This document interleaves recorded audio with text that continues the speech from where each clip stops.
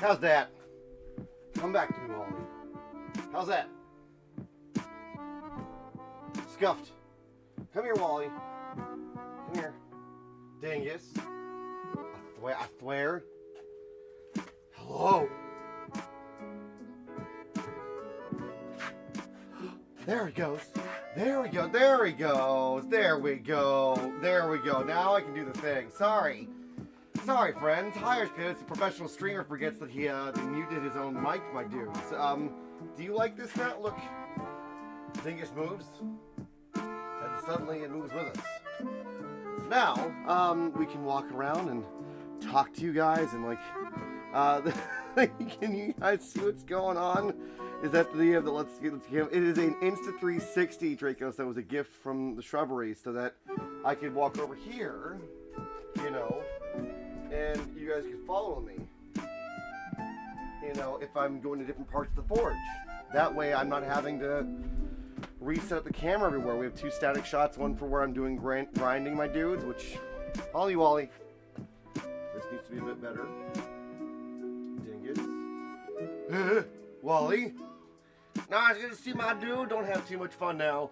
Thank you, Narn, for being the one that recommended this, my dudes. Can do internal stalking with this camera. Yeah, it's doing that sort of thing now, my dude. It's an Instalink 360 and their amazing cameras. It's a lot of fun. And soon, thanks to Disciple Sparrow and JL Rumble, we'll be able to have a lavalier mic, which means that when I'm doing this stuff, it's really loud. You know, just a reminder for those in the chat to change settings from the top messages to all messages. Yes, please, my dudes. Little Witch, it's good to see you. How are you doing, Fairly? It's good to see you. It's not a stream of muted dingus. Muted shenanigans, my dudes. Dracos, I hope they have a wonderful time at work, man. Again, thank you, everyone, so very much for making YouTube Partner possible, my dudes. I can't thank you enough. I'm hoping that we have an absolute blast today. There will be a point at which I think that I might have to run and get propane. I completely forgot and goofed that the propane there is like running out there, and then I have another one that's sort of running. So I might put on a little bit of something else on today for a little bit. My dudes, not gonna happen. Dracos, I hope so though. I hope so. What we're doing, man. I hope. What info did you need from me from wondering the giveaway? I didn't want to overwhelm you during the subclass. So, Fairly, I need addresses for the things, my dudes. That's what I need. I need addresses. I think the thing that I realized, my dudes, is I don't have enough space to really organize things properly. My intention was to have, like, your screen name initial and a rune next to it. There are 87 or more of these pendants I need to do. I don't know how I would organize it. Is it okay with everyone if I just put 2 Nordic symbols on here, 2 runes? Prosperity and, what is it? Yeah, prosperity and wealth on here. Where else no fun to be had? Oh my god. This is just a lot of lights, my dude. The training course I'll tell you about when I get home. No worries, Alara. Thank you so very much. What do you got? Because I am willing to try and organize it, my dudes. It's important that these are special to you. But they also come with a promo code, which I'm going to be sending to you, and a note. Because I believe to try and make it as personal as possible, my friends. But I don't know. Raziel, do you know how many pendants we have to do? By any chance? I don't believe 80 plus things like this. I know. I know. I just don't want to bum anyone out. You know. Because I can make that doing 80 of these with a set thing, you know, would make this process get these to you faster, my dudes. A lot of fun at Square D. Wait, what? Pardon, my dudes? I know that several of you probably won these things, my friends, so do you have a preference? Really, if you have a preference, I will endeavor to make it happen. Little Witch, it's good to see you. How are you doing? I'm trying to move so that I can have the camera. Lights, pipe, drawer, pipes, fittings, variable speed drives, breaker panels, breakers, and I'm expected to know all the part numbers. In your head? How? How are you supposed to know that? I don't understand. By the way, how is the video looking, my dude? Is it a little bit grainy? Excuse me. No one's answered my question yet. I can't tell what you guys want. Someone's making a louder noise than I am. That's not acceptable. My dudes. I'm thinking about giving the pendant to my SO as a surprise gift since he loves rooms and treats like this. That's why I wanted to check what you needed. So, Fairly, would it be better then for me to actually make it so that it really is just the symbols? You know, Stigma, it's good to see you. How are you doing this afternoon? Witchy, I think that you won one as well. I'm pretty sure. Should have actually looked up how many that we have to do today, my dudes, because there's these, and then Drunk Irish Potato is actually the next person that we're making a knife for. From the last event spreadsheet, it says 75 of it selected the winner names. Okay, so there's 75 of them. Fantastic. Well, maybe I could organize this. Can I get 70? I could get 75 things on there. I can do one through the things. That could be a thing. It'll take a little bit longer if I do it that way. I'm at a crossroads, my dudes. I should have thought of this, my dudes.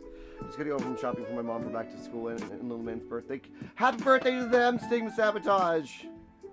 Anyone have any preference? Because if they don't have preference, my friends, I'm going to make all of these the same, but with a personalized note to each person, so that we can actually get them to you. Because otherwise, it might take all day, and I won't be able to actually get them to you guys by next week. Is that okay with you guys? Faster with more with a more personal note? Yes. No, maybe so. I'm just gonna get these a little bit over here. Come here, Wally. Welcome it, Little Witch Good, yes? That sounds good. That's probably the best bet. Alright, my friends. So if anyone is sad by that, I will try, and that sounds like a plan. Cool. Awesome. So we are using two symbols, my dudes.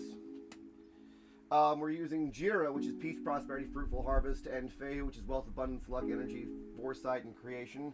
For all of you guys, my dudes. If you just got in, also remember to actually go all the way to the side, my dudes. So these are the symbols that were here. I also want to mention, my friends, I'm trying to be considerate. There are some symbols that I have to be apparently wary of.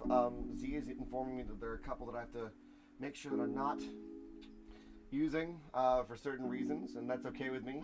But for now, these I know are really, really good. This is also about giving back to you guys, because you guys have helped me with a lot of prosperity and compassion, my dudes, and abundance. So I want to give it back to you. Take care, Dracos. Love you, man. Talk to you soon. And also, if you're here, please do me a favor. Go and like the video that's right there, and comment dingus down below, my friends. It'll allow the algorithm to kind of go poke, so that if anyone else wants to come in and say hello, you can, my dudes. So let's get this all going. Wally, you gonna follow me? Wally, are you gonna follow me? Yep, you're gonna follow me. Do you guys like this? I think it's kind of crazy. I can hear you, and I almost can't hear you. Giggles, be more specific, please. What do you mean by that?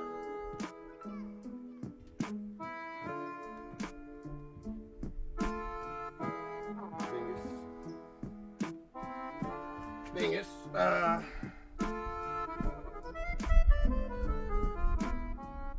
Is it the music? Outside of though, that's terrible, dude. Ninja, love you to bits. Some of your tone is not picking up fully. Well, Giggles, I'm outside. If you can hear me though, right?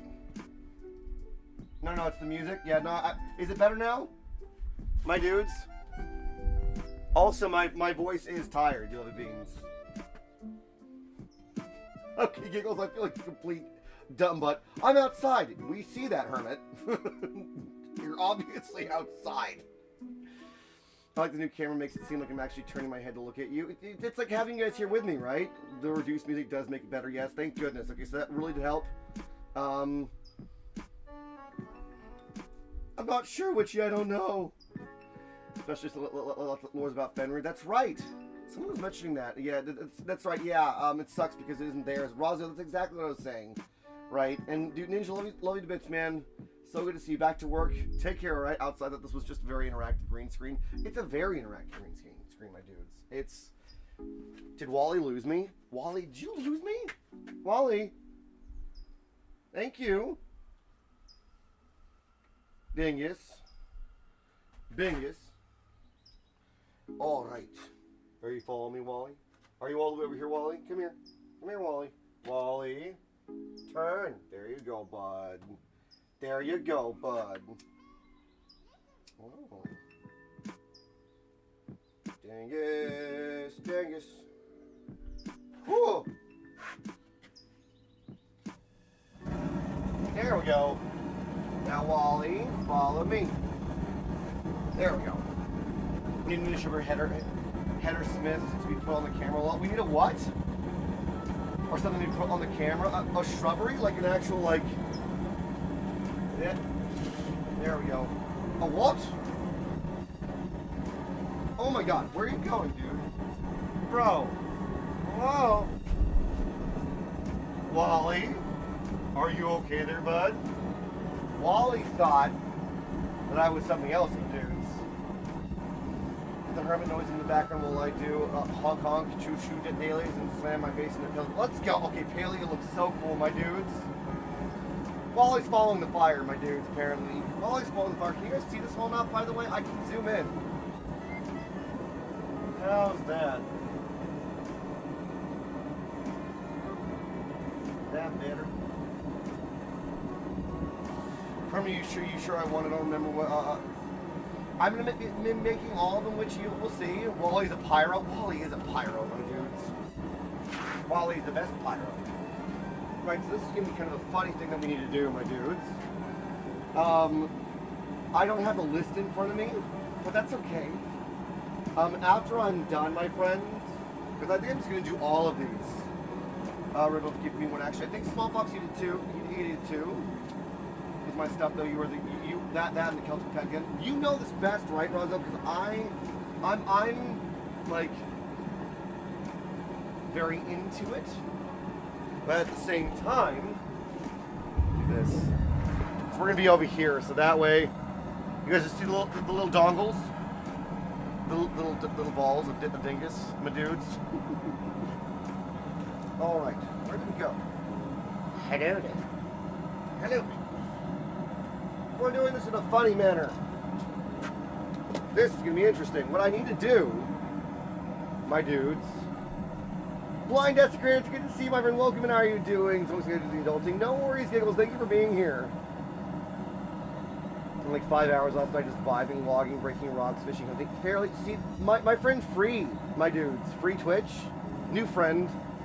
Free Twitch. Told me, my you can hear me well enough, my dudes. Good. Soon, thanks to Sparrow and Rumble, you'll never have any problem ever hearing me again because it's a wireless thing. But I'm having to learn stuff again because I wasn't raised in it and I'm finding transition to the edit and stuff. I need to find it too as well. Tim Free, it's good to see you, my dudes. This is a little different from the actual, like, we'll be doing some blacksmithing for the Navy, and it's good to see you, my friend, my dudes. If you haven't met Free, go look up FR33_Twitch on Twitch. You'll love that place. It's going to become my new day home for a bit. I know that we stream at a similar time, Free, but just wanted to say, it's good to see you, my dude. Here for the ride. So we're doing pendants this morning, my dudes. I'm needing to put these guys in here. And if you haven't seen yet, we have a Instalink 360 that follows me around, my dudes. Can you all hear me well still? Honestly, let them learn to read the runes so I can read the stuff closest to the source material. They're all a little bit different, my dudes. So this is a gift free from the shrubbery so that I can do things out here with you guys. So glad to be here today. Time don't suck when you actually have work to get up in the morning. I know, right? Yes, Dingus. Witchy, are you ready, you lovely beings? So this is kind of the fun bit, my dudes. I need to put, it's like one at a time, my dudes. One at a time. We're going to be doing this, and we're going to be using the rune punches to hit them on there. But gotta get them hot enough. Gotta get them hot enough. All right. We have this guy and this guy, right? So it's gonna be that way up, and it's gonna be that way up. There we go. Free, are you excited more about Paleo? Because my dudes, Free was one that showed me Paleo, my dudes. There are two edits, poetic and prose, and then there are other accounts. Most of them we know comes from the edits and various runestones. I didn't know that, Raziel. What? You learn something every day, my dude. You learn something every day. Okay, I don't need that anymore. Look, I tried having another thing outside, my dudes, for a camera.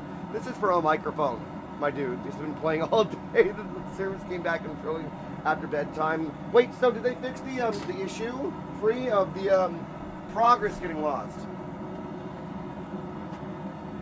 Aha, it's hot enough.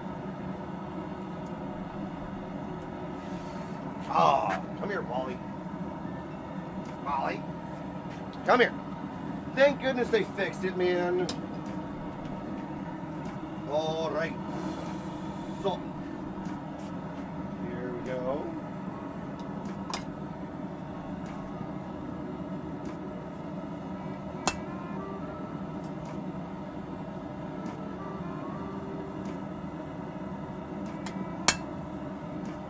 Yay! There we go, my dudes. Luna, it's good to see you. Welcome in. That's one. How am I going to pick these up? Oh my god, how am I going to pick these up? Oh my god, how am I going to pick these up? Well, that kind of threw a monkey in my wrench. My dudes. Put it hot steel on the hot steel. Ya dingus. Two at a time, I guess. So we'll do that. We'll put these in, hopefully by the time that those are going in. Wally! Wally, what have I done to you, Wally? Have I confused you? No, there we go. A monkey in the wrench. Don't got no regular tongues. I have, yeah, Raziel, kind of have, oh, there we go. Ha ha ha! There we go. Putting one over there. That was a bit of a dingus thing to do, my dudes. I forgot that. So my actual tongs, my dudes, are these guys. And they need to be smacked together, my dudes. So Tim, we're doing them straight across, my dude. Tim, we're doing them straight across because I can't organize 75 pendants. So it's Jira and Fehu as the runes. And then we're going to be doing personalized notes with them. Because I don't have space to organize 75 pendants, unfortunately. There's not enough space on the table. Paynox, it's good to see you. Welcome in. You bet the handles before the fulcrum. Not intentionally. No, the tips. My dude got kind of goofed. Got kind of goofed. Dingus, come here. It's all hot. There we go. There we go. They're really hot, my dudes.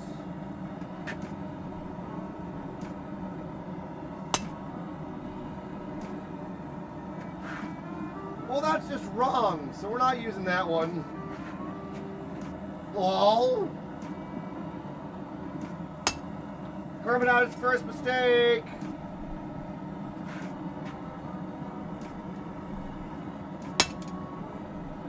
And his second mistake.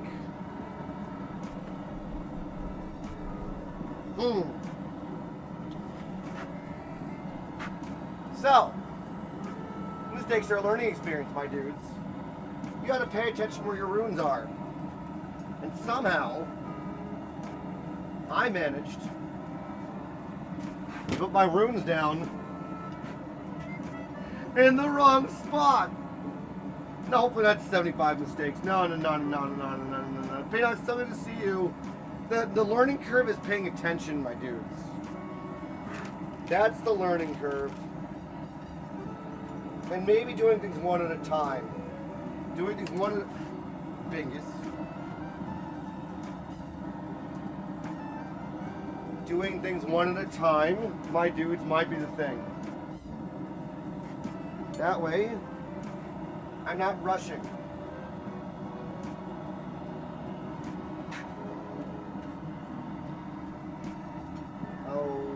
battle.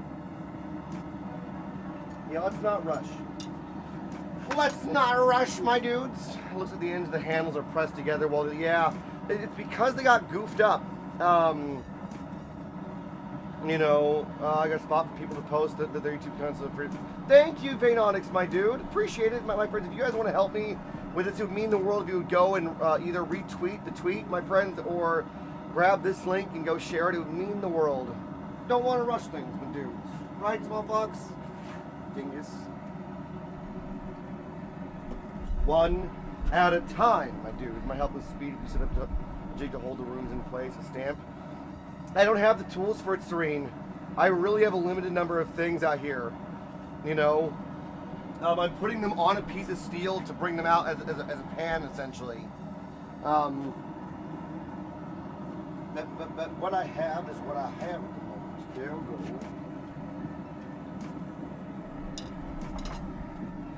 Vegas. So this is correct. One.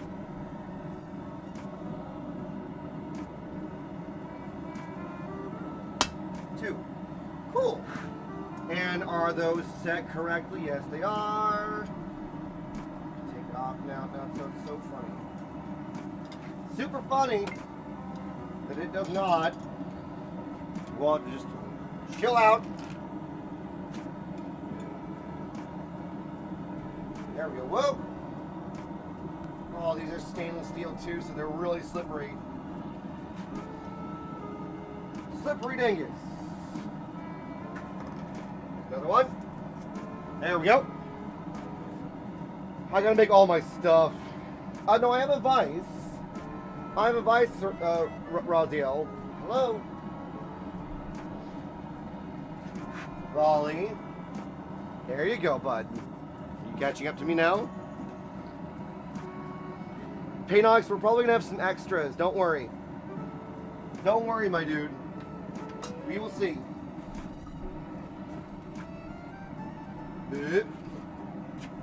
Woo.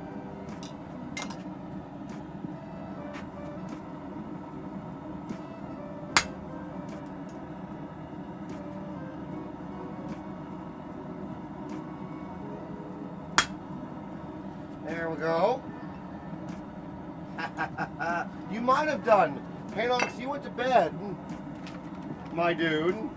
Wally. Follow the dingus. Follow the dingus. Are we still enjoying Wally? Wally. You giant wombat. Azuraza, welcome in. There we go. Is Wally being nice to you guys? You better be nice. Better be nice. There we go. Here we go. Boop. So glad that stainless steel loses its heat really fast. Pull the head of the bent tongs in, and so it presses it together and bend the handles back and shit. Yep, that's the plan. At some point, Rosal, I'm kind of dealing with a low amount of propane here though, so I'm trying to do things quickly. Dodge, it's good to see you. Welcome in. And the vice, then hold a pin over them with tongs and smack them with a hammer. I'm having a hard time following what you're saying, my dudes. Team events this weekend right now. I miss a lot. Wait, so you're doing the weekend things? I'm happy with this pattern, my dudes. Now that I have this, it's just a matter of doing it succinctly and gently, my dudes. There we go. Dingus.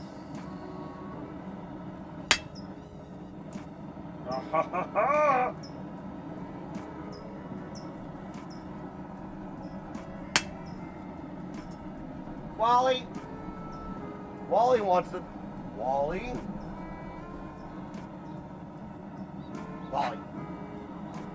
follow my face, you dingus. Wally really is just going just for my face the entire time. Oh, I know what you mean. Yeah, no. Yeah.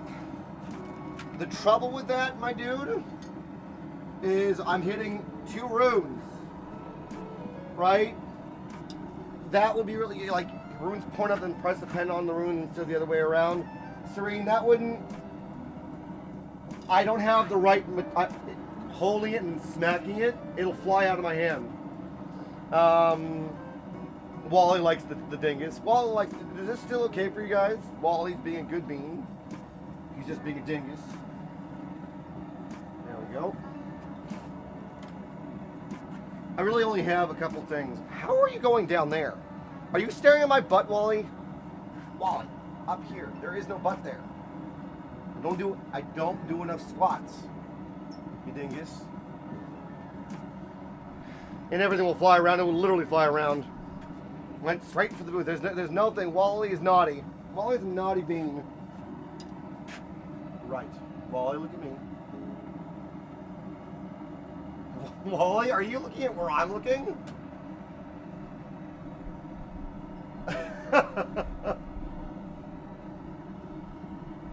Dingus.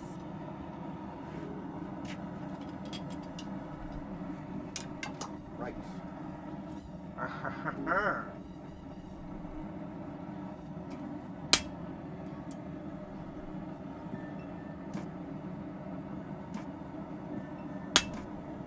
There we go. Da da da da da da da da da da da da da da. Don't burn your fingers, Hermit. Woo! Woo! Is there a listless and a fighters here, my dude? Such amazing quality. Do you guys like this? I'm really happy with this, my dudes. Apart from when Wally doesn't pay attention. Wally, pay attention to me, dingus. You giant wombat. Shenanigans, you say? I'm just curious on what size propane tank are you using? Just a normal one right now, Painonix. I forgot to go refill it. That's the problem, my dude. Just a normal one, you lovely beans. There we go. 1, 2, 3, 4, 5, 6. We're getting there. Yeah, I don't want to cart one around, Painonix. I have 2 of them at the moment. Fighters, is it your birthday today? Is it your birthday today?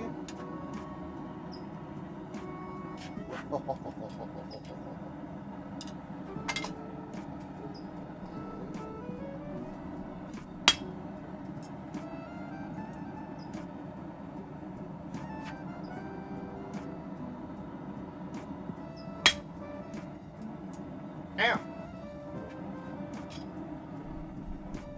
You hurt me, you dingus.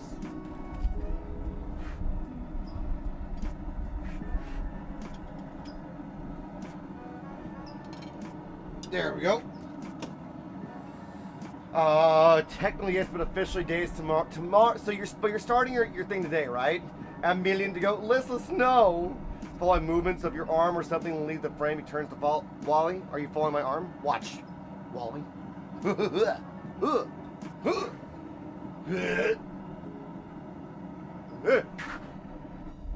Good boy. It's tomorrow. Don't forget to like the stream, my dudes. It helps the dingus and all the things. Fighters, love you so much, man. Doing our part sometime, my dude? Mm-hmm. I can hear that one is going down. Woo, okay. Can you hear the sound, my dudes, of the propane going down? Where is Hank Hill when I need him? I'll sell propane and propane accessories. Alright. You giant dingus. I'm embarrassed that I'm gonna have to go and put something else on the stream at some point for like 10 minutes while I go and get propane. Dingus. I can't like it more though. I like the stream. It helps. Also, if you want to do me a favor and share it, my dudes, it would mean the world. Let people know what's going on over here. Wonderful. You don't have to, but it would mean a lot. Dingus. There we go. Right. There's 1, there's 2. Right. Pylog, it's good to see you, propane. I sell propane and propane accessories. God dang it, Bobby. She's natural gas from the bog. Your bathroom? Oh. Nope, it's already in there. It's already in there, Hermit. It's already in there. Hey, way up in there, Morty. There we go. All right, yeah, now I gotta pay attention to where you are. There we go. No more foul ups. No more foul ups. My dudes. Whoop!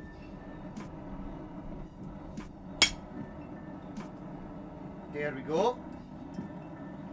I hope this is just nice and relaxing, my dudes. You know, Bingus, I swear. You know. At least it's not looking at something that matters. You know?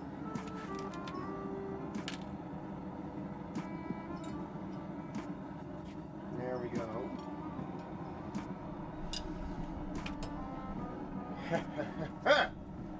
Come here. And these are stainless, so they're not gonna, And Paula, it's good to see you, my dude. Win, it's good to see you. How are you doing today? Win, your knife is out. It's good to see you. How are you doing? Very chill indeed. Good. Let's give me a little bit more of a stretch. Notice anything kind of funny? I like making Wally work for it. Wally, pay attention. Wally, pay attention. Pay attention, Wally.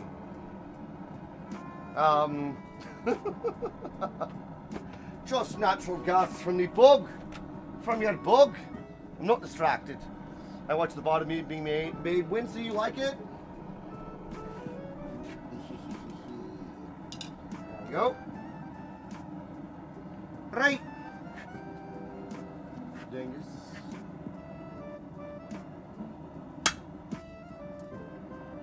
I can hear you going out, propane. It's coming. I gotta replace the two of these. Dingus. There we go.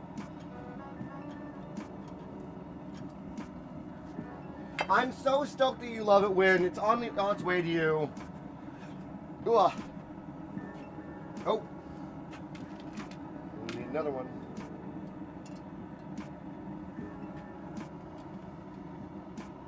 Honestly, I'm really happy, my dudes, to hang out all day and just like, I was going to do this anyway, and so I figured, why not spend the time with all of you guys making something fun, you know? Breaking them in tomorrow or later if I end up needing to burn some energy. Let's go! Rosdale, wait, like, roller skates? Relaxing so far, just vibing while working. Good, my dude. Paul, that's what it's going to be like, man. Giggles, no worries. All the love to you. Appreciate you so very much. How many have we done? Quite a number. I'm going to try and get through all of them. We'll see where we're at. Which rooms you put in the mic was a little quiet when you were doing that part. I think it was Fehu, Jira, and Algiz. So, wealth, prosperity, and protection from evil. Win. That's what I think it was.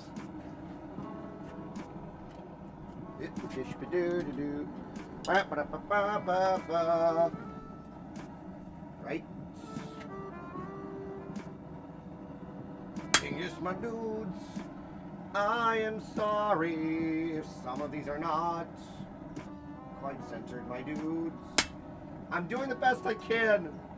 It's hard to see. Wally, follow me. Heat more than one at a time. So so listless, I can. Let's try it again. I messed up though, listless.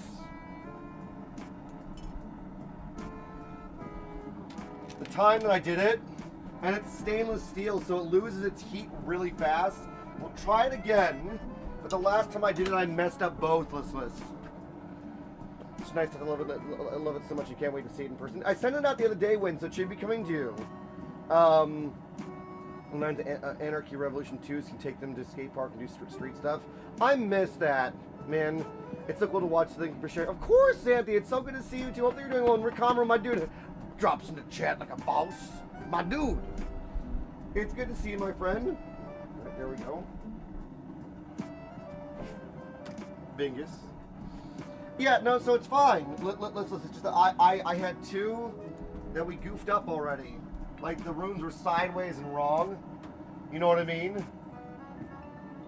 What if you tape them together?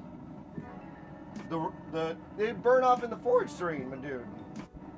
Whoop, well, there we go. Okay, so is that, it's in the right spot, it's in the right spot. Yes. I'm gonna wait for this to completely go down. Excuse you, stop looking at my butt. Wally. Wally. Dingus. You should have a sound alert that goes on that says, Wally, pay attention. Dingus. Ooh. Ah, yeah, no, it jumped, and that's why we don't do this.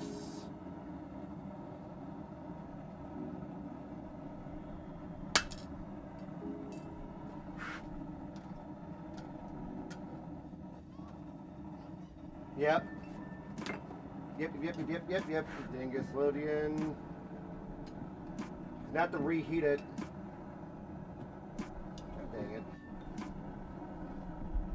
Like, whoop. No, I was like, whoa, dude. Alright. Probably still warm enough, so we're still gonna do it. We're still gonna go for it. Yeah, it worked. Okay. But yeah, that's why we're not doing two at once. Well, again, there's no butt there.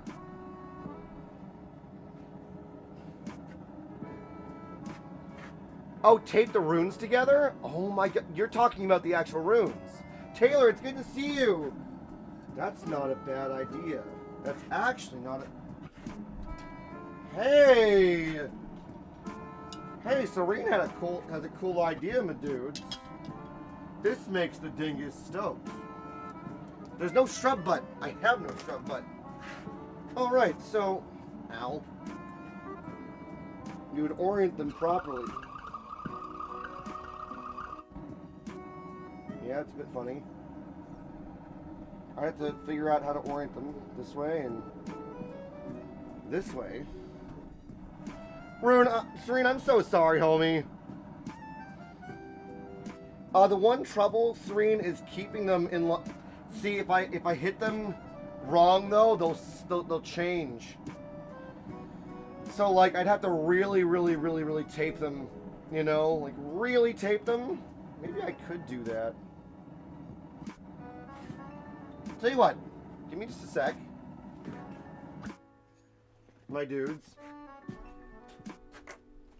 I'll be back. Whoa! Wally, what are you doing over there, dingus? Wally has a mind of his own, man. Trying to find some masking tape. You're right. Wally, stay right here. Cool. Wally stayed. Good boy. Dingus. Right, so what we're going to do, my dudes, is we're going to go find some tape. No, Serena, I really appreciate it, my dude. If you don't start the tape will snap, or you won't get a good impression from one or the other or both. This is true. You know, and we're still playing with it. I think we're going to give it a go, my dudes. James, it's good to see you, mighty. Welcome in. How are you doing today? We're messing with the dingus. The shenanigans. Trying to make this process go quickly and fantastically, my dudes. We take this idea from Wally, questionable camera skills to Twitch. Would we? No, Paynonics. We're not. Wally stays out here. Wally stays out here. I don't need a Wally in there because it would probably get confused. My dude, will get confused. You're not wrong. Wait, what? When is he not playing? Shut, fighters. Shush.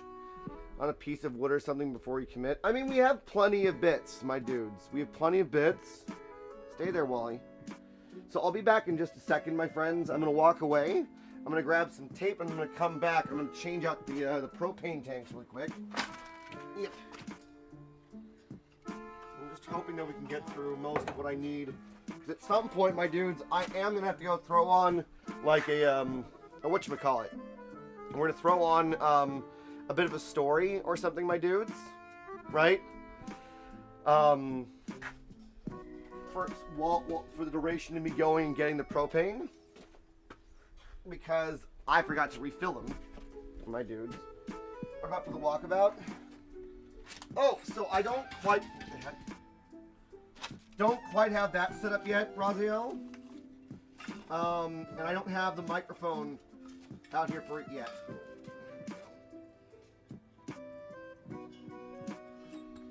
Because that particular microphone, my dudes, is in there. Becca, it's good to see you. How are you doing? Long time no see, my friend. Becca, how are you doing? Welcome in. I'm about to get an eye exam for some new glasses, but I'll be back. No worries, Win. Pants, the word you're looking for, Spencer. Are you using a cam mic? No. Are you using the cam mic? I hadn't thought about that, Narn. I have to install IV cam, my dudes. Spaz, it's good to see you. How are you doing? Welcome in. Hope you're doing well, you lovely bean.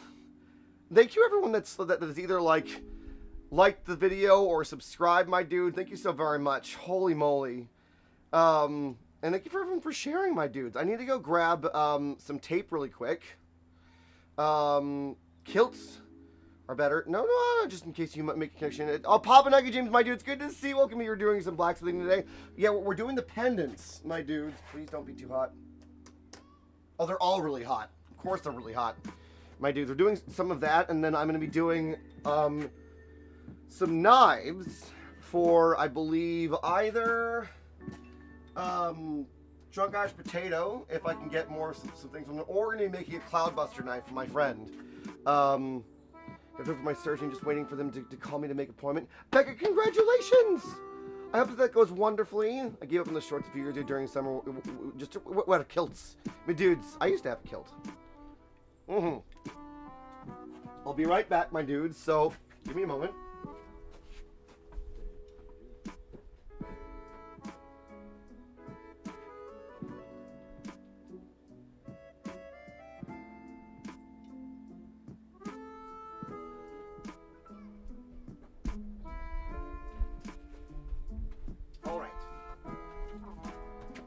Wally. You follow me, bud? Alright. Alright. So, we're trying to orient these together. I kind of like this idea. A sword. James, we haven't done a sword yet. We don't have the forge for that yet. A knife depends. It really, really, really, really depends. All right. Let me see. Wally.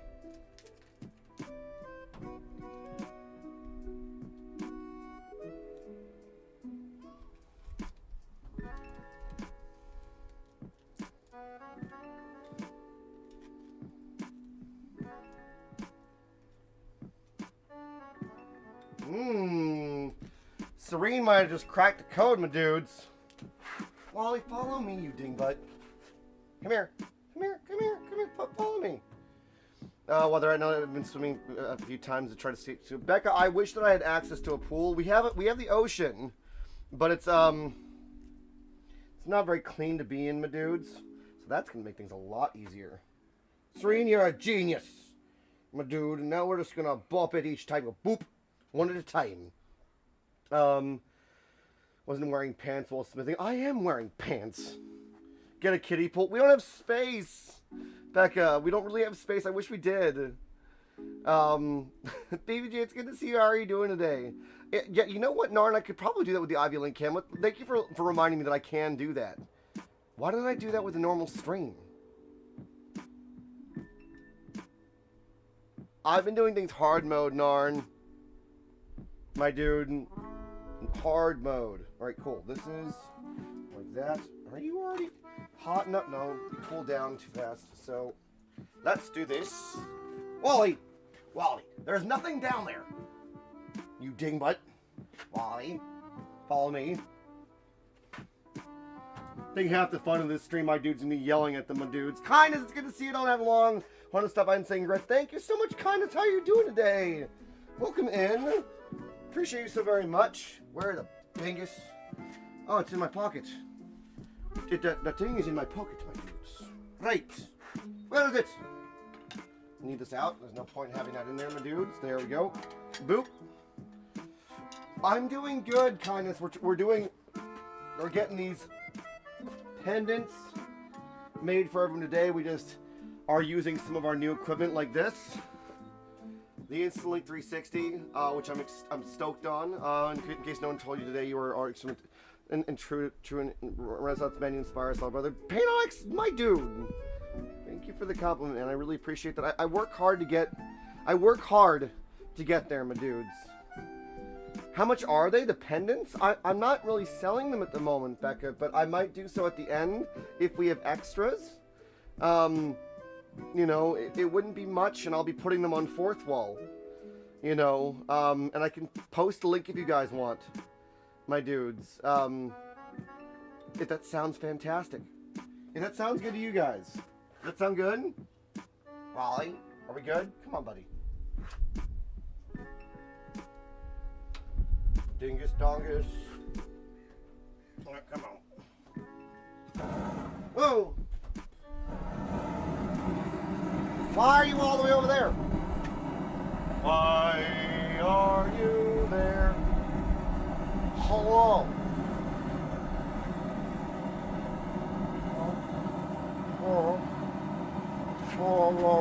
There we go.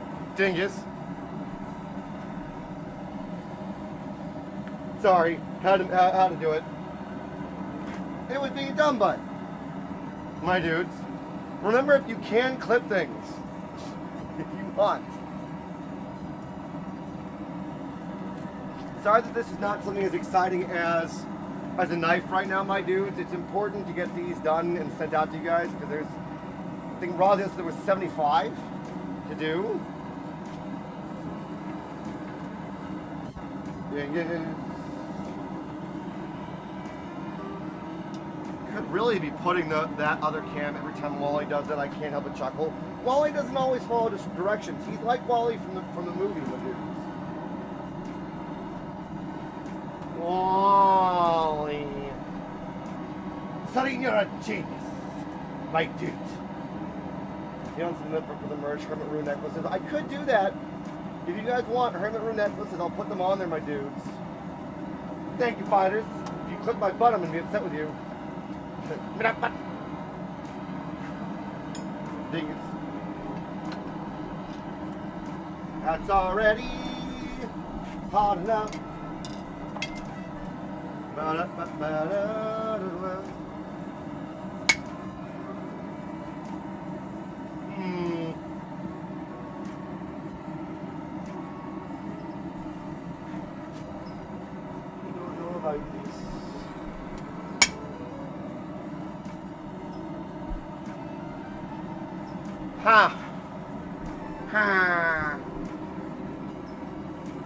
don't know. I don't like it. It doesn't quite work. I have to hit it. You know what? Do I just need a bigger size? That's kind of a foul up.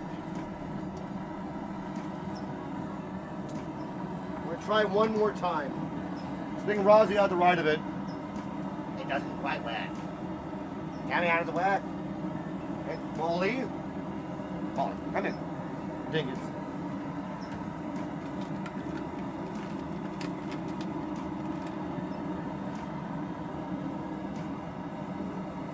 Somebody asked, how similar are you blue and green? It's like, oh, no, so, my dudes, the blue and the green, some of people are, they're mods, or they joined the stream. There's you can see a money sign. You can actually support this channel by becoming a member, which again, no one has to do, my dudes, but that's what happens when you become partnered on YouTube. They monetize your stream and people can support you over here.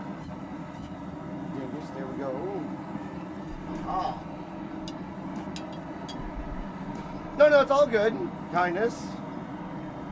It's not quite perfect. Serene, it doesn't quite work. I think so, kindness. I don't know. I'm not sure. You're moving too fast sometimes. Narn, I might be, you're right.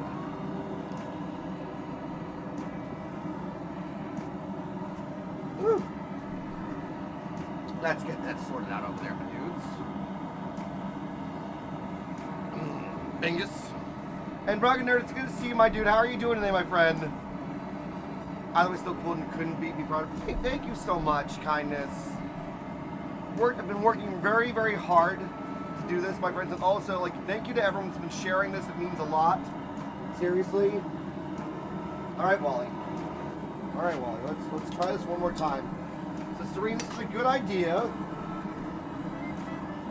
However, yeah, I just need to be more forceful. It is a good idea. It works if I'm doing it forcefully. There we go. Dingus and his silly fingers and the ring of doom.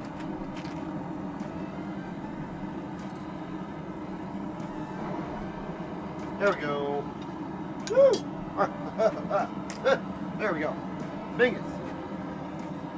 Yeah, we'll figure out the timestamp. These are the pendants, Luna, from the people that won. You know, area requires more force and impact. You gotta make all the smacks. You gotta smack things harder. You gotta make it a bit more forceful, my dude.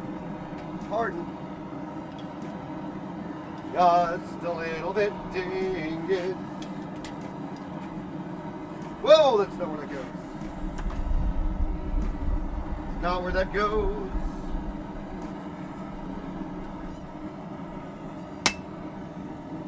Yeah, no, this works. This works. It's a little bit, some of it's a bit squiffy, Serene, but it works still, so you can still see the things. Swing with conviction. What? Wally, what are you doing? Stop looking at that. Wally. Stop looking down. You're right. No, but I do like it, Raziel. So we're gonna do it. We're gonna keep doing it for a little bit, and then we'll see. You gotta make it a bit of a schmacky schmack. Swing with conviction. Yes, it does. Kindness. It totally does. Keeping this up helps. Lurking, my dudes. Liking the post, commenting the word dingus down below also makes a big difference. Yeah, I'm happy with it so far. They're not kind of like, oh, that's obviously bad, you know.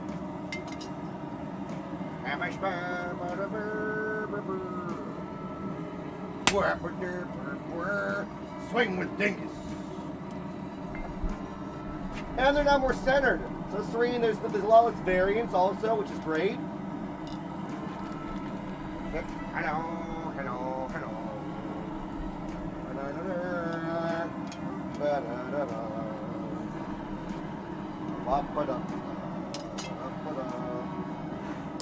There we go. Dingus. Swinging a dingus. Looking now. Thank you so very much. Kindness, you have a wonderful rest of your day. Take care. Appreciate you so very much. Thank you. I hope I actually did did I post on Tweetar or whatever the heck it's called nowadays? That I was doing the thing. Uh-oh.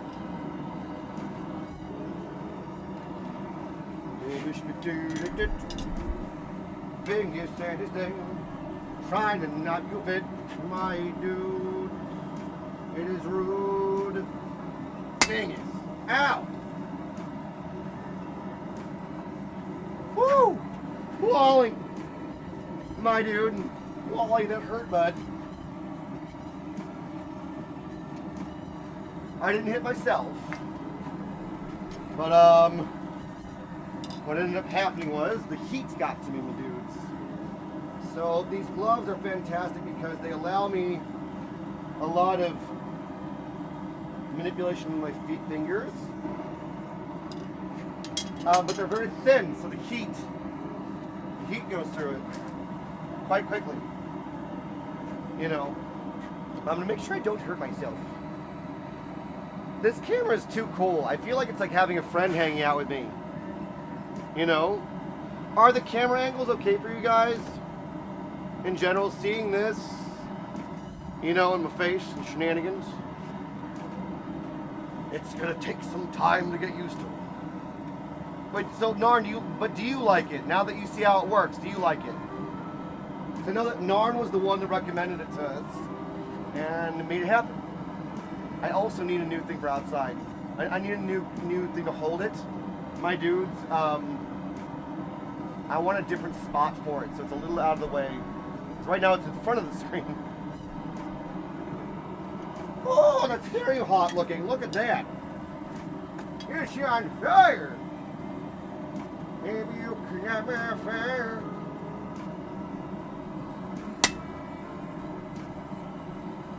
Yeah.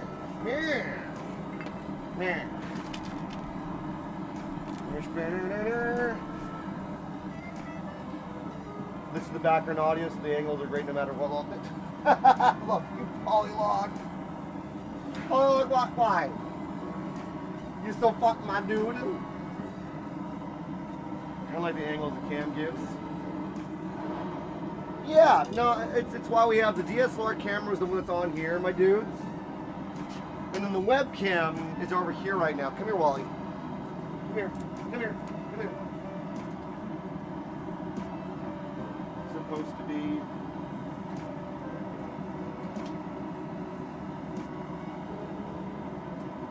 Ding.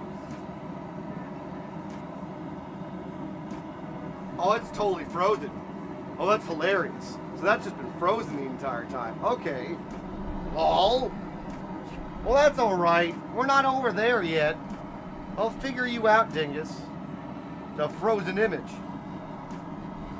Any help with the tracking issues yet? Yeah, I need it to be a bit further back, honestly. Ashma Basil, welcome. How are you doing this afternoon? If you have a different name on Twitch, please let me know, you lovely beans. It's gonna have you here. Yeah, that's good. Dingus. Alright. There we go. Dingus.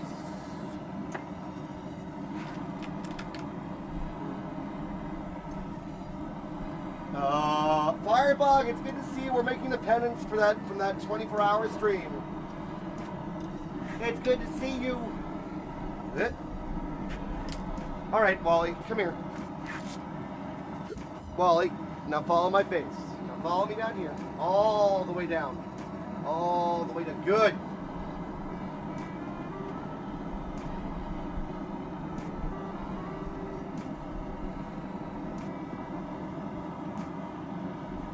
Now, Wally, can you follow me back?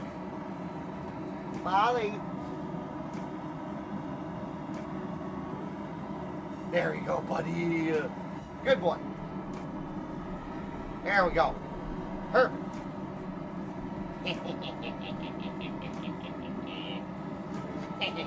There we go. Whoop. Wally. Come here, Wally. Wally.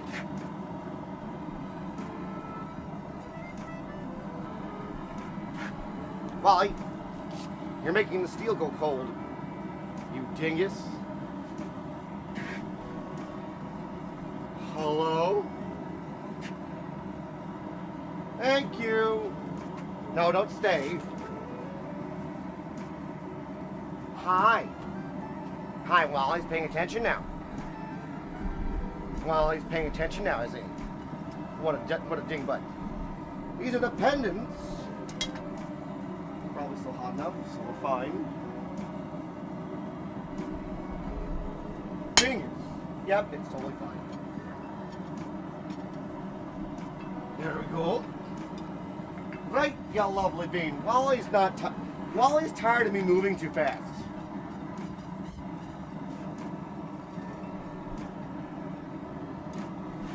Why is it, Kermit? Why do you move so fast? Stop. Okay, I'm sorry, Wally. I'm sorry. I'm sorry. Alright. My bad. I think it's looking for your face. I have no face.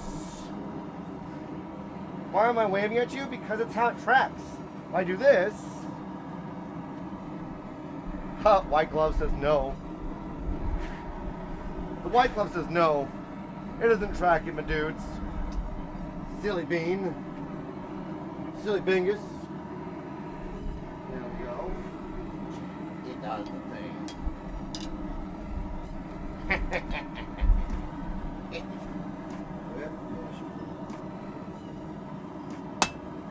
Bang! There we go. Put another one on it. Follow me face, you dingbutt. Hello.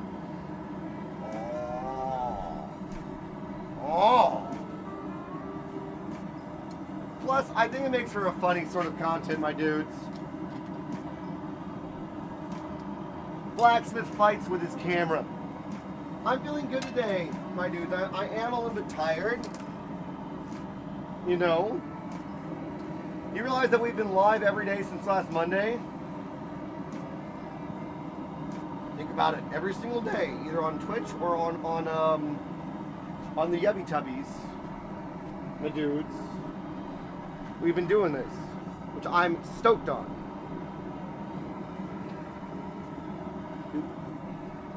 That's why I have caffeine at the moment. Ooh.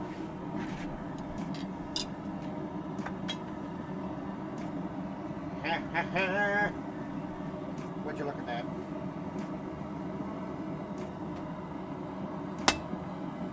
There we go. It's all pretty. It's all pretty, my dude. Saturday is the day off, and I think Raziel, you guys will probably yell at me to stay off anyway, right? But what if, Raziel? What if? No. No, the trick is to be consistent with what I want to do, not go pell-mell and not take care of myself. Know what it is. Know what it is. You're taking day off. You're going away. You think. It's true. So Saturday, my friends, I'll probably be at a rock show, or we're going to be getting a new dog. Would you guys like to see another doggo in the shrubbery, my dudes? I don't remember. How many of you guys remember Clementine, my dudes? And that's been a sad subject. Anybody remember Clementine, our little ghost friend? Well, those are two opposite things. So, funnily enough, Raziel, there was a dog that is about the age. I would have been born around the age when Clementine passed. That is a white Chihuahua Corgi mix. Her name is Swift. She was just put up to be adopted up north from us. And looks exactly like her, but with a pink nose. When Z saw the dog, Z got teary-eyed and said, "Can we please look into adopting?" The dog's name is Swift. We were gonna go up today. But I said that I had this to do. Not Remnant. Clementine Serene was our doggo that passed away a while back. The doggo. Megan, do you remember Clemmy? We might get another doggo. It would be for Pippin. We may end up with at least one more cat soon, and possibly another street rescue unit, possibly. Oh, Roger, yes, please. Megan, so first of all, good to see you. There is a dog that is up for adoption up at the Humane Society. It looks exactly like Clementine and would have been born almost the exact same time, around which Clementine passed. So we're kind of like, is it a sign that it's time to have the reincarnation of Clementine come back and be with us?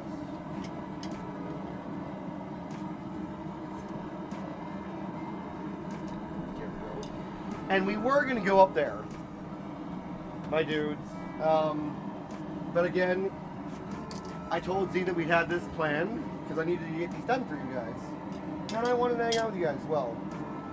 Maybe she'll be another singing dog if she likes me.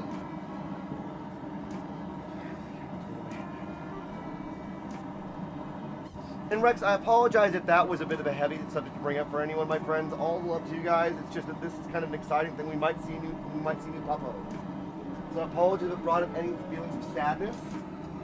But I hope that you can remember that sometimes things happen the way that they happen, so that we can be grateful, my dudes. And sometimes beautiful things arise out of loss. Come on. Vegas. There we go.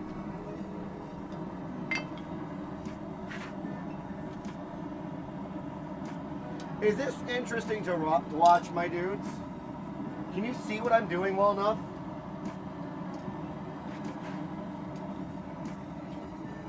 Yep, there we go. Yep. Dingus. All right. There we go. And we're moving along pretty quick, my dudes. So we're gonna go from this to a knife pretty fast. I'm trying to figure out what the knife will be, actually. Primal's game that we need to talk about, the dudes. I need to reach out to people that want things and ask them what they want. You know.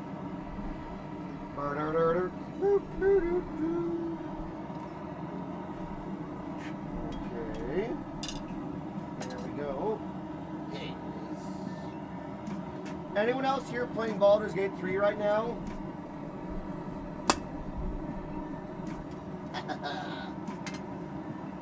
Here we go.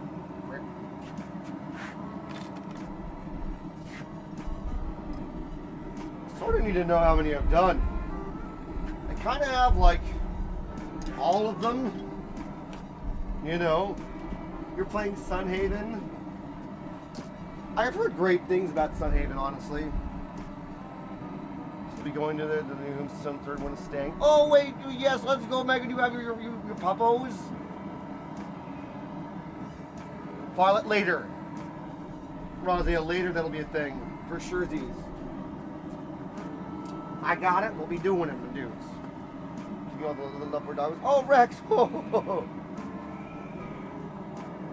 There are children screaming, my dudes. Where should we do? There we go.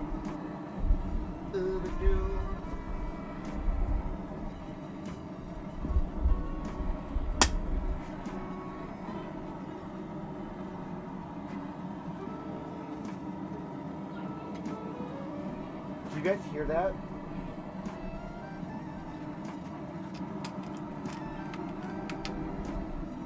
Someone's in trouble. Uh-oh. Shenanigans. There we go. As we couple up and get to this little, hey Shikazi, it's good to see you, my dude. I've been playing Dredge and Guild Wars, just grinding. Oh my god. Which Guild Wars? Which Guild Wars? They were keeping the male puppy. Afton, Balor, and Ballora and Lizzie are going to a home together, which is perfect. Oh, that's beautiful. Yeah, there's a screaming mom next door, my dudes. Kids are being a dingus, you know the beans. Shikazi, how are you doing today, my dude? Welcome in. Yeah, I think that unfortunately, there are some kiddos next door, my dudes, that really do just, they scream at the top of their lungs, and the mom's like, what are you doing? You know? What are you doing? You dingus.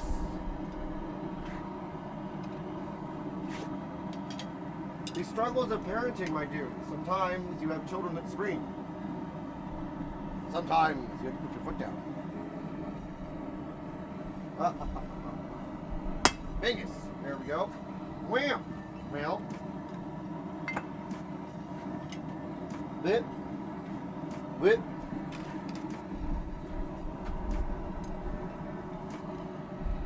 I feel like a strange machine. Wally. Wally. Wally. Wally. Wally. Wally. Wally. The second one? How far are you in the second one, Rex?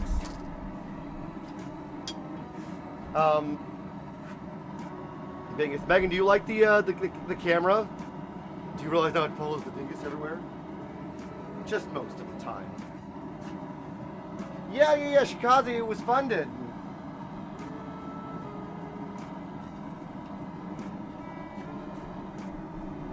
Why to make your hair squat bonus section? Yes. Doing shenanigans. Though we're getting used to it.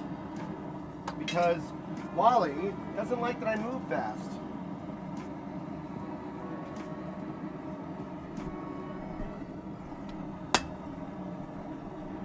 Every time now, okay. That's alright. I am the Wally. You're Wally.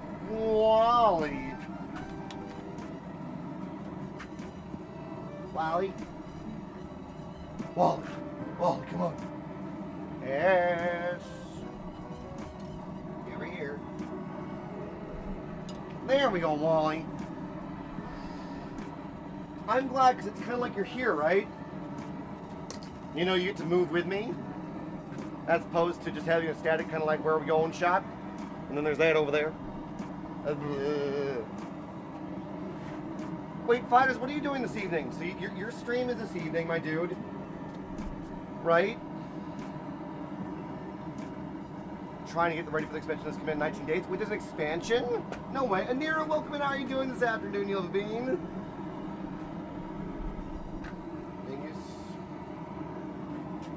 Bongus. There we go. Epic spirit.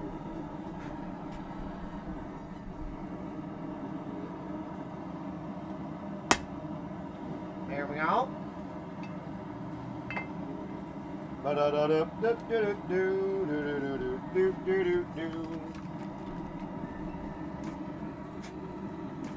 And if you guys are interested in getting one of these, if you didn't win one, my friends, please DM me on Twitch or on Discord to talk to me about getting one, okay? Happy to make that happen. Oh, ow, it's hot. So, Fires, what are you doing this evening, my dude? Anir, I'm doing great. We're using the new camera. Really don't need this hat. No, I mean I do need it. Dingus needs it to have the hair, keep it out of his face, man. Woo. Woo. And possibly a new pop. Oh my God, Azuruzo, I would love that. Happy Cam. Like we used to as a result, do you remember? Do you remember? I remember. I'll get one with my Serene when the time comes. Serene, get what, my dude? Chat controlled camera. We can do that actually. We are going to be setting that. I'm going to be working with a friend that I know that knows how to do that. There is a way to do that, I believe, with Mix It Up or with StreamerBot. I need to talk to one of my friends that's really into chat bots for YouTube, so you guys can change it. Today, also, my friends, we don't have everything set up the way that I would like. But it's Ghost Panda, welcome in. Wait, Ghost Panda, I didn't know that you joined. Did someone gift you a thing here, you little bean? Start with that 5 so I can try to catch up with you with the crew. Yes, my dude. You got a gift. Do you know who it's from? Dingus. Shenanigans.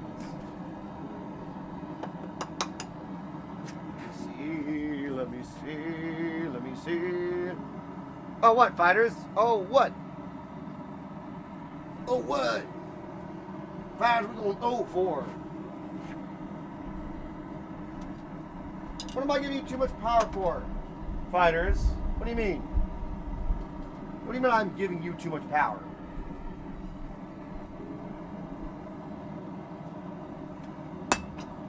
Dingus, there we go.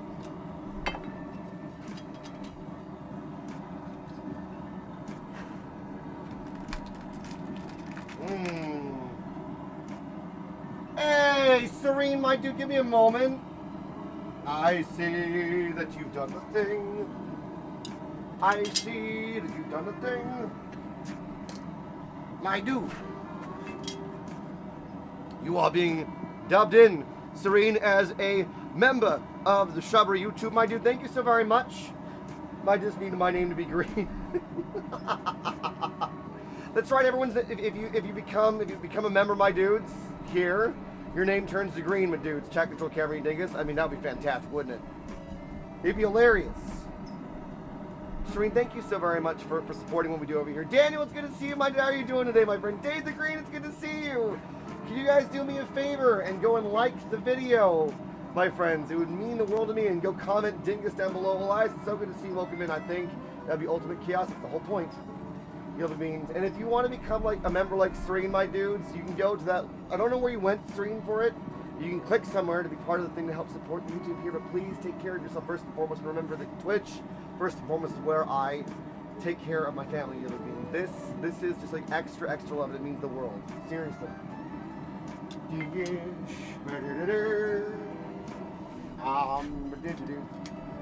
I'm a giant dingus.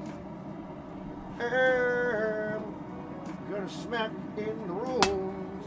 I'm gonna make sure that I don't burn into the blacksmith forge of the shrubbery, my goodness. Let me spin.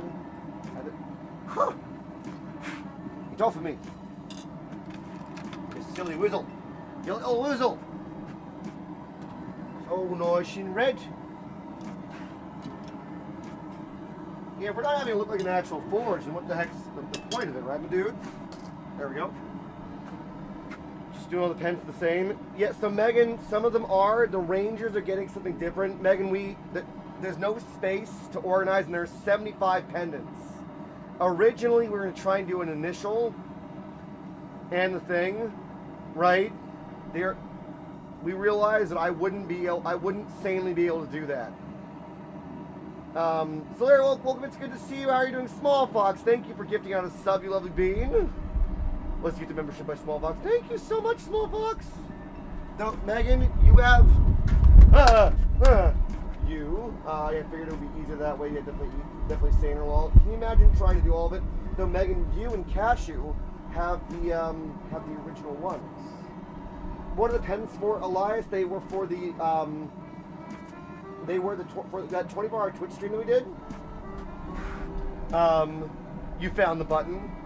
Thank you so much, Small Fox, you lovely bean, for gifting a subscription to the shenanigans, you lovely bean.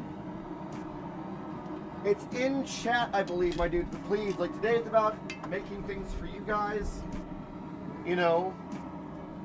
Oh, goodness. Actually, Megan, your whole family should be receiving, should be getting some.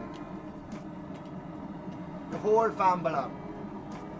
There's been a lot going on at your house with your life, and I wanted to do something nice to make sure to be like, hey, I know it's not money or jewels or food, but here's a thing to wish prosperity and good fortune. Elias, it was this last Friday and Saturday, I think. When did we do that? No, yeah, last Friday and Saturday was the YouTube partner stream, my dudes. Right? And Zolaire, it's going well. Do you like the dingus, the camera, the shenanigans? Of course, Megan. Follow me, dingus. You were there for the end of it? Oh, did you have fun? Dingus, there we go.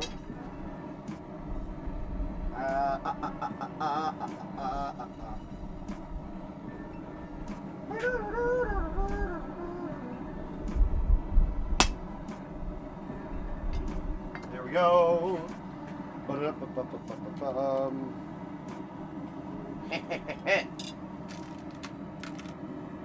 I should count how many we have so far, my dudes, at some point. I've not been doing that. Not been counting. It was from you guys, Zalera. Plates have been purchased now. We have to wait for the rain to stop. Who else is rain right now, my dudes? Is it crazy out here, man? You lovely beans. Oh, dingus.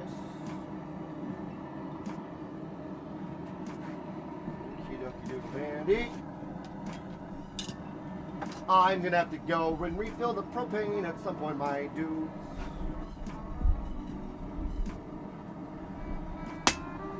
There we go. Here we go. Pretty Witchy has the rum. What? Why is the rum gone, Witchy? Why you got the rum gone, you silly woozle? You're right, numpty. Hello, dingus. What sort of rum, Witchy?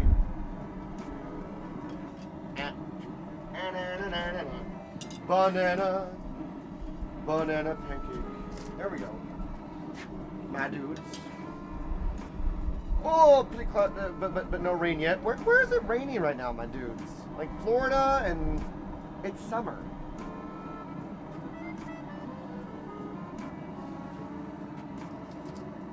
I have no idea how many I've done. Not nearly enough. It rained here all morning. Our training class was inside with the physical endurance testing was outside, so it rained in the morning. I would have think that they would have not done that to you, my dudes. What the flop?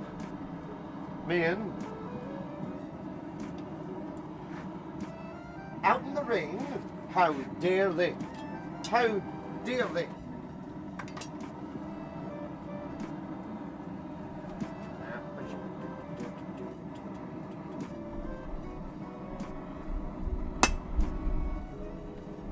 Oh my god, the anvil is actually heating up at this point.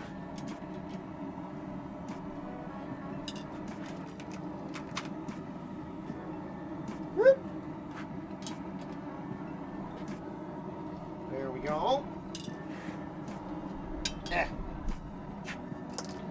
Have you procured more fire? I have the other one on right now, listless, my dude. So needs the rum. It's Captain Morgan Spice Room. Oh. Wait, which isn't it? Like it's nighttime, right? Is it nighttime or daytime? It's nighttime, I believe. It's definitely nighttime. It's the evening. Well, I'm sorry to hear that your day was stressful, Witchy. What is my tattoo? This one? Which one? This one? Or this one?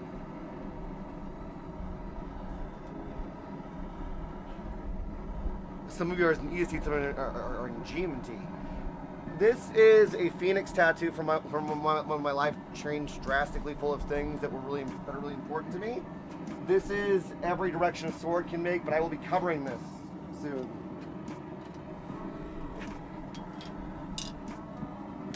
More than likely. Or we'll see.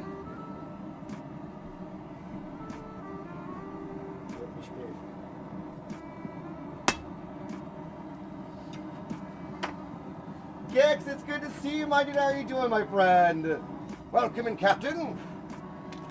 Welcome to the YouTube Partner Celebration, my dudes.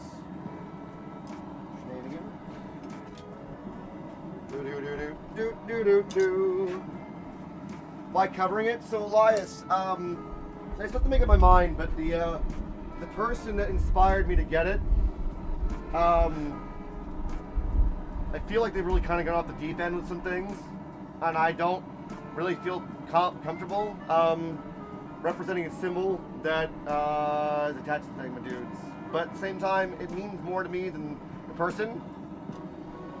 You know, so we shall see. It was, they helped, they did a lot of things to help people, but the symbol to me is kind of a bit funky. And anyway, the tattoo artist that's working with me with my wrists and things wants to cover up my arms with Lord of the Rings tattoos. We're gonna get Tom Bombadil probably up the arm that pretend to be an adult all the time, Gex. Me too! I'm an adult. Bingus. Bongus. Get close to that. I can start hearing the propane starting to go down. My dudes. I hope that these pendants really do make you feel happy and love, my dudes. I don't think, what's that? I don't know. I know not these things, maybe. I am but a humble shrubber, shrubbering in the shrubbery. The irony is I do a lot more stuff with fire than I do with earth. You know, we haven't even planted stuff yet, my dudes. What, you eat it? Shreen, what? Sir, really? You're but a boy with a hammer who refuses to relax. It's true, I don't know how to relax, my dudes. Out of it because I'm a bit... No, Zolaire, you got this though, you lovely bean. Fire shrub. I'm proud of you. Monsters, it's good to see you. Hey, is he there yet? Are you guys all hanging out? You lovely bean? With metal comes from earth. This is true, Maury. This is what this stream is about, my dudes. It's you know, it's there's a little bit less chaos which is because we don't have channel points here, my dudes. That's all. But some of you guys have been kind of bent on causing a little bit of chaos here anyway. You lovely beans. Sorry, making lunch somewhere. No, it's okay, monsters. Love you. No worries at all. There we go.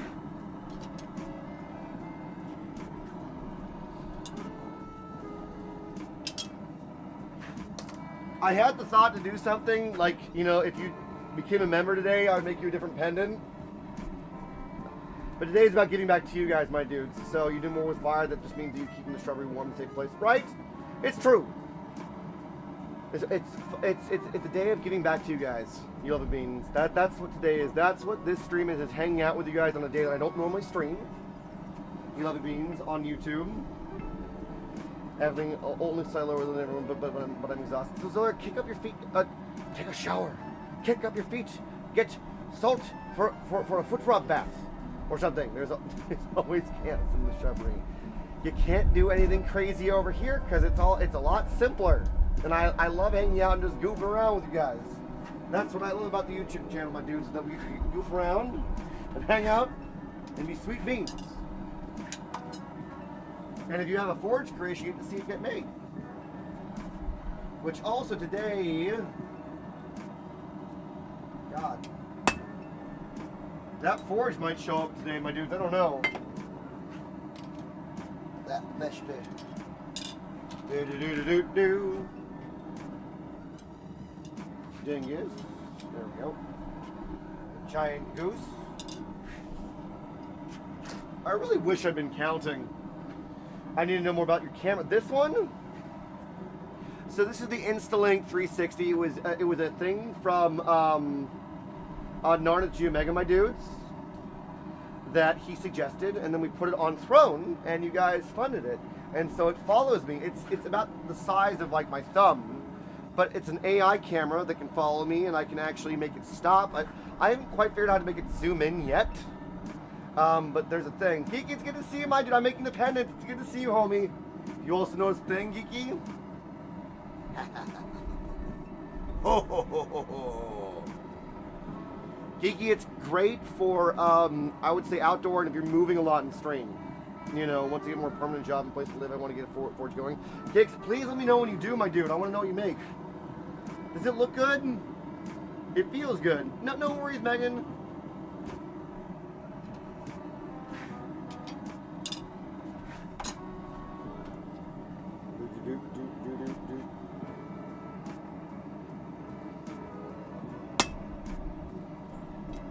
Ow. Nope. There we go. Spedingus. It's very responsive, but sometimes it gets lost, and that's why we yell at him. We call him Wally, Geeky. Call him Wally. Wally gets lost sometimes. Woo! Ship today should be here on Monday. My will. Yes, let's go, Zolera! Heck yeah! I'm so glad that you guys are liking. I'm sorry that we haven't added more designs to the shrubbery yet, my dudes. Also, anyone that won a pendant, my friends, will be getting a promo code sent to them as well. Want to make the Masculine Tauntonite to start. Kix, are you going to try and make the billet yourself, or are you going to buy it and then try and make that as well? Well, my dudes, look. We're getting down to the bottom of these. That's great.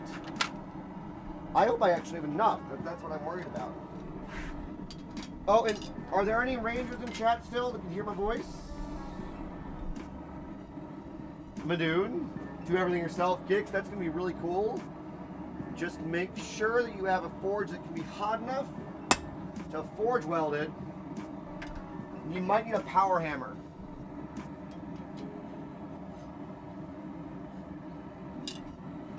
You know,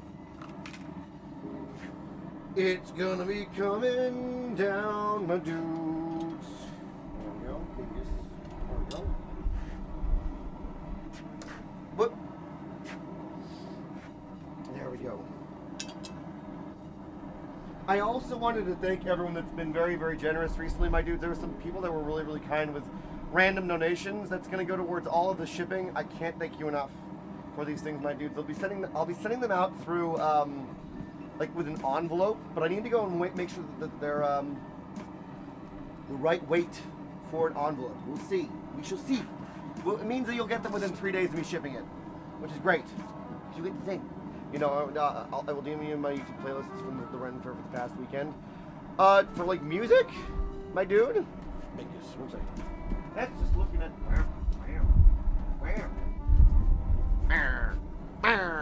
Thank you, Wally. You're following me, good. Frodo of the 9 fingers and the Dingus of Doom. Why does he have 9 fingers? There we go. Hey, Alabaster, it's good to see you, mighty. Welcome in. How you doing, my dude? Welcome in. Oh, please. Apple stick do. Boop, boop. Whip. There we go. That's what into the pirates and the fairies do the kids and it's kids. That's heckin' cool, Painox, my dude. You're in the last break at work, my dude. I hope that you're having a lovely day, Alabaster, man. Thank you again for all of the love, man. Yesterday, and to think Swordmaster of the world over made wood swords for hundreds of years without modern facilities. It's amazing that Crash still exists like it does. Right, Azul? Right? I'm just happy that I can pursue this. Like, what's... Hello? Wally? Whoa. Wally. There you go, bud. What a goofball. He's like, where did Hermit go? Hermit's right here. You silly weasel.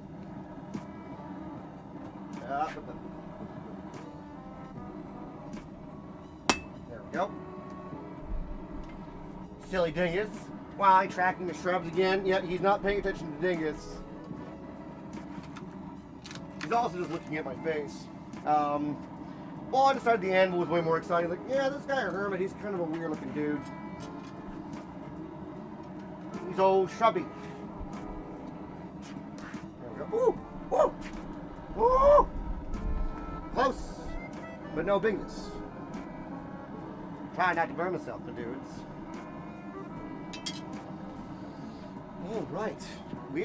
I think we're gonna get through all these pendants, my friends, and then what we're gonna do is I'm gonna go on like a short break, but have something else up for you guys. Take care, Geeky. All the love to you, my friend. While I go out and replace the whatchamacallit, the play tanks, because I have a dingus giggles. Thank you for joining the shrubbery here on YouTube, you love a bean. You're being dubbed in with the hammer and tongs. Double dingest with the hammer and tongs. Thank you so very much for supporting what we do here, as well as Twitch. Appreciate you so very much. Thank you for being here and doing all the things, love of beans. Becoming a member here allows us to basically try and put more money into the forge for fun things like all of you guys, which is like, you know, fun things like this, like gemstones that I'll be adding to knives, like alabasters. Ba-da-ba-ba-ba-da-ba. There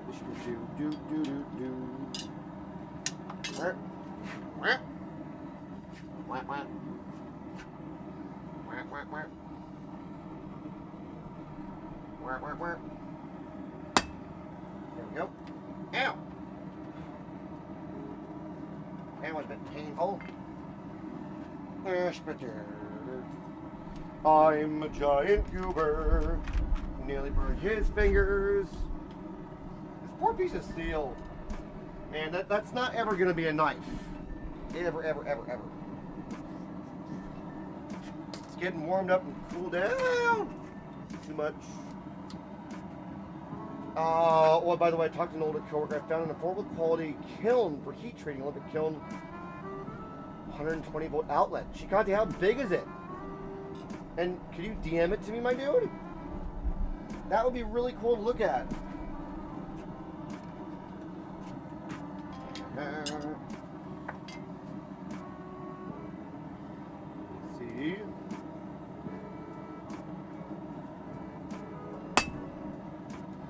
Three, now you're using the big brain moves, my dude. Oi! You silly woozle Wally. Told you to follow me, not the shrapnels. Wrong shrapnel.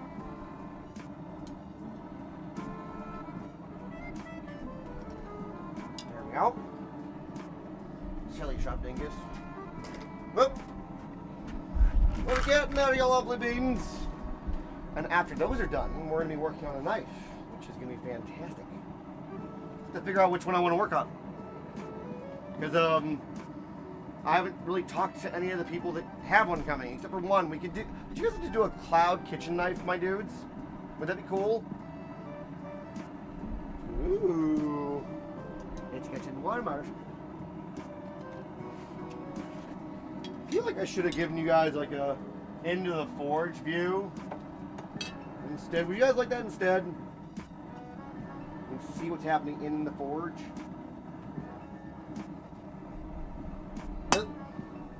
Oh no. There we go. Good. Let me see if I can get this sorted out better, my dudes. A little tricky because I have to move things. But we'll make it happen. Come here, Wally. Oh!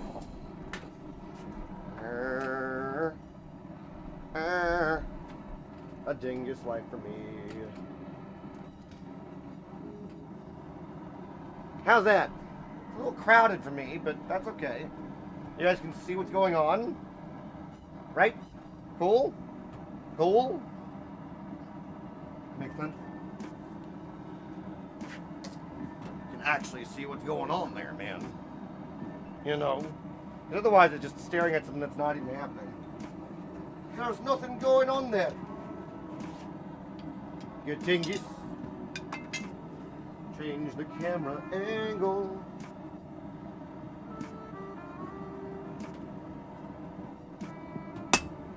There we go.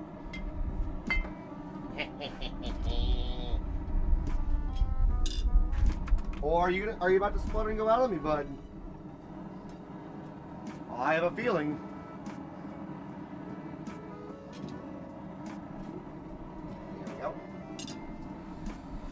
Should go with some more. Do it, Shikazama, dude. No, it's hot. It's hot. The forge is cool. The things wouldn't. The things just true.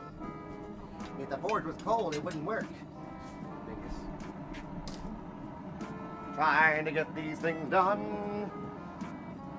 We need, by the way, because look at this, my dudes. We need a new stump. Look at that guy. A Region is huge, my dudes. There we go. He's a big boy. Ooh, we're starting to get there. I hope I can get through these quick enough. Silly beans.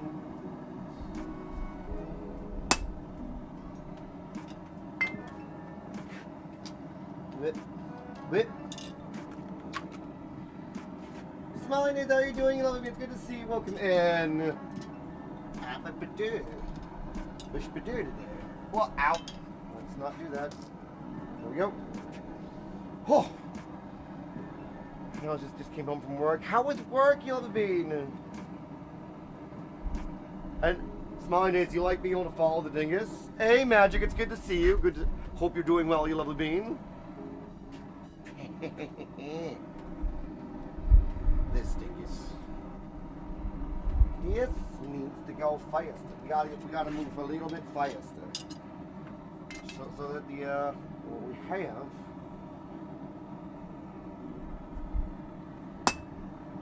There we go. There we go. There we go. Ooh.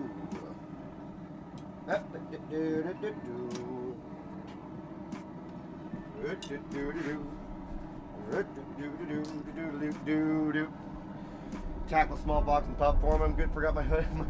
Home day. Wait, my dude, are you okay? Are you gonna be warm enough, man? First video foreman today. Good, BBG. I'm glad to hear that. Is he doing better? Oop, let's not get those all mixed up. Let's not get those all muggled up, bingled up, bongled up. There we go. I like how all of these are also looking a bit heat treated, my dudes. Oh my goodness. Look at this dingus. And Magic, how are you doing today? It's good to see you, my friend. With the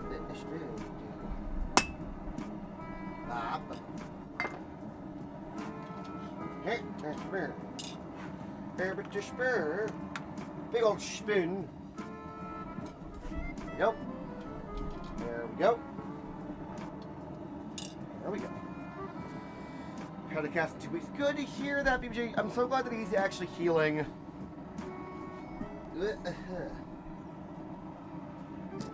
Boo. It's gonna be such a trip to try and figure out how to stuff my dudes for these things. You know what I mean? For the larger forge, we're gonna have both of the anvils up, and I think both of the actual forges up when the other one gets here, because I think my buddy and I are gonna want to work on things together.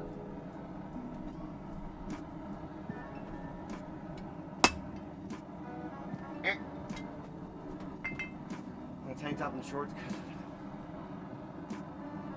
Internal body from the Dr. Daffodils. Dude, Alabaster, I'm the same. They don't understand my temperatures, dude. They're like, why are you so warm on the inside? I'm like, because I'm full of fire. My dude. Because I stand in front of a fire all day. That's why. Ooh. I keep forgetting that I need to leave that for a second. My dudes, I need to leave it for a moment. The propane is a giant dingus. Home delivery. Find a store I can get it home delivered? If I had known that. At this point, I'm going to need to have 3 rotating, my dudes. Just be really good about one. There we go. There we go. Ooh. Ooh. There we go. Silly wombat. Trying to get through all the pendants before it gives out on me. You know? No idea how much more they are, my dudes. The link, the Tink Sense Assassin makes me want to, my brain scrolls on your way. Hey, Wally. Eyes up here, bud. Wally. Dingus. What a wombat.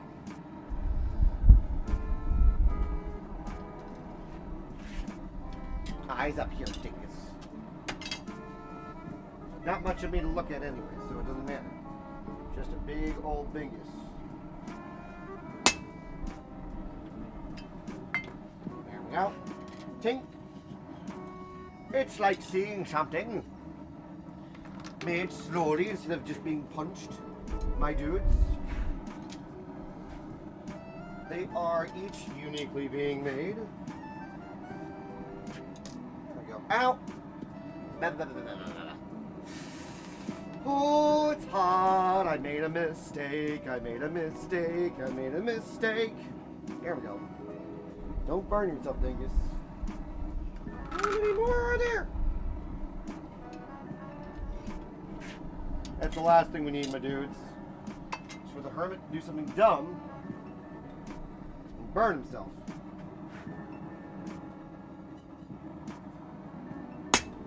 Yep.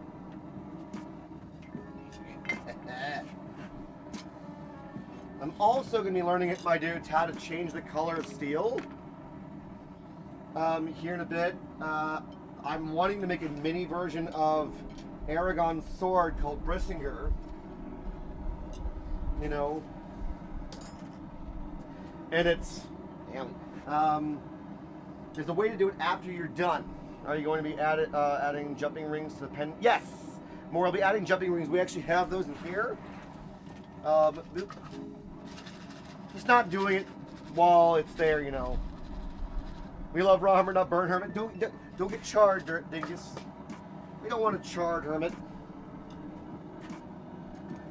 There we go. Boop, boop, boop, boop, boop.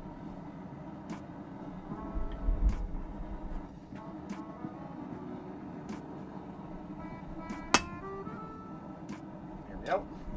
Charred hermit is a bit of our... Yeah, it'll make it so it's easy, Maury. I don't want you guys to have to work to make things happen for you guys. That's why I am doing things all in one go, so that I can send them out all in one go, which is going to be fun, because I'm hoping I can get the addresses from everyone. That's going to be the hardest bit, is being in communication enough with everyone to send me an address, you know. Because it's no small feat to make these things, you lovely beans.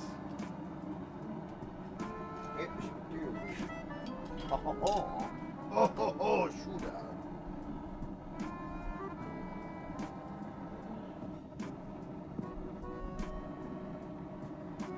Things. Oh my god, do you see how the color is of this? That is so cool. Do you see the color this is?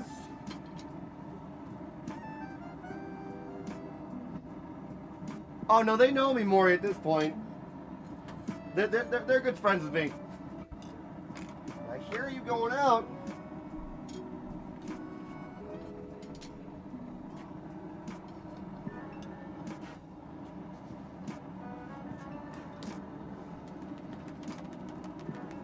Now, that one actually burned. Woo! I like how Wally follows me when I get hurt, burn holes in my clothes, but there's nothing to me personally, which is weird. Dude, being close to fire sometimes, man, you don't always know. Oh no, it's gold. It's bizarre. Trying not to pick it up when it's hot, but apparently I'm a dingus. They're all going to be different colors. It's really, really, really, really freaking cool. I love that.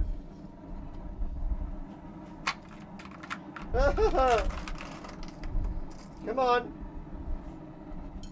We're racing against the tank now, man. There we go. It needs to be respected, my dudes, and that's why, like, you can see that I'm always wearing gloves. Luna, it's good to see you. What are you doing? I'm not a tasty crab. There we go. Luna, how are you doing today, you little bean? I'm not a tasty dingus. I struggle with the heat. I used to use minor burns all over the time I would work kitchen. Dude, I don't miss working in a kitchen sometimes. No, that's not true. I miss working in a kitchen because of the camaraderie and the fun, you know?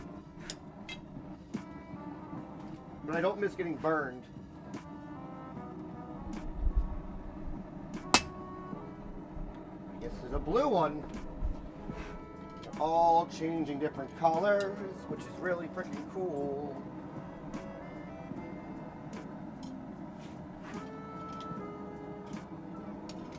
There we go.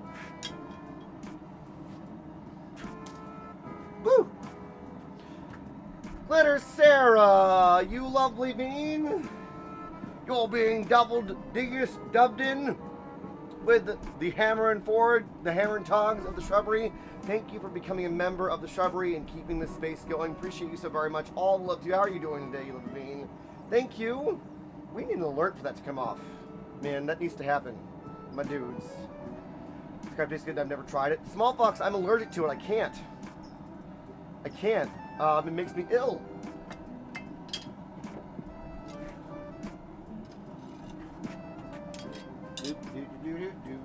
Dingustodian.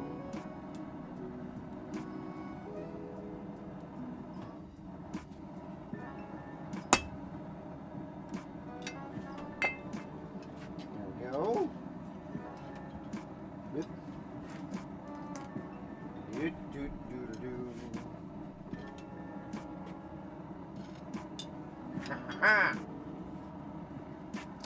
There we go. And Glitter, it's so good to see you. Welcome. And do you like the new camera? What kitchen were you in when it was like a risk of rain? Just mine every time it was at war. I was in a vegan kitchen, listless, so everyone was stoned besides me. Are we making it at the moment? Luna, these are the pendants from the 24-hour YouTube partner stream on Twitch. That were the giveaways. I wanted to go live for most of the day and share, you know, hanging out and doing this, you know, and make sure that it happened, because it's the other thing is trying to get things done in a timely manner, you know. There we go. A lot of busy work ahead of me, but it's gonna be fine, my dudes.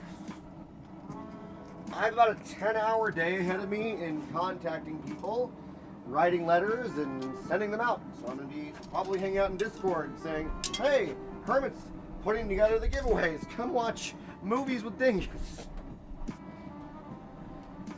Yeah, I can't do it. Everything looks so cool. I love this. Thank you, Glitter. This is a result of you guys. You know? This is all because you guys made this possible. And soon we're going to have better sound because of Disciple Sparrow and Rumble. You know, and then soon we're going to have some other crazy things as well, like for making armor, which I need to get into. Apparently I need another tool. Alabaster, I believe you and Drug Guys Potato kindly funded the tools for hammering that stuff. And then someone recommended another tool to bend things. It's called an English wheel, apparently. There we go. There we go. So thank you again so much, everyone, for making this. Today is really like a gratitude, like hang out with my dudes. I don't normally stream on Thursdays. Thursdays and Saturdays are typically the days that I take off to like do behind the scenes work and relax and not talk. But I wanted to do this with all of you guys because we didn't actually do a YouTube stream. Because Megan, you and Razio said that we should do a YouTube partner stream on YouTube, and that's sort of what this is doing all of these things with you guys. So I hope that this is fun. That's what I want it to be. It takes time off. What is that? Listen, I don't understand what this is, mad dude. Listen, did you want me to mod you on here too, homie? Give me a sec. It looks weird for you to not have a sword, Listless. It's not right, man. Ooh, getting closer. Getting closer all the time. This is really starting to get... Woo! Oh, no! There we go. There he goes. Wait, Razio, you should too. I didn't. Oh, Dingus. Stop looking at. There's nothing down there. Not for you, Wally. Nothing down there for you, Wally, you dingus.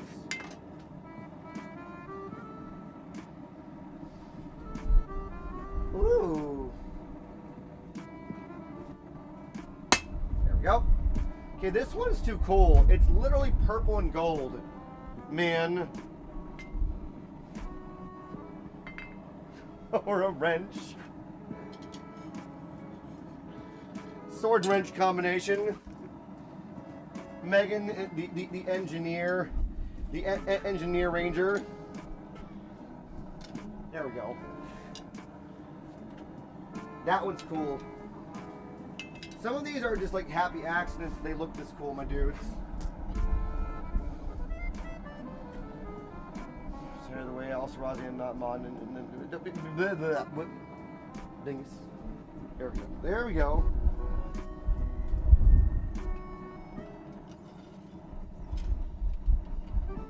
There we go.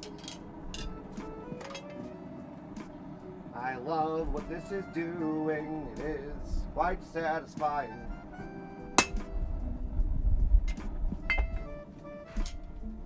I can hear you trying to go out on me, bud. Look, we have like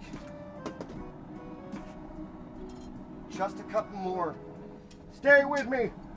Stay with me. We can do it, Forge. We're not out yet. You dingus. Happy little accents. I've had 6. Wait, what? Small fox? Pardon? Small fox, what? Hello? Wally? Giggles, thank you for gifting a membership to You Love a Bean. To Demon Fighters, my dude. Fighters is now dubbed in as a Shrubby Bean. Which, don't let them hear that.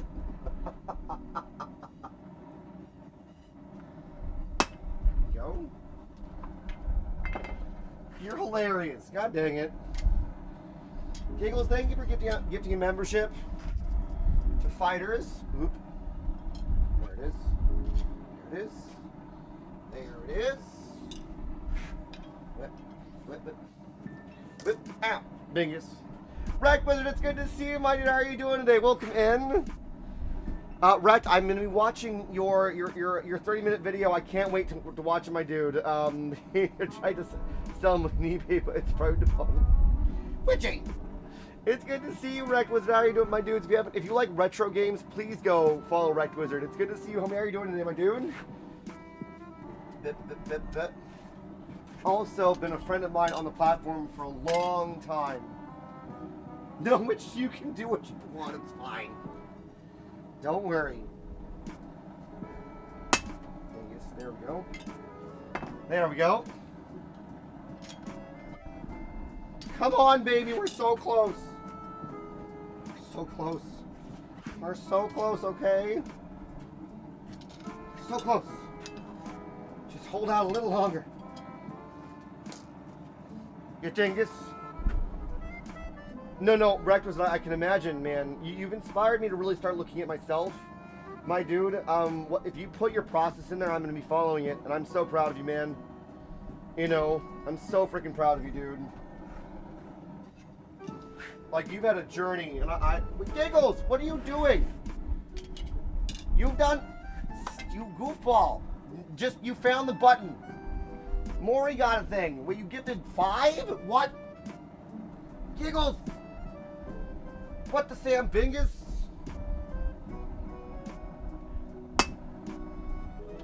Give me a second, Giggles. I'm racing against the clock with this.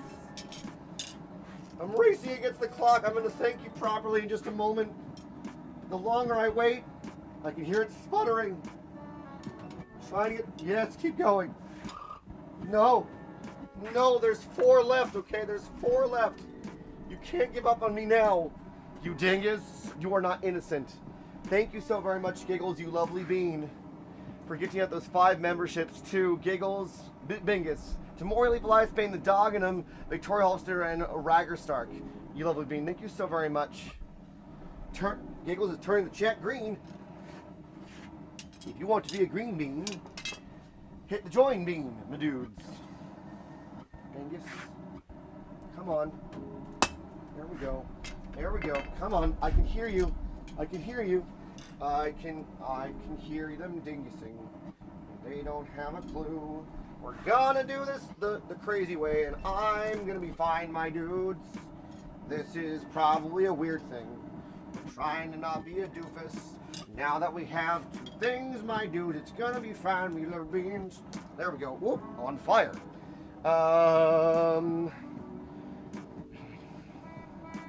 With it.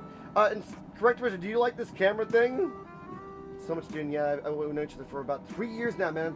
We live in California, Rect. I need it whenever I come up north. I'm gonna let you know, okay? If that would be cool with you, if you're ever coming down south, don't you do it? do it.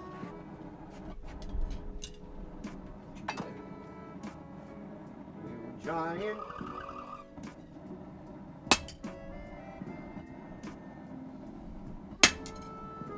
Aha! Once more. Once more. Come here.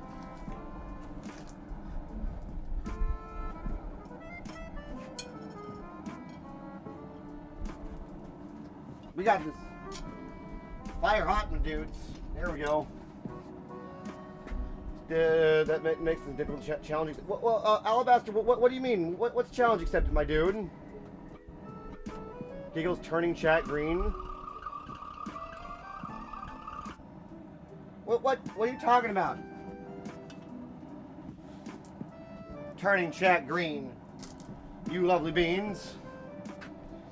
Hang on, man, we can definitely get you to collab videos. I wrecked. Honestly, I've been looking for a mentor for YouTube on here, my dude, to find a seafood place for small box. Do it, Alabaster, my dude. And he said, "Look at the camera. This was a gift from the Shrubbery, man.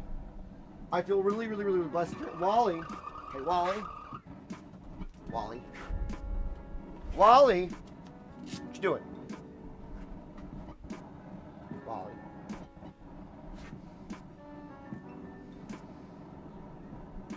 There we go, bud. Well, he's taking a nap there for a second, man. That's right. Any sort of like advice or making a collab video? I don't know if you've seen that I've been starting to do Legend of Dragoon on YouTube, my dude. In terms of playthroughs. But a majority of what I'm doing is actually retro games besides Tears of the Kingdom, which is tomorrow.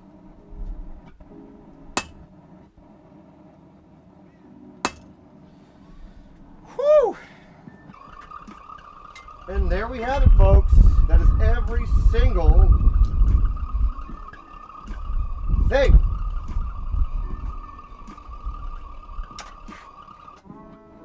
Wow. Wow. Wally.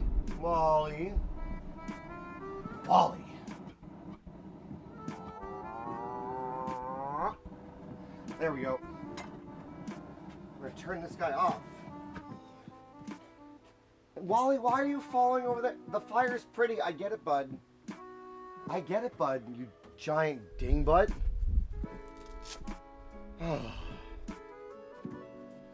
Well, there we are, my dudes.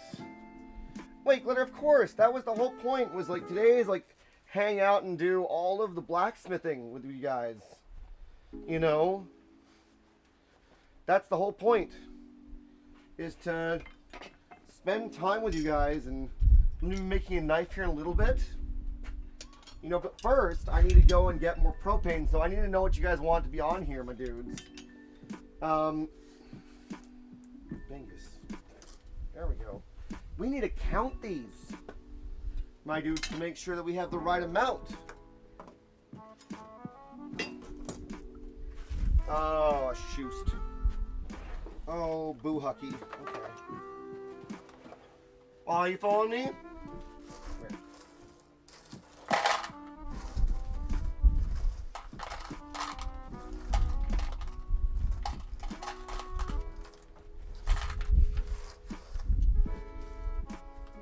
Oh, come on. All right.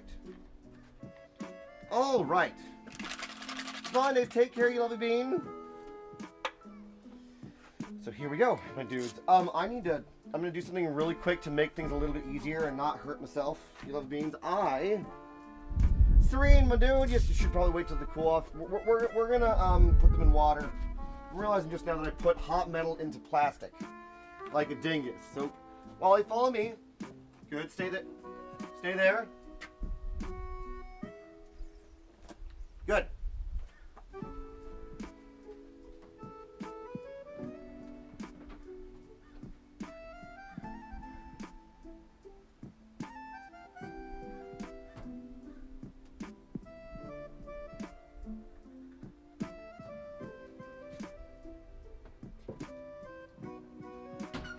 Yep. It's now follow me again. Thank you, bud. There we go. The one you said that was getting hot like 30 minutes ago. Yep, all of them. And the water is, there we go. The water's cooled off enough. Cool. All right. So how many do we have, my dude? That is the question.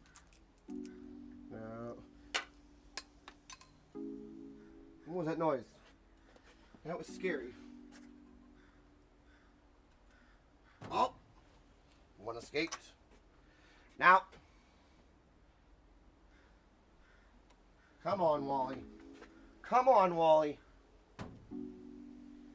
Wally, you giant doofus. Come here, you dingus. Oh, yes. Good bingus. Take care, Alabaster. All love to you, man. Is that a camera doing that or your device? This is the camera, my dude. Alabaster, take care, my friend. All the love to you, my dude. Being here helps you. Smallbox, I'm so glad to hear that you love a bean. This is the 360 link camera, AI camera, my dude. Wally just needed a hug. 1, 2, 3, 4, 5, 6, 7, 8, 9, 10, 11, 12, 13, 14, 15, 16, 17, 18, 19, 20, 21, 22. Let's see. 23, 24, 25, 26, 27, 28, 29, 30, 31, 32, 33, 34, 35, 36, 37, 38, 39, 40, 41, 42, 43, 44, 45, 46, 47, 48, 49, 50, 51, 52, 53, 54, 55, 56, 60, 61, 62, 63, 64, 65, 66, 67, 68, 69, 70. There are 73. What is this dingusry? 73, no, that's 74. That's there. There's one. It's a webcam, Wrecked Wizard. This is a webcam, my dude. It's a 4K webcam. Again, it doesn't really matter for YouTube because it won't go up to that. The other, this shot here is a DSLR camera. This is a webcam as well. If you want, Wrecked, I can send you the link to this one if you want, my dude. Especially if, I don't know if you do a lot of moving in your videos, my dude, but honestly, having something that follows me around outdoors and allows people to see everything, freaking awesome. I can't believe we have one that we haven't done. No, we're good. We're good because Small Fox and Cashew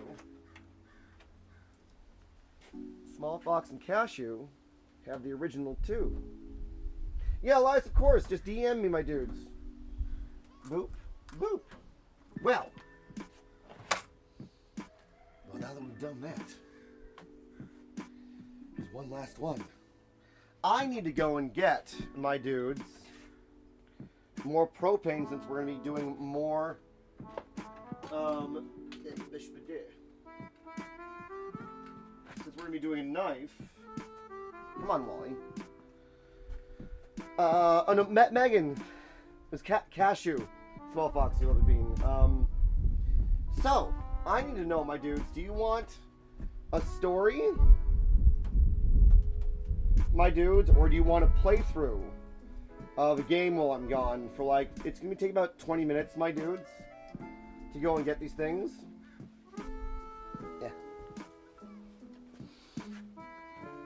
Yeah, dude, that would be dope. But definitely interested. You know, you can run a YouTube at 140p, 4K, and 8K now. Yeah, so Wreck Wizard, I didn't realize that I could up.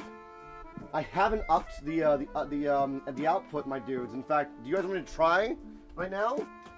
Can I change that while I'm live? Wreck Wizard for YouTube. I know that whatchamacallit does it. Owie, burn my hand. I'll make sure you get some water. I will, Maury, I promise. freaking, and you can get the bit rate to extremely high as well versus Twitch. Does it have, Jason, it's good to see you, my dude. Sorry if it looked like I scratched a nether region, my dude. That was the front of my leg. Please don't change the higher one. I have old tech. Giggles, it shouldn't affect you. You know, it being too much. I think, does the resolution already look nice as it is, my dudes? What is it at right now? We can't do polls in here. So, can we get either the word story or playthrough in chat, you know, the beans of a thing that you guys want me to do? Because, Jason, I need to go do the thing. It looks very clear to you? Good. Good. Story. I see story. So, Twitch max rate is 7 to 9K, well, I think, remember, it's 15 to 20K. Holy beans, wrecked. So, you're saying that I could be doing things in, like, 4K shenanigans. Man. I'm on a Wi-Fi connection, though, wrecked. It looks good? Okay, because I'm not going to go any higher than for now, my dude. So what I'm going to do, really quick, yeah, bud, you're going to, okay, wait, so, all right, come here. Wally, come here. Wally.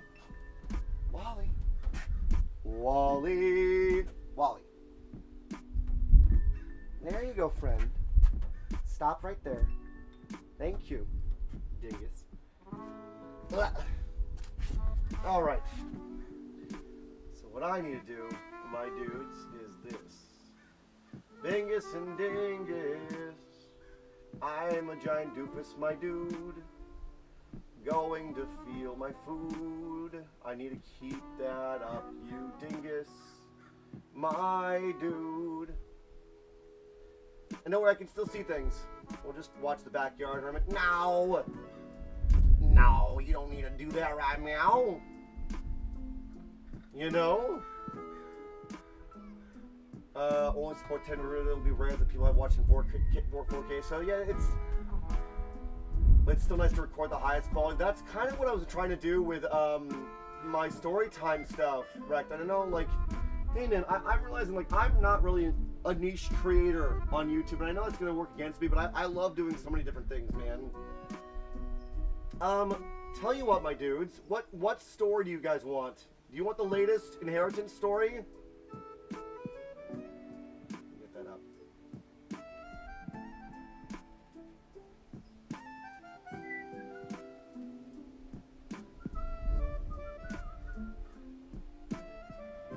Would you guys like the latest inheritance story? Because that's to keep you guys up to date, my dudes. Would that be nice?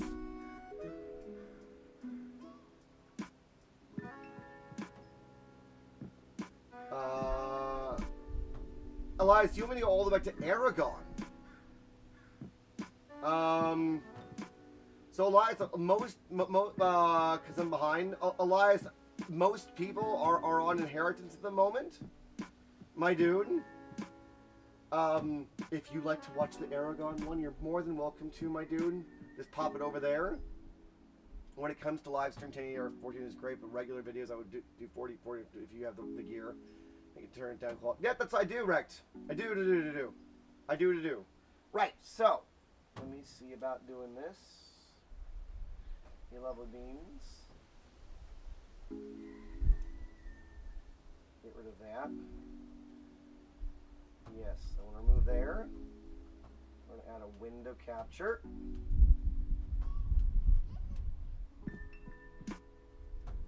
Bingus. I'm going to add some text.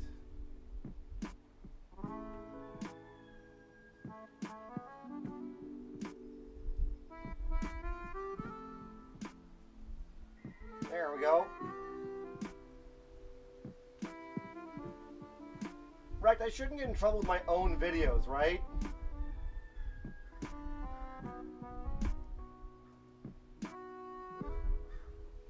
Right, my dude?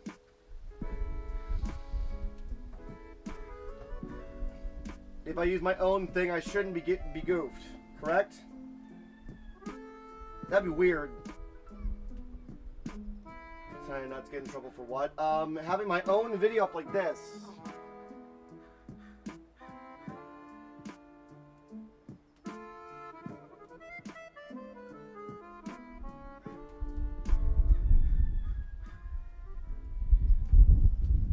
use your own what? My own video? It should be okay? Okay, cool. Because I'm not copywriting myself or my dudes. This is my own content.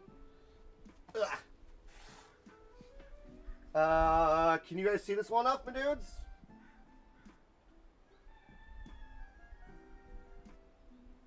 That cool? We good? Shenanigans. Yep, you can see it. So I'll be right back, my friends. I love you all to bits. I need to go get some more. No, I don't think that that's an issue unless the automated system flags it. Well, if it does, then I'll just resolve it because I own it. So I'll be right back in just a little bit, my dudes. This is for you guys to enjoy while I'm gone for about 20 minutes. And when we get back, I'll be starting to work on a knife, okay? Of course some Muppet did this. Connection lost, you dingus. Alright, I will be right back, you little beans. And when we get back, I will be doing a knife. Love you guys. Here we go.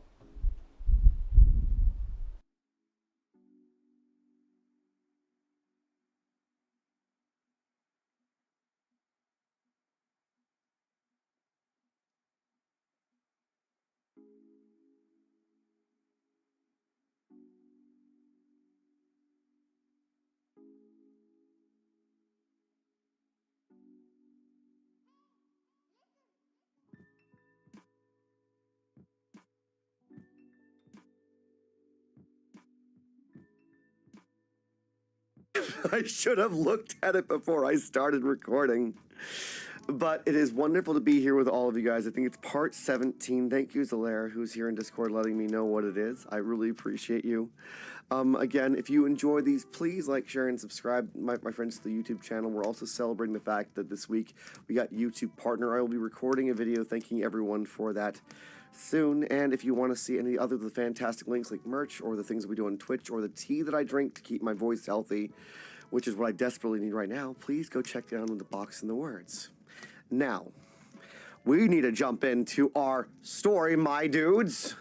This chapter is called Departure, and it is gonna be a doozy. Aragon is about to leave to the island of Rowengard, where the riders used to live. Here we go.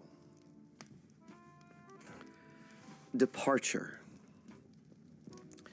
First, Aragon and Garvin, with all secrecy, send one of the Nighthawks to collect provisions for the trip to Rowengard. Saphira had eaten after the capture of Dras Leona, but she had not gorged herself, else she would have been too slow and too heavy to fight if the need arose, as indeed it had.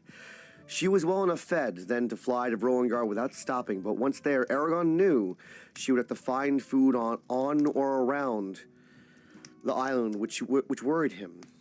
I can always fly back on an empty stomach, she assured him, but it was not so certain. Next, Aragon sent a runner to bring Jormungandr and Bloodgarm to his tent. Once they arrived, it took Aragon, Arya, and Saphira another hour to explain the situation to them, and harder still to convince them that the trip was necessary. Bloodgarm was the easiest to win over to their point of view, whereas Jormungandr objected vociferously. Not because he doubted the veracity of the information from Solumbum, nor even because he doubted its importance. On both those points, he accepted Aragon's word without question. But, as he argued with increasing vehemence, because it would destroy the Varden if they woke to find not only that Niswada had been kidnapped, but that Aragon and Saphira had vanished to parts unknown. Furthermore, we don't dare let Galbatorix think that you've left us, Jormungandr said. Not when we're so close to Urbane. He might send Murtagh and Thorn to intercept you, or he might take the opportunity to crush the Varden once and for all. We can't risk it. His concerns, Aragon was forced to acknowledge, were valid. After much discussion, they finally arrived at a solution. Bloodgarm and the other elves would create apparitions of both Aragon and Saphira, even as they had created one of Aragon when he had gone to the Bior Mountains to participate in the election and coronation of Hrothgar's successor. The images would appear to be perfect living, breathing, thinking replicas of Aragon and Saphira, but their minds would be empty, and if anyone peered into them, the ruse would be discovered. As a result, the image of Saphira would be unable to speak, and although the elves could feign speech on the part of Aragon, that too would be better to avoid, lest some oddity of dictation alert those listening that all was not as it seemed. The limitations of the illusions meant what they would work best at a distance, and that the people had reason to interact with Aragon and Saphira on a more personal basis, such as the kings Orin and Oric would soon realize that something was, in fact, amiss. So Aragon ordered Garvin to wake all the Nighthawks and bring them to him as discreetly as possible. When the whole company was gathered before his tent, Aragon exclaimed to the motley group of men, dwarves and Urgles, why he and Saphira were leaving, although he was purposely vague about the details and he kept their destination secret. Then explained how the elves were going to conceal their absence, and he had the men swear oaths of secrecy in the ancient language. He trusted them, but one can never be too careful where Galbatorix and his spies were concerned. Afterward, Aragon and Arya visited Orin, Oric, Rorn, and the sorceress Triana. As with the Nighthawks, they explained the situation and from each of them extracted oaths of secrecy. King Orin, as Aragon expected, proved to be the most intransigent. He expressed outrage at the prospect of either Aragon or Saphira traveling to Rowengard and railed at length against the idea. He questioned Aragon's bravery, questioned the value of Solmbum's information, and threatened to withdraw his forces from the Varden if Aragon continued to pursue such a foolish, misguided course. It took over an hour of threats, flattery, and coaxing to bring him around, and even then Aragon feared Orin might go back on his word. The visits to Oric, Rorn, and Triana went faster, but Aragon and Arya still had to spend what seemed to Aragon an unreasonable amount of time talking with them. Impatience made him curt and restless. He wanted to be off, and every minute that passed only increased his sense of urgency.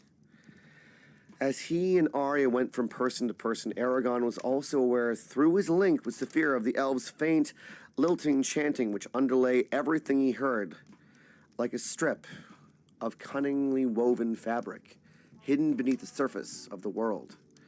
Saphira had remained at his tent, and the elves were ringed about her, their arms outstretched and the tips of their fingers touching while they sang. The purpose of their long, complicated spell was to collect the visual information they would need in order to create an accurate representation of Saphira. It was difficult enough to imitate the shape of an elf or a human. A dragon was harder still, especially given the refractive nature of her scales.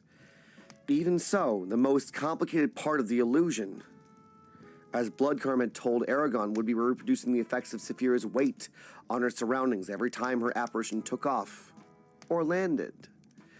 When at last Aragon and Arya had finished making their rounds, night had already given way to day, and the morning sun hung at a hand's breadth above the horizon. By its light, the damage wrought upon the camp during the attack seemed even greater. Aragon would have been happy to depart with Saphira and Glader then, but Jormungandr insisted that he address the Varden at least once properly as their new leader. Therefore, soon after Aragon was to depart, once the army was assembled, Aragon found himself standing in the back of the empty wagon, looking out over a field of upturned faces, some human and some not, and wishing he were anywhere but here.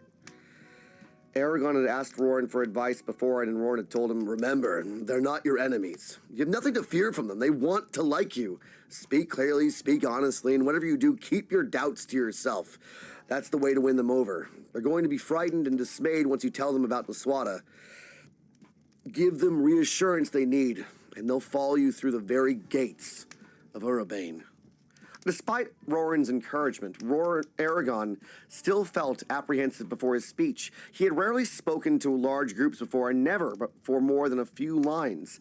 As he gazed at the sun-darkened, battle-worn warriors before him, he decided that he would rather fight 100 enemies by himself than have to stand up in public and risk the disapproval of others.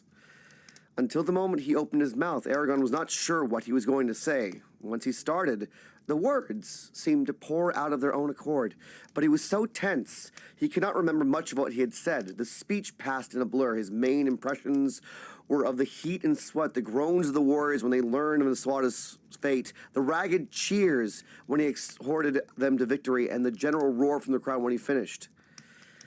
With relief, he jumped down from the back of the wagon to where Arya and Oric were waiting next to Saphira. As he did, his guards formed a circle around the four of them, shielding them from the crowd and holding back those who wished to speak with him. Well done, Aragon, said Oryx, clapping him on the arm. Was it? Aragon asked, feeling dazed. You are most eloquent, said Arya. Aragon shrugged, embarrassed. It intimidated him to remember that Arya had known most of the leaders of the Varden, and he could not help but think that Ajihad or his predecessor, Daenor, would have been much better with the speech. Oryx pulled on his sleeve. Aragon bent toward the dwarf. In a voice barely loud enough to be heard over the crowd, Oryx said, I hope that whatever you find is worth the trip, my friend. Take care you don't get yourselves killed, eh? I'll try not to. To Aragon's surprise, Oryx grabbed him by the forearm and pulled him into a rough embrace. May Gunterra watch over you. As they separated, Oryx reached over and slapped the palm of his hand against Saphira's side. And you as well, Saphira. Safe journeys to the both of you. Saphira responded with a low hum. Aragon looked over at Arya. He suddenly felt awkward, unable to think of anything but the most obvious things to say.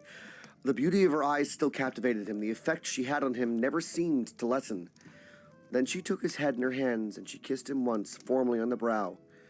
Aragon stared at her dumbstruck. Well, you wise medo ono, Arjitlam. Luck be with you, Silverhand. As she released him, he caught her hands in his own. Nothing bad is going to happen to us. I won't let it. Not even if Galbatrox is waiting for us. If I have to, I'll tear apart mountains with my bare hands, but I promise, we're going to make it back safely. Before she could respond, he let go of her hands and climbed onto Saphira's back. The crowd began to cheer again as they saw him settled into the saddle. He waved to them and then redoubled their efforts, stamping their feet and pounding their shields with pommels of their swords. Aragon saw Bloodgarm and the other elves gathered in a close-knit group, half hidden behind a nearby pavilion. He nodded to them, and they nodded in return. The plan was simple. He and Saphira would set off as if they intended to patrol the skies and scout the land ahead, as they normally did when the army was on the march. But after circling the camp a few times, Saphira would fly into a cloud, and Aragon would cast a spell that would render her invisible to those watching from below. Then, the elves would create the hollow race that would take Aragon and Saphira's place while they continued on their journey, and it would be the race that onlookers would see emerge from the cloud. Hopefully, none would notice the difference. With a practiced ease, Aragon tightened the straps around his legs and checked that the saddlebags behind him were properly secured. He took special care with the one on his left, for packed within it, well swaddled with clothes and blankets, was the velvet-lined chest that contained Glader's precious heart of hearts. His Eldenari. Let us be off, the old dragon said. To Vrowengard, Saphira exclaimed, and the world pitched and plunged around Aragon as she leaped off the ground, and the rush of air buffeted him as she flapped her massive bat-like wings, driving them higher and higher into the sky. Aragon tightened his grip on the next spike in front of him, lowered his head against the speed-reduced wind, and stared at the polished leather of his saddle. He took a deep breath and tried to stop worrying about what lay behind them and what lay before them. There was nothing he could do now but wait. Wait and hope that Saphira could fly to Vrowengard and back from the Empire before they attacked. Hope that Roran and Arya would be safe. Hope that he might somehow still be able to rescue Naswada. And hope that going to Vrowengard was the right decision. For the time was fast approaching when he would finally have to face Galbatorix. The torment of uncertainty. Naswada opened her eyes. Tiles covered the dark vaulting ceiling, and upon the tiles were painted angular patterns of red, blue, and gold, a complex matrix of lines that trapped her gaze for a mindless while. At last she mustered the will to look away. A steady orange glow emanated from a source somewhere behind her. The glow was strong enough to reveal the shape of the octagonal room, but not so bold as to dispel the shadows that clung like gauze to the corners above and below. She swallowed and found her throat was dry. To the surface she lay on was cold, smooth, and uncomfortably hard. It felt like stones against her heels and the pads of her fingers. A chill had crept into her bones, and it was that which caused her to realize the only thing she wore was the thin white shift that she slept in. Where am I? She thought. The memories returned all at once. Without sense or order, an unwelcome cavalcade that thundered into her mind with a force almost physical in its intensity. She gasped and tried to sit upright, to bolt, to flee, to fight if she had to, but found she was unable to move more than a fraction of an inch in any direction. There were padded manacles around her wrists and ankles, and thick leather held her head firmly against the slab, preventing her from lifting or turning it. She strained against her bonds, but they were too strong for her to break. Letting out her breath, she went limp and stared at the ceiling again, her pulse hammered in her ears like a maddened drumbeat. Heat suffused her body, her cheeks burned, and her hands and feet felt as if they were filled with molten tallow. So this is how I die? For a moment, despair and self-pity bedeviled her. She had barely begun her life, yet now was about to end, and in the vilest, most miserable manner possible. What was worse? She had accomplished none of the things she had hoped to. Not war, not love, not birth, not life. Her only offspring were battles and corpses and trundling supply trains, stratagems too nervous to remember, oaths of friendship and fealty now worth less than a mummer's promise, and a halting fractious, all too vulnerable army led by a rider younger than she was herself. It seemed a poor legacy for the memory of her name. And a memory would all that remained. She was the last of her line.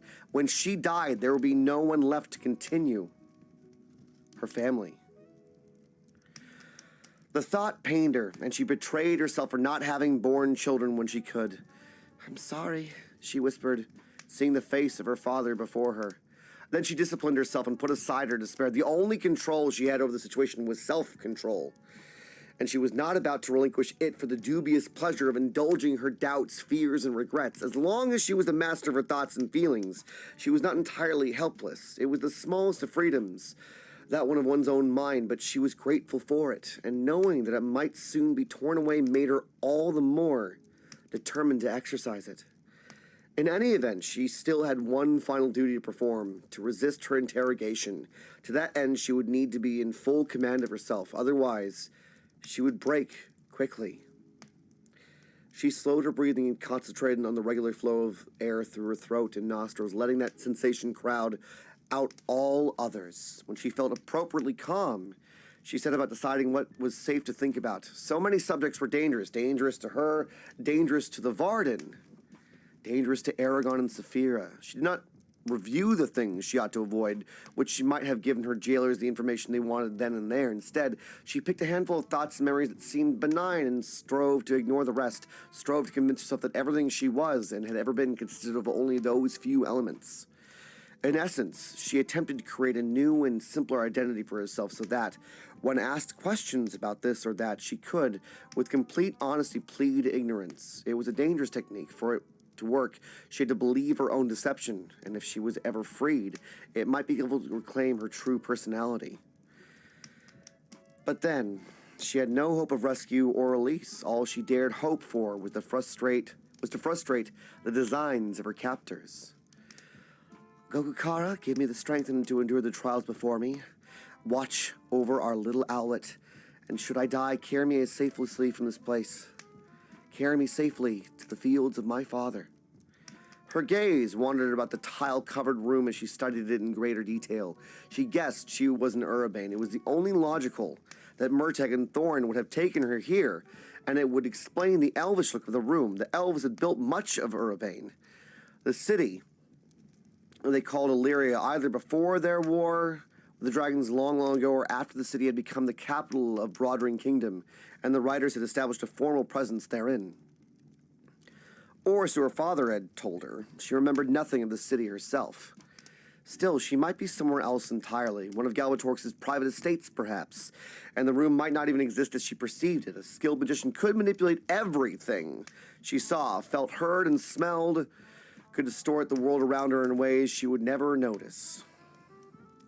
Whatever happened to her, whatever seemed to happen to her, she would not allow herself to be tricked. Even if Aragon broke down the door and cut her loose, she could still believe that it was a ruse of her captors. She dared not trust the evidence of her senses.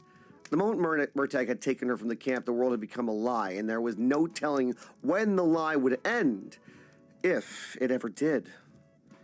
The only thing she could be certain of was that she existed. All else was suspect, even her own thoughts. After her initial shock subsided, the tedium of the waiting began to wear on her. She had no way to tell time other than her hunger and thirst, and her hunger waxed and waned and seemed irregular intervals. She tried marking off the hours by counting numbers, but the practice bored her, and she always seemed to forget her place when she reached the tens of thousands. Despite the horrors she was sure awaited her, she wished her captors would hurry up and show themselves. She shouted for minutes on end, but only heard plaintive echoes in response. The dull light behind her never wavered, never dimmed. She assumed it was a flameless lantern similar to those the dwarves made. The glow made it hard to sleep, but eventually exhaustion overcame her, and she dozed off. The prospect of dreaming terrified her. She was most vulnerable when she was asleep, and she feared that her unconscious mind would conjure up the very information she was trying to keep hidden. She had little choice in the matter, however. Sooner or later, she had to sleep, and forcing herself to stay awake would only end up making her feel worse. So she slept, but her rest was fitful and unsatisfying, and she still felt tired when she woke. A boom startled her. Somewhere above and behind her, she heard a latch being lifted and then creak of the door swinging open. Her pulse quickened. As best she could tell, over a day had passed since she had first regained consciousness. She was painfully thirsty, her tongue felt swollen and sticky, and her entire body ached from being confined in one position for so long. Footsteps descending stairs, soft-soled boots shuffling against stone, a pause, metal clanked keys, knives, something worse?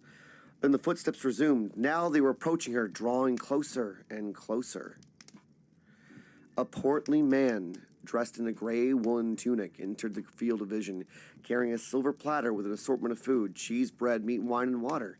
He stooped and placed the platter by the base of the wall, then turned and walked over to her, his stride short, quick, and precise. Dainty, almost. Wheezing slightly, he leaned against the edge of the slab and stared down at her. His head was like a gourd, bulbous at the top, bulbous at the bottom, and narrow in the middle. He was clean-shaven and mostly bald, except for a fringe of dark, close-cropped hair that ran about his skull. The upper part of his forehead was shiny, his fleshy cheeks were ruddy, and his lips were as gray as his tunic. His eyes were unremarkable, brown, and close-set. He smacked his tongue, and she saw that his teeth met on end, like the jaws of a clamp, and that they protruded farther than normal from the rest of his face, giving a slight but noticeable muzzle. On his warm, moist breath hung the smell of liver and onions. In her famished condition, she found the odor quite nauseating. She was acutely aware of her state of undress as the man's gaze roamed over her body. It made her feel vulnerable if she were a toy or a pet laid out over her enjoyment. Anger and humiliation brought a hot flash to her cheeks. Determined not to wait for him to make his intentions known, she tried to speak, to ask him for water, but her throat was too parched. All she could do was croak. The gray-suited man tutted. To her astonishment, began to undo her restraints. The moment she was free, she sat up on the slab, formed a blade with her right hand, and swung toward the side of the man's neck. He caught her wrist in midair, seemingly without effort. She growled and jabbed at his eyes with her fingers of her other hand. Again, he caught her wrist. She wrenched back and forth, but his grip was too strong to break. Her wrists might as well have been encased in stone. Frustrated, she lunged forward and sank her teeth into the man's right forearm. Hot blood gushed into her mouth, salty and coppery. She choked but kept biting down, even as blood leaked out from under her lips. Between her teeth and against her tongue, she could feel the muscles of the man's forearm flexing, like so many trapped snakes trying to escape. Other than that, he failed to react. At last, she released his arm, drew back her head, and spat his blood onto his face. Even then, the man continued to regard her with the same flat expression, neither blinking nor showing any sign of pain or anger. She wrenched at his hands once more, then swung her hips and legs around the slab to kick him in the stomach. Before she could land the blow, he let go of her left wrist and slapped her across the face hard. A white light flashed behind her eyes, and a soundless explosion seemed to erupt around her. Her head snapped to one side, her teeth clacked together, and pain lanced down her spine from the base of her skull.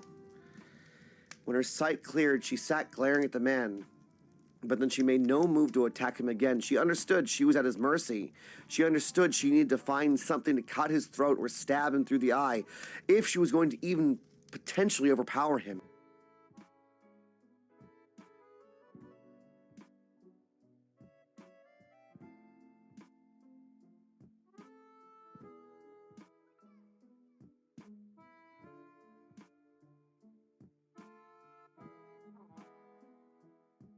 Bingus. Right.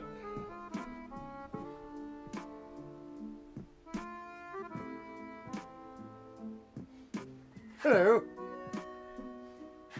Good. Good, good, good. All right. We all good? Can you all hear me? Still good? But crouching shrub, hidden dingus. Crouching shrub, hidden dingus. Uh-oh. You got a lot of focus, didn't you, bud? There you go. Thank you, my dudes. I went and made sure that I got something to hydrate myself too. Good, loud and clear.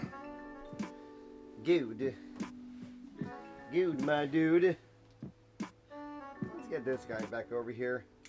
Let's get you that lovely Bingus. Let's get you that lovely forward shot, my dudes. Can you guys see that? Bueno. Bueno. Eat it. Okay, so wait. Dingus did. Dingus did. There we go. I have foods. I did not eat yet.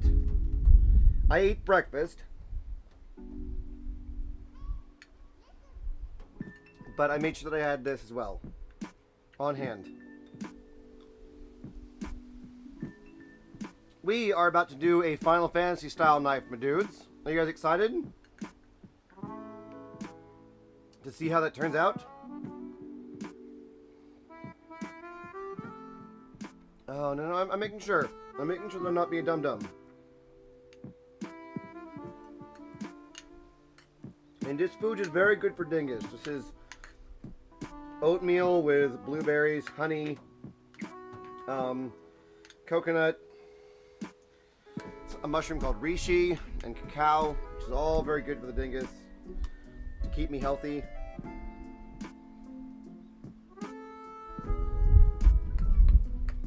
It's to ensure that I don't keep getting sick, my dudes. No, I appreciate it.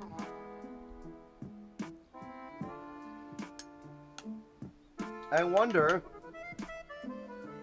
if the friend that we're doing this for is going to come in and say hello. Bingus. Because it's my friend of over. Sorry, I'm like right in your face. Right in your face, sorry.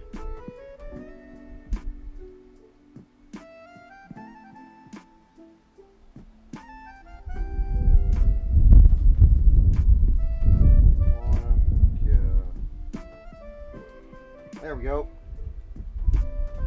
Cacao beans. So it's reishi, which is a really good for you. Like it's neurotropic. Jason,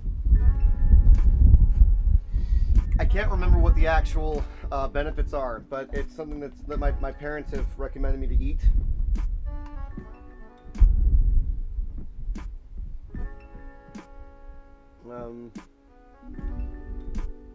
What does hypoglycemic mean again? Does it mean that you need more blood sugar?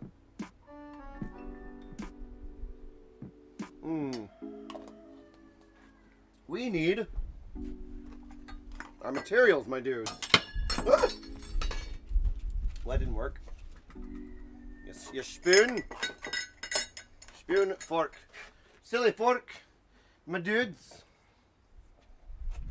Right, so this is a kitchen knife. My dudes, this it's gonna be a big one. Oh no, dingus, come here. Hello.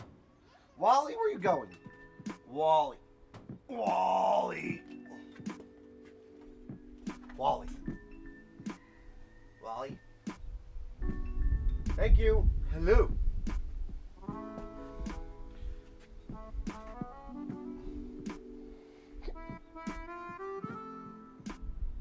Wally said squirrel. I hope it adds to the content more than anything, my dudes. So this is our material, my friends. This is our material that we need to work with. We are currently... Oh, shoots. Oh, bingus. No, I'm...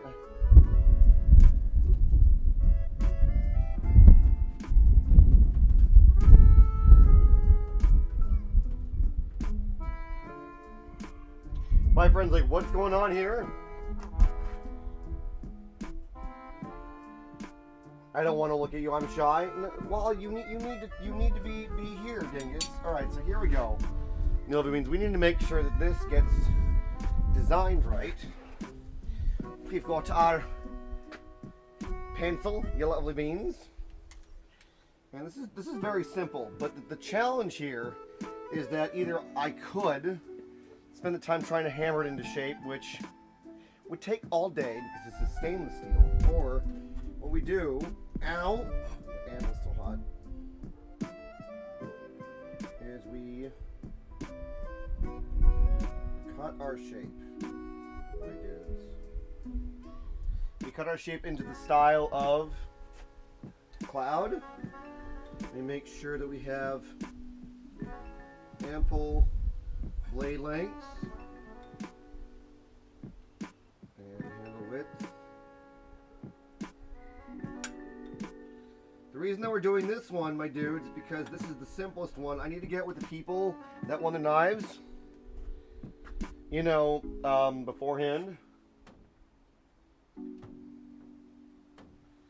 You know, why not be a BG Tesla? It's like their IRC. I don't know these things. What are we talking about? Hypo is lacking, hyper is excess. I gotcha. Oh, hypo, I'm a dumb butt. I should know that. I have friends that are hypoglycemic. I'm a dingus. Come on, man. Come on, you shilly bingus. Right, so we have these, my dudes.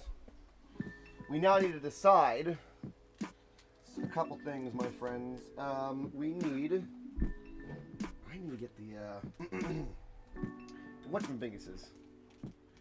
Let's write it when Cassie gets home. No worries, Megan. Thank you so very much. Appreciate you to bits. Thank you for being here. Take care. We'll get green out of here. Do do do do do do do. No no no no no no no. These are gonna go on the handle, I think, afterwards. I'm gonna make sure that I have the right width, my dudes. These are for the handle that we put on at the very end. You know.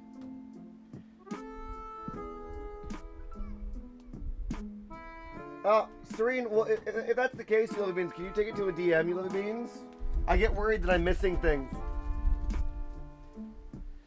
Oh, you could do a red gem to represent Bahamut's materia. I have that. No, I don't quite have that. I got green. I hope it's okay for me to ask, my dudes. It's just hard for me to keep up. Serene, love you, man. One green. Hey, John, my dude. For materia. Can we all get some hugs in chat for John? That's my homie. This is his knife. John, do you see the thingy-ma-bingy? I was going to put these on the sides of the handle, my dude. And then I'm going to be putting the material, like green materia in the hand, my dude. Like in here. Side to side, like this. So you have green in the middle and green up there. Because I don't have blue, John. I'm so sorry. I mean, I do. I have turquoise. Yeah, Kieran fire material. Wait, Kieran fire material. Wait. So, green is green. 2 greens is good. What about green in the handle and red in the red on the blade, my dude? I don't know if I can get that to work. Could probably get that to work. Because we have what looks like, this is kind of a fiery thing. John, is this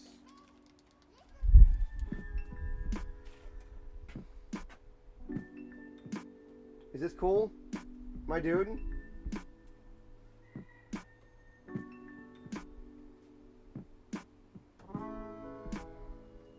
Can you see the color of this? It's like brown fiery, my dude. We'll be doing this at the end anyway, so I'll be figuring it out and doing it at the end. Probably inlaid. Let's do green. Gotcha, my dude. No worries, we'll just keep it all green. It should help heal your body. It heals my body. Alright, so I need to get something else out here that's a bit scary. Let me get these out here. Oh, John, also, can you go online, my dude, and check out Nordic runes? Do you want runes on your knife too? Or are you cool just with gems? Oh, dingus. I mean, it could keep these together. These would be for peace, prosperity, fruitful harvest, and for abundance, energy, foresight, my dude. Does that sound good? Looks like ibuprofen. Ibuprofen? Just the gems? Simple is fine with me. I got you, my dude. Well, let's do the thing that we need to do, which is this. I can get... Where is the tool to get these apart? Please be easy to find. There you are. So this is our material. Hey, with the runes, we're having a big show. My God. Apex, actually, I can answer that. That would be Fehu, my dude, for fertility, bruh. Kristen, it's good to see you. How are you doing today? Apex, do you like the new camera?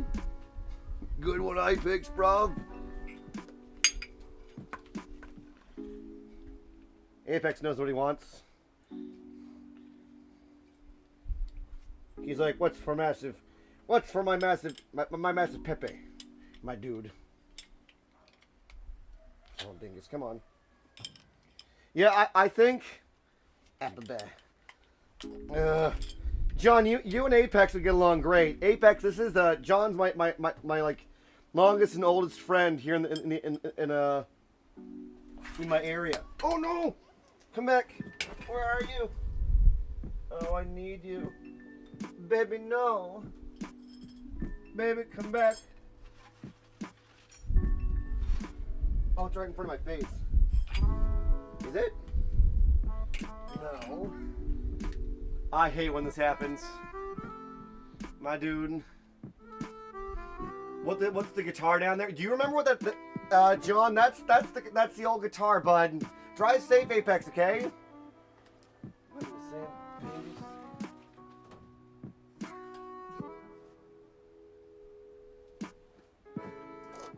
Okay, what happened? Where'd it go? There was a thing here. Come on. Was that it?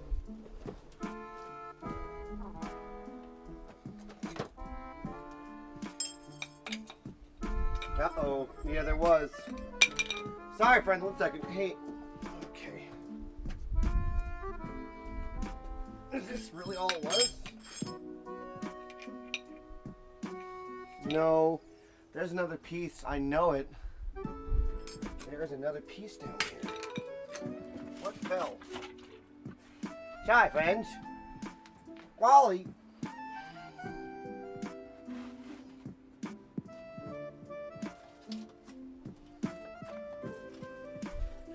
Was there? I knew it. Wally, come back. Wally. Follow me. Wally. Wally. There we go. Dingus.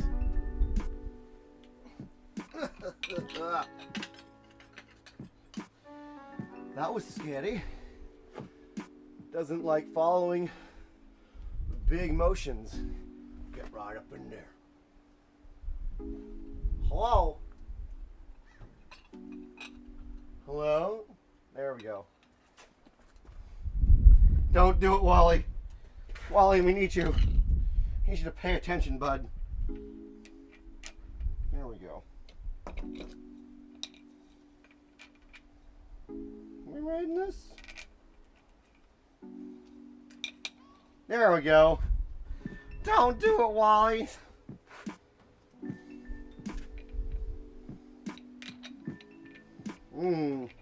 This is a fun thing. Need to put on my flip-flopping mask for this, my dudes. Come on, you dingus. There we go. Probably spawns or better threats. Apex, and we need you to yell at it, man. I need a drill sergeant. Where's MDK? Ugh. Oh, there we go. There we go. Cool. This is where the fun begins. All right. Things get a little bit sticky. All right. And this, my dudes, is where that lapel mic. Apex, did you see that? What Sparrow did with Rumble? That's where this is going to come into play, is when I get this stuff on, my dudes. We're going to have a lapel mic. Come here, Wally. Oh, I need these anyway. Yeah, Apex, we got a wireless lapel mic coming, so that I can walk around and talk to you guys, everyone on the property, while I'm walking around. No, BBG, I already know what it is. Thank you. Appreciate you. No, little middle shaking's never hurt anyone. Are you, yeah, listless? Says the guy that works in a machine shop. He looks at your face. I mean, and then it was Jason's recommendation. Ooh. All right. And I bet, did Apex see the, did you see the new anvil? Anyone want to see the new anvil, my dudes? Oh. It's gonna be fun.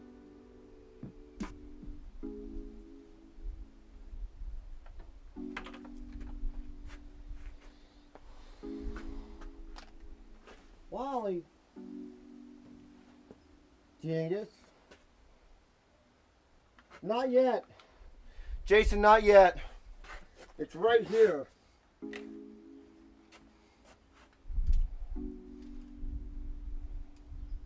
Right there. It is too big. I can't put it on my current whatchamacallit, because it's bigger than the actual stump I have. And in my experience, only full sheet of steel full sheet of steel will hurt you. I'm kidding, of course, dude. Dude, you need to get a respirator, man. Like yesterday. All right.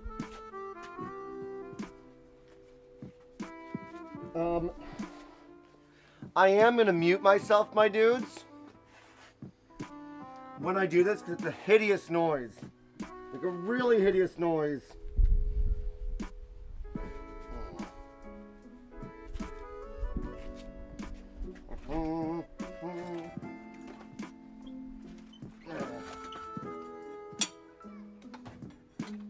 God, that animal is way too fucking hot, man. Wrong side.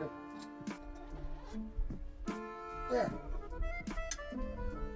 I just need a better job employer. I mean, Apex, I hope, let's just hope that they're nice to you, my dude. Alright, so. There we go.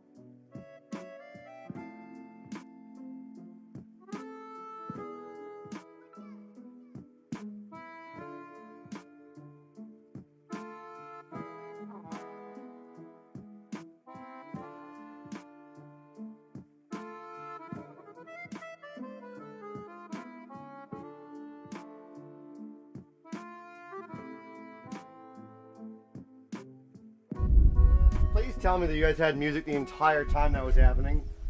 My dudes. Hello, Bingus. Did you guys have music the entire time that was happening? Yeah, no worries, Witchy. All the love to you. Take care. Good. Yeah, I muted myself because I didn't want you guys to hurt your ears. It was very loud for me. There we go. Pepperoni, pepperoni, dingusroni. Good.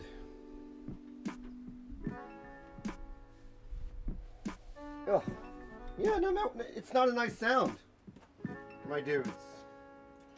Why we get rid of it? Right. So, he also just come here, Wally. Come here, Wally. All the way over here, Wally. Wally, there we go, bud. There we go. Bingus. Oh dear. Ow, ow, ow, ow, ow. There we go.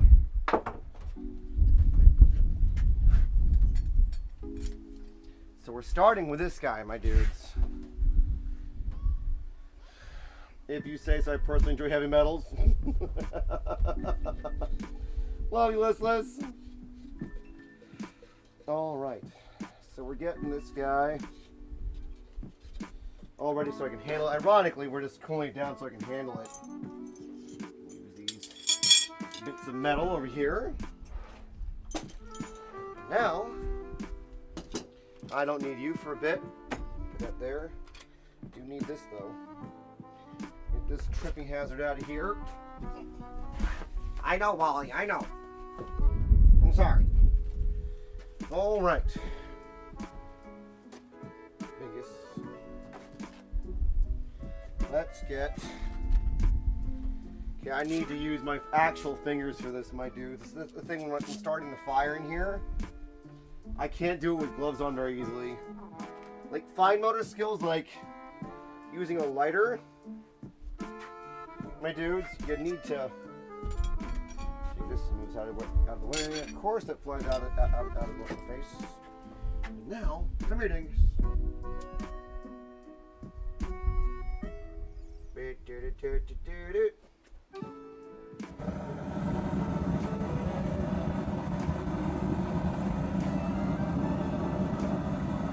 There we go.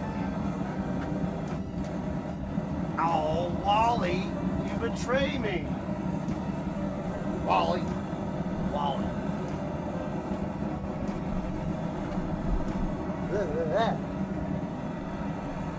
Yeah, dude, I do. Hey, Watermelon's good to see you, my dude. How are you doing? How was work? Here we go. Bingus. And it follows me, Watermelon, almost too well sometimes.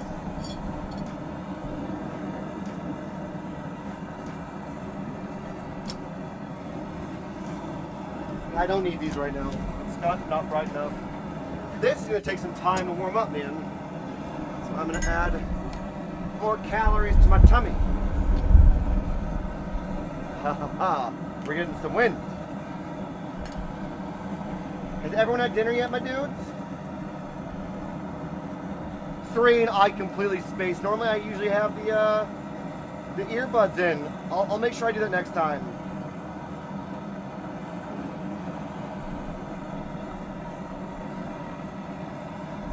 Coming up for the most part. Some good things to come. Watermelon, tell me more, my dude. There's only 4 though. That's right. I love the track. It's an Instalink 360 in era. Instalink 360.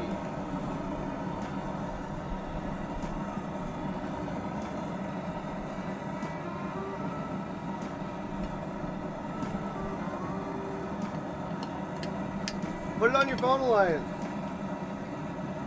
Bring me with you. Wow, they got hot fast. All right. Holy guacamole, my dudes. So what we're doing, why am I eating mud? Because it's good for you, my dude. It's good for you, man. Sorry, Wally. Didn't mean to move that fast. Wally, I'm sorry. Okay, I'm sorry, Wally. It's pretty good, but I tend to move a bit fast sometimes. Alright. Do. Follow me, Wally. There we go. Baby, come back. Baby, come back.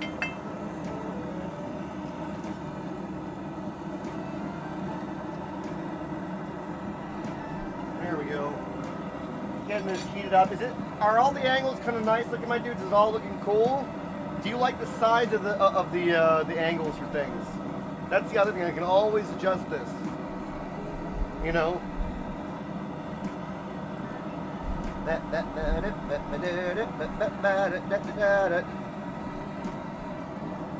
took over the U.S. side of things from the other guys more than we give. Wait. Watermelon, can you explain a little bit more, my dude? Looks pretty good. Would you change anything? My dudes. That's the question. Alasi, what are you doing? Oh, right. There we go.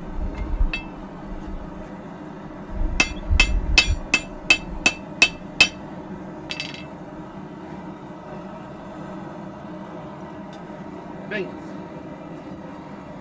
Without additional place supervisor, so that you did a little work on that.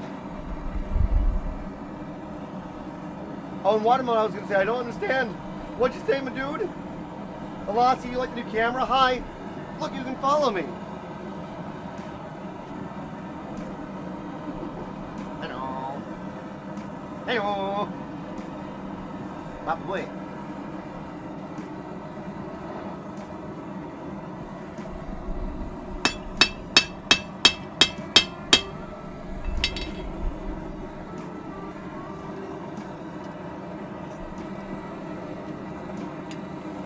I mean, of course you did, Alasi. They closed the shop the other night. See, look, I told you, Alasi, you got this. You are excellent at what you do. You're great at communication. You care about what you put your mind to. Good things are going to happen. You're fantastic at your job. Keep kicking butt. And drive safe.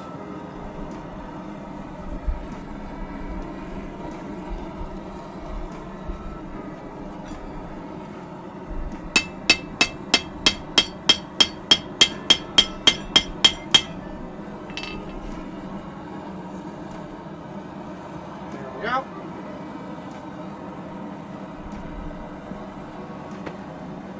I got your back, Jason. I got your back, my dude. Don't you worry. Didn't get schedule back.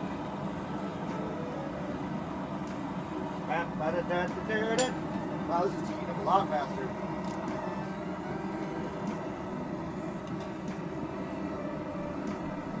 Woo! Big old fingers. Low of the 9 fingers. Small can be beautiful. 4, 5, 6, 7, 8, 9, 10.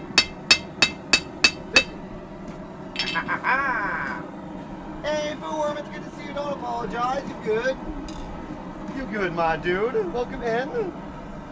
This is more paid money. Watermelon, my dude, let's go. Can we get a congratulations for Watermelon? Better pay. Better pay. Do you guys see this still well enough? I hope so.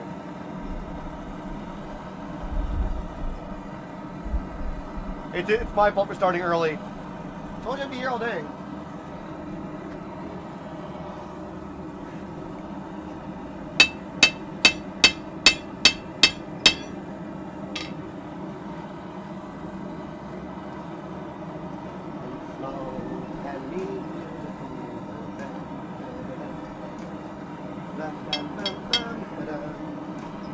You know what we did last night? Wait, who was hanging out last night, my dudes?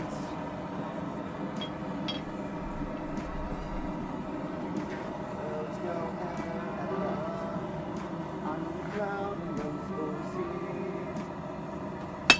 3, 4, 5, 6.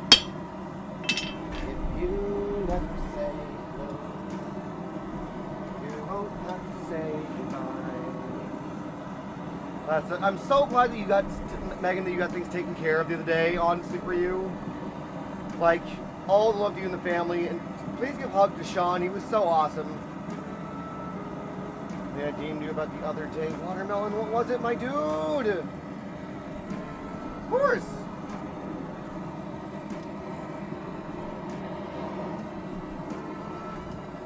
Oh, yeah.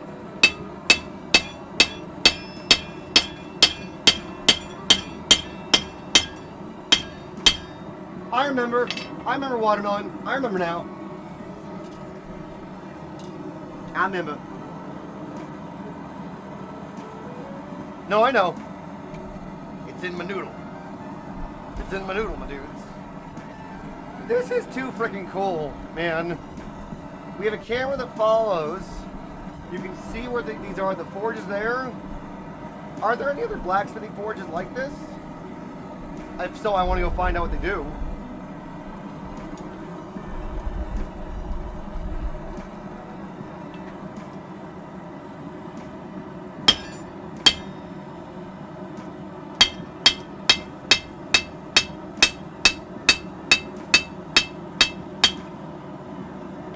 Look at it go.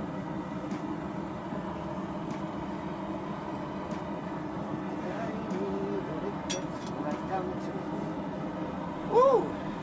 You guys can still hear me well enough, my dudes? I need water. More oatmeal, you lovely beans.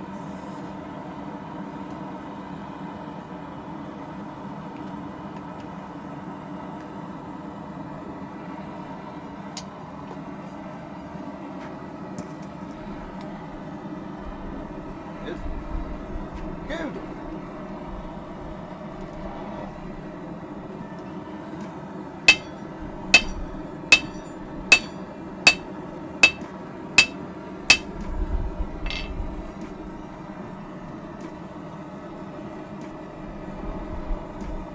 There we go.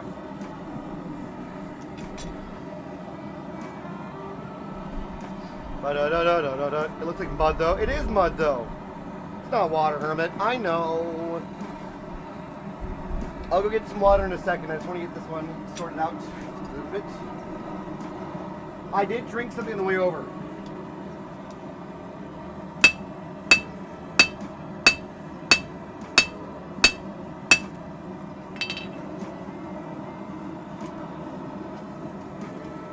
Alright. What I'm going to do, my dudes, I'll go grab some water now. It's getting hot out. Stay right there. I'll be back in just a second.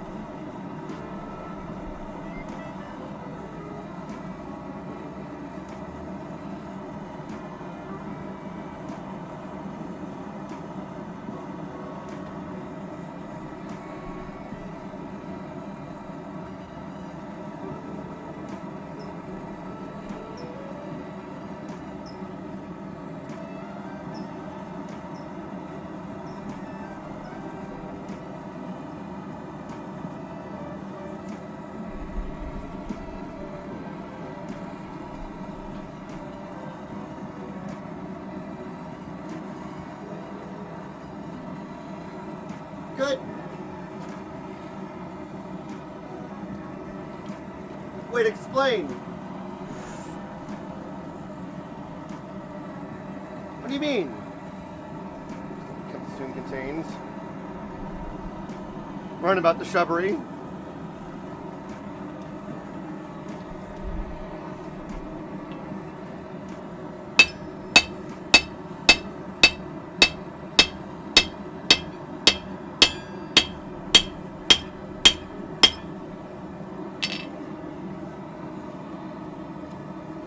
There we go. Hide. No, don't hide. What do I know you as here? Oh! Megan! It is the wonderful partner of Alasi.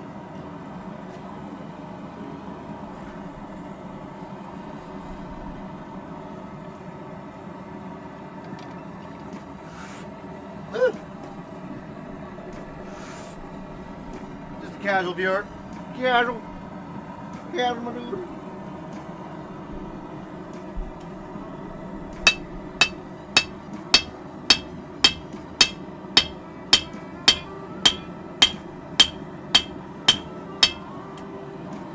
Right?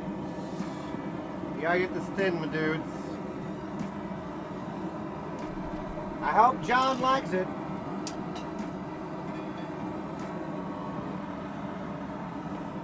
Roads go ever ever on the land and on the sea. If you never say hello, you won't have to say goodbye.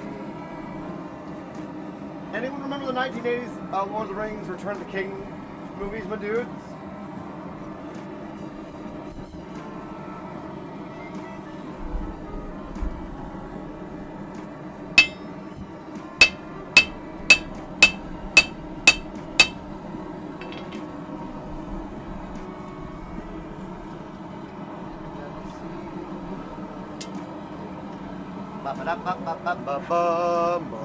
Oh, dingus. I should be doing exercises during this when it heats up. You know. That's right. Bilbo Baggins, bravest little hobbit of them all.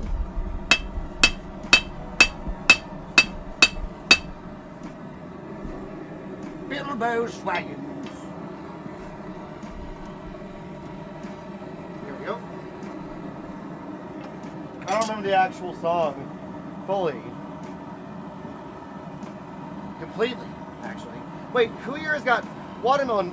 Did you download Baldur's Gate 3 yet, my dude, when you get home?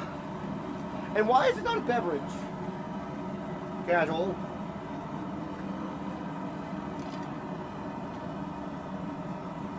You got water in my face. Yours just finished downloading. I cannot wait. Freaking stoked.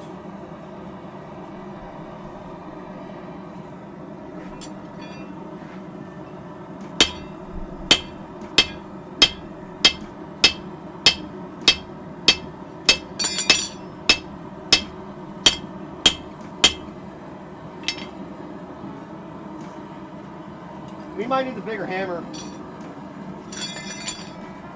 Nothing conflicted. I'm going to be doing that, I think, as well, casual. No. We don't use this very much, but we're gonna now. This is the big one. Yeah, we're a big one. Using a bigger hammer.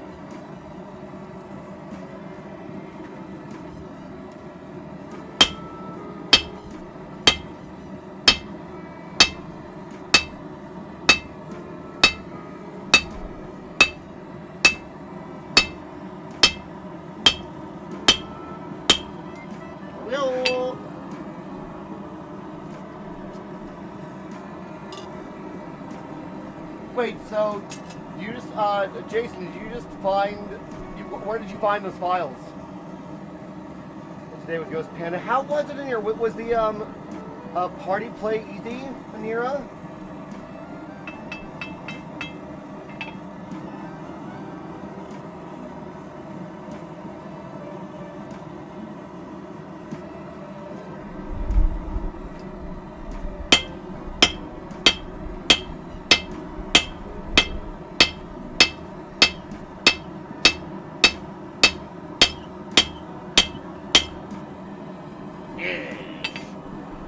Getting there. Getting there. Oh, it's starting to get a little bit funky. That's okay. It's okay, buddy. What do I need? So it works pretty well. Okay, cool. Save menu and install from Steam. Okay, so just uninstall. So from the load save menu. Okay. And then uninstall and then reinstall, right, Jason? Thank you everyone that's, by the way, that's liked the video. It really helps the dingus, the dudes. Woo.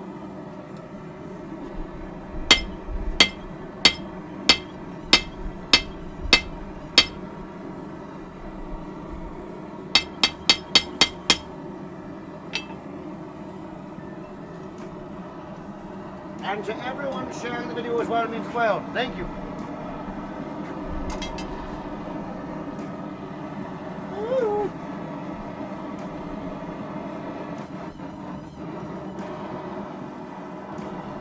Woo. Woo. Oh, Wally. There's nothing over there, bud.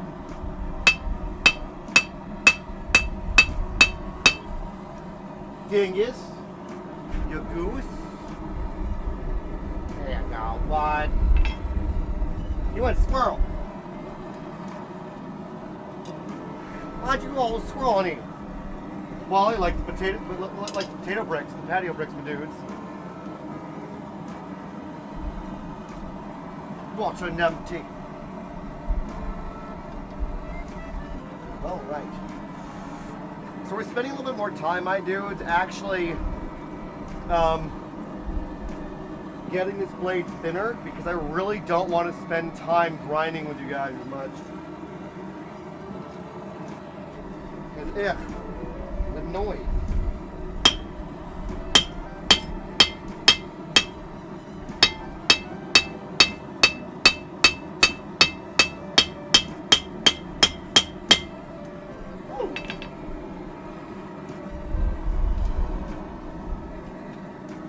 Small can be beautiful.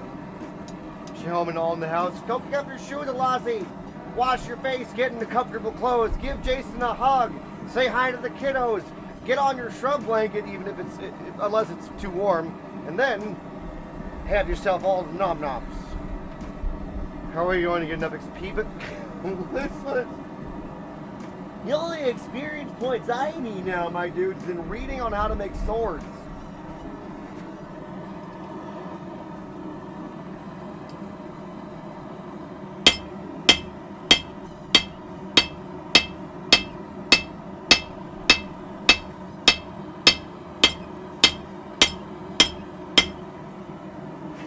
Not gonna lie, my dudes, I'm a little intimidated by that, to be honest. The fact that we have a sword forge coming, it's like I'm extremely happy and I'm also extremely nervous all at the same time. Oh, now it was too hot when I got home for the evening hug. Oh! Posted some pictures of my swarm of the hummingbirds and the fur babies. There's so many. How many? Let's. Oh. Oh.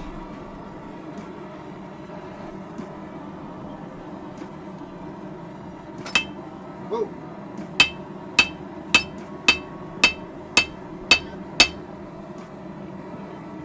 Huh? What's that?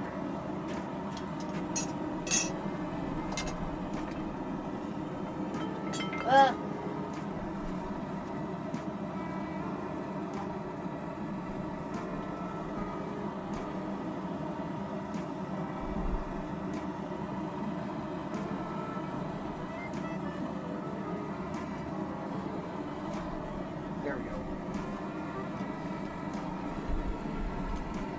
Oh.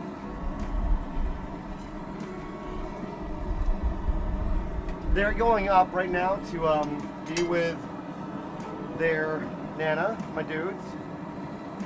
Bup.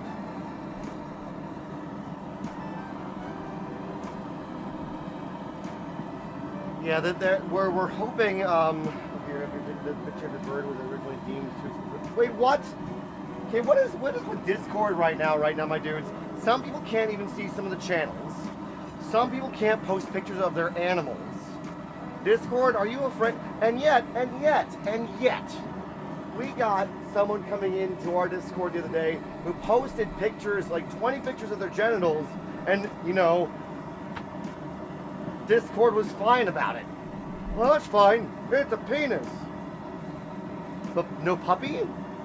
Come on, man.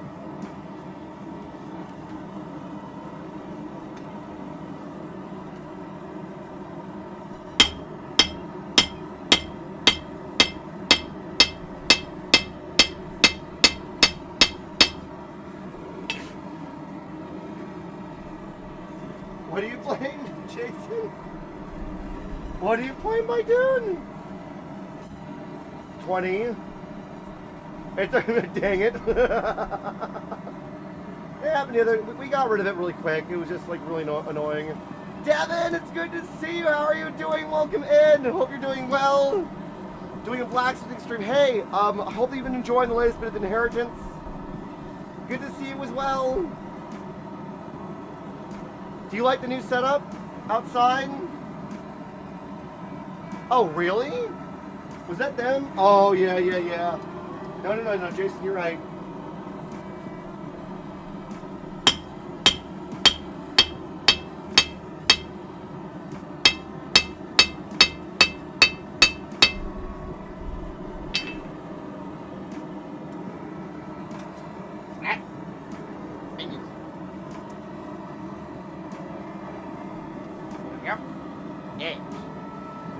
Yeah.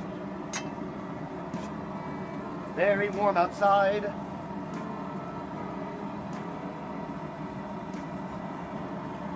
Thug Shaker Central. And less stormy from where I am. Devin, how stormy is it where you are? So, Lassie, this was the Installing 360. That's about the size of like my pinky. That's the AI camera that follows me around so you never lose me. Until Wally, who would call our camera, says squirrel.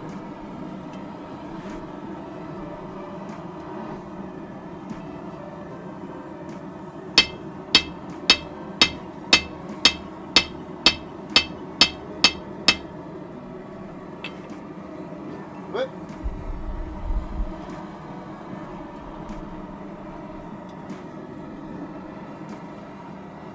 No, it's tiny, my dude. Hey, love you, MBK, my dude.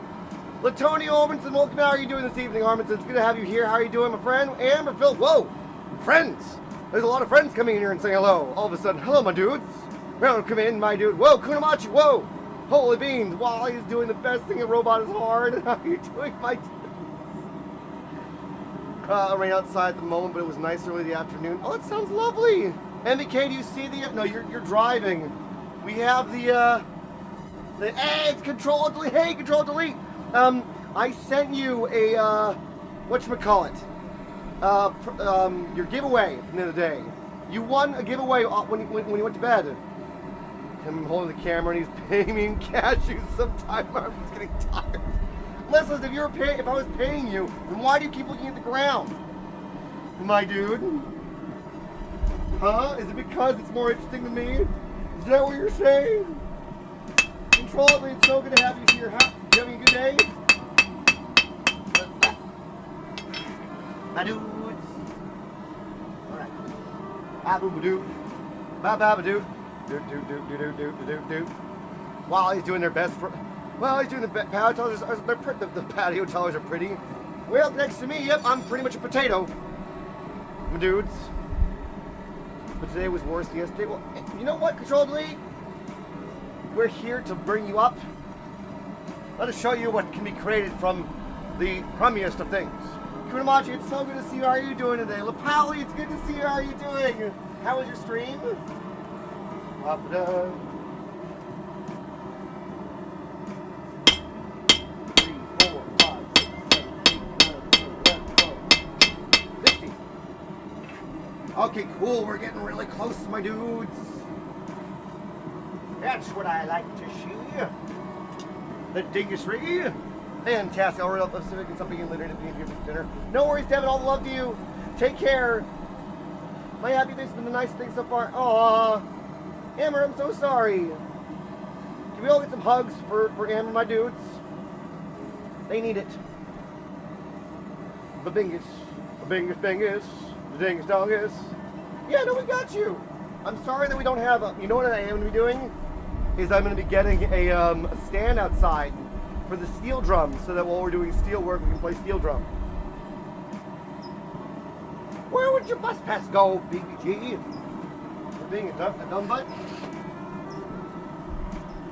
Weird.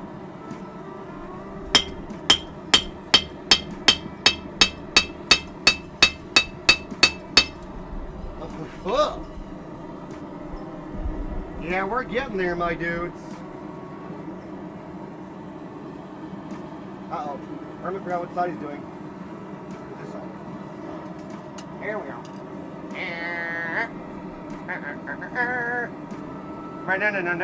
Wait a second. Wait just a dang second. There's... Now, wait. What? This is getting out of hand. Now there are two of them. Jason, there might be. I didn't turn anything on.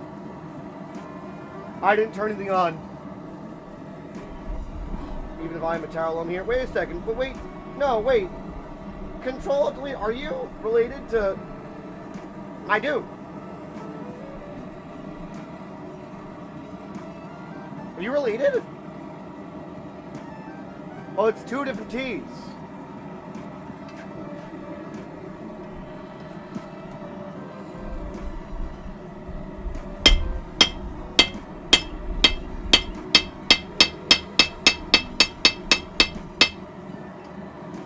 Alright, so we're going to use a smaller one.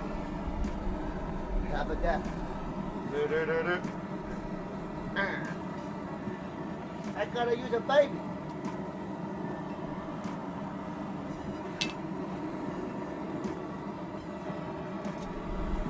What, I gotta use a bobbit? I got you. That is technically what it's called. It has a different condition. We could always spam for it to test it. I don't think it will. I'm kidding. That's okay. And it's probably not.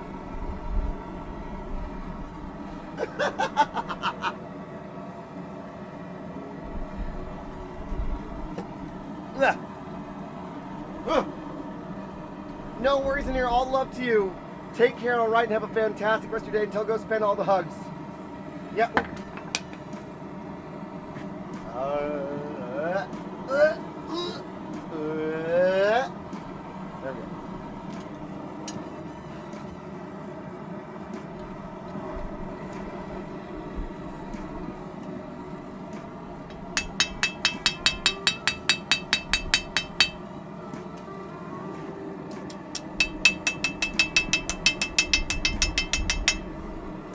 There we go. There.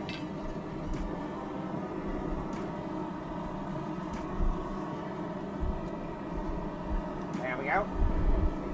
Good. Get on the hugs. Oh, the hugs. My dude. And again, Amber, I'm so sorry that you had a rough day. I hope that this is helping. Just hanging out and having something to see. You're going to see like a whole process happening here. Whoop.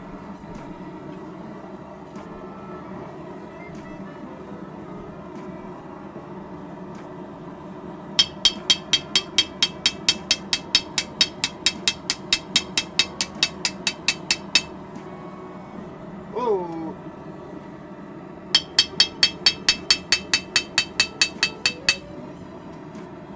Uh-oh. I see some more pitch. That isn't what we want.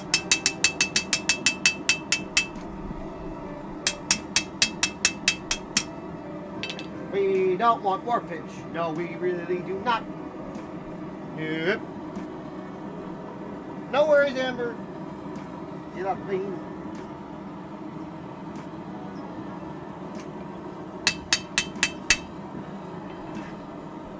We don't want more pitch. That's definitely what we don't want.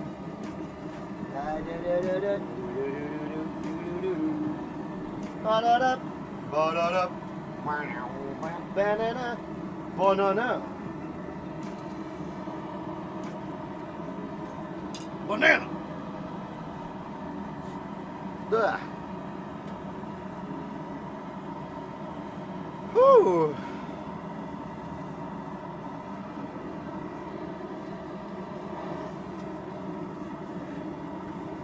Bananas.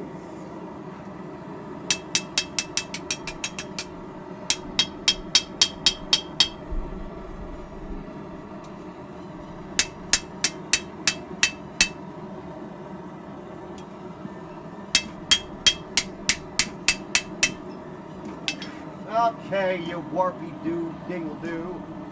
I see you.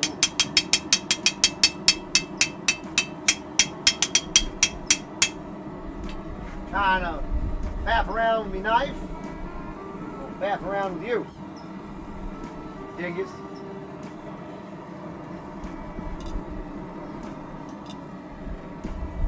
We want a bit of a bigger one. Oh.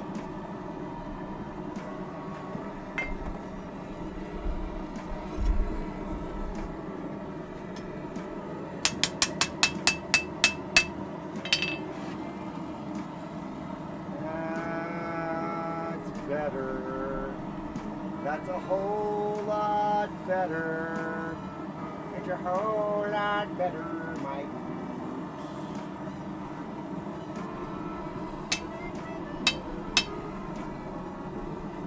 want it to be center. I really, really do. I don't want it to have this take a boo.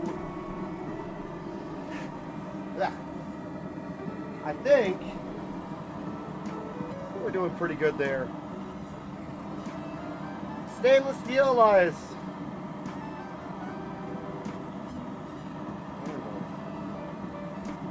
A little bit of stingers. Little bit of fingers. Trying to get rid of that, my dudes. Oh, well, let me show you. Because now we're going to get to the point where we let this actually calm down. Calm its beans. Come on. Wally. Come here.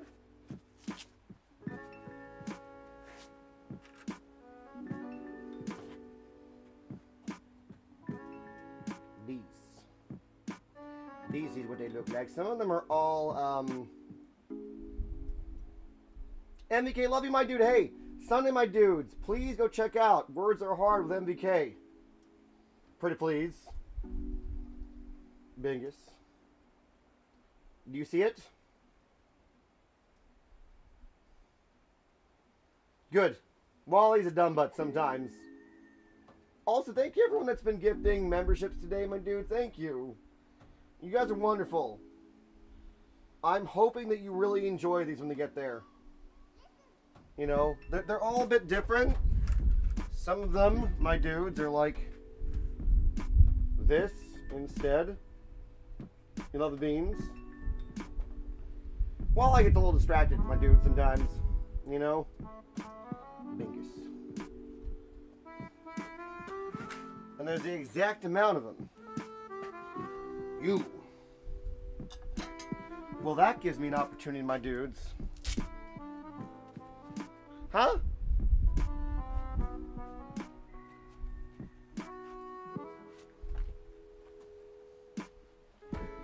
All right. Bingus. So that stays there now. Then it comes with the territory. Should we get an actual Wally on here somewhere? I'm trying not to crowd the actual, you know, thing. I'm gonna do some more water really quick, my dudes, while this cools down. And then we're resetting up our over. This is the portion of the stream where things just get loud. And I'm sorry. I don't know what else to say other than I'm sorry. It's gonna get loud. Well, just give me a second.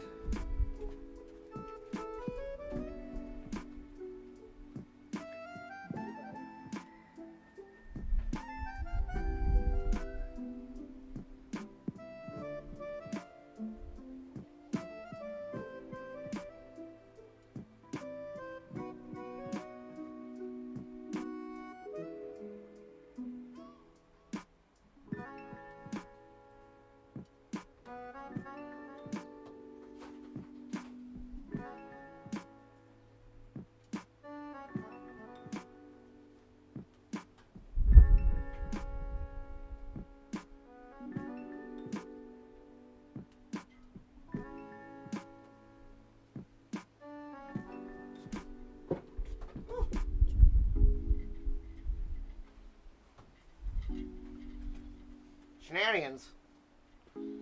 What are you talking about? Let's not clutter the screen, my dudes. Vegas. Wally. There we go. Thank you. I have a question. What, Wally? Let's see how this is doing. Come here. Hey, listen, Wally. We should have called it Navi.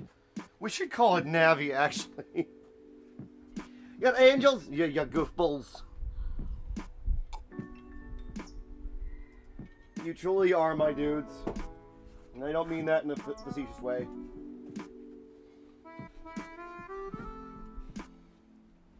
One second. Wally! Navi!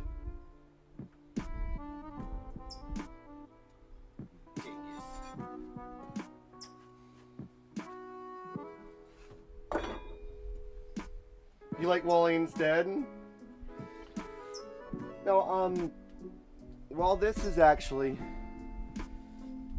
you know, cooling. I know I've said it before, my dudes, but, you know, I really had a couple moments the other night where I came into the kitchen and I broke down crying, like, with kind of, like, gratitude with Z, and I said, you know, like, I've been having a really, really hard time kind of accepting the reality of the amount of generosity and kindness that you guys have shown. And I just wanted to say thank you again from the bottom of my heart for, like, making this all possible. You know, and I hope truly that these things that you're seeing, that are coming out of this, that are for you, really feels like it's bringing light into your life, because I really feel grateful to, you know, do this full time to do something nice, you know. So thank you again for just absolutely earth-shatteringly changing my life. I love you guys. Thank you. Now let me get back to reading your funny things. Is an angel a fallen one, but still an angel? Still held up by the invisible horns. They just glow bright, right everyone out of there. You guys are fantastic. Where are we at with this? No, so the angel's still hot. I worry that I don't say thank you enough, my dudes. That's my big worry, is that I don't say thank you enough. And I hope it's really clear how grateful I am. And Rangers, thank you for dealing with me when I get in my head. You know. Hey, it's good to see you, my dude. Sure happy. Hope you're doing well, my friend. Welcome in. Ooh. Vegas. Oh, it's true, pal. It doesn't matter what part of content creation that you're in. You know, it's just part of it. You know. I did you say thank you sometimes too much. It's like the staple of your vocab or something like that. Good. I'm glad that I say thank you enough. You've touched all of our lives in such a positive way that I think that we should all be thanking you more from too. You guys do thank me. Have you guys seen what you guys have been doing? Showing up to streams and saying hello to this dingus' face, making me laugh the entire time, my dudes. Not only that, but like clearing the throne list with it like 3 times in the last 2 months. You know, I can't thank you enough. And all of those things have been to like feed back into this for you guys. Is that really cool down enough? I don't know. I think so. Let's see. New way to break Hermit. No, don't ban thank you. Write that down. Ban thank you. Good God. No, I need that word. I know, and I've been around for 3 years. That what I'm doing with life. Listen, thank you so much again for like everything, man. Come over here. We're gonna change this camera angle now. Come here, Wally.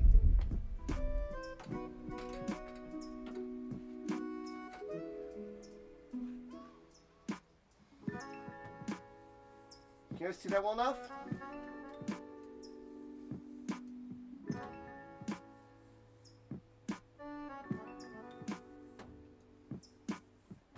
Let's change the beat. Oops, sorry, that's right up my nose. hello.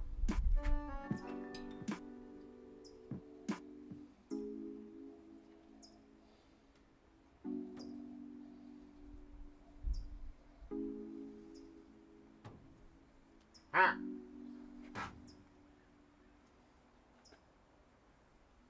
There we go. That's literally pointing at the bushes, dingus. Oh, doesn't matter. There we go. You can see it my nose. Sorry about that. Booger check. I apologize. Every stream I sometimes don't know how to do it, but also try and be the same on my stream. Well, Pally, like any sort of encouragement, you just let me know, okay? Because like, I've had a couple people ask it's like, how do you stay so positive? And it's thinking about being grateful, but also staying grounded. My dudes. Come here, Wally. Can you throw this away?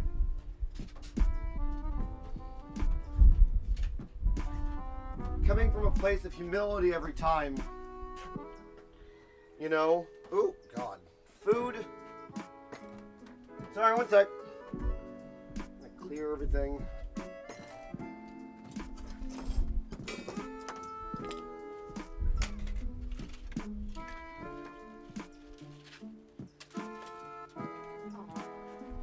Coming from a place of humility every time, my dudes, I don't feel no one owes me anything. My dudes. And the only like brain weasel left is I want to continue growing this space so that I can reach out to bigger and bigger organizations to help give back to you guys. So like my dream is for the shrubbery to become as big as like Jacksepticeye or something in a way, you know.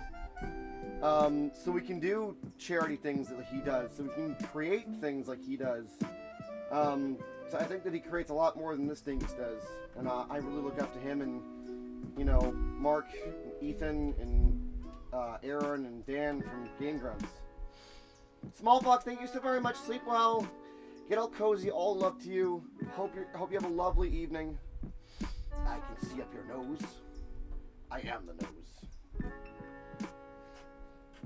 I hope that doesn't sound like a crazy thing to like go for. I could take over the world. I mean, spread positivity. Oh my gosh, my dudes. Do you want to do an unboxing while this is still going? There are apparently a bunch of packages by the front door. Would you guys like to do that? But even Jack had to step away for a while because he did too much too fast to pace himself. That's right. Yes. I feel like you're already there, but I'm new. Lapala, thank you. God dang it. Unboxing. Right. Well, I have a dream, my dudes. If you guys want to help a funny thing happen, you know what I mean, go on to Twitter and at Jacksepticeye. This guy called the Reluctant Hermit just wants you to come and call him you from Wish, and he'll die happy. Because I have green hair, and I'm a UK citizen. Through the life of one person, one at a time exactly. Oh God, whatever it is. So I'll be right back in just a second. Stay right there, Wally. Give me a moment, I'll be right back. Let me go see what these are. Let's see what's going on. Soon, I'll be able to take you with me.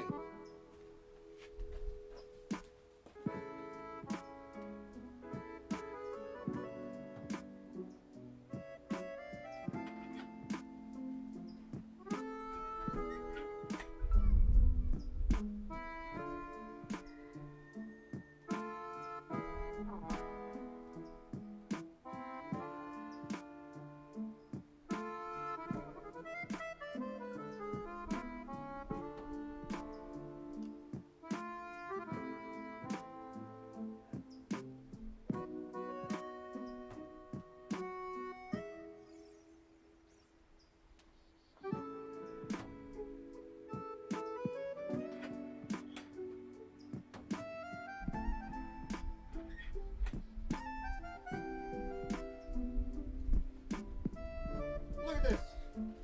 Look what you've done. My dudes. Huh. Bingus. Right. It's time for some shenanigans, my dudes. Boxes. Boxes. Boxes. We've got some boxes, my dudes. What do we have and what's in the box? Wally on a Roomba. Oh my god, can you imagine? All right. Wait, what? Wally, what are you looking at? What are you looking at, Wally? Wally. Wally. Wally. Wally. Wally. Thank you, dingus. Wally be AWOLing. Wally's AWOLing us, my dudes. What a dingbutt. Wally's being shy. Wally is being shy, apparently. What's in the box?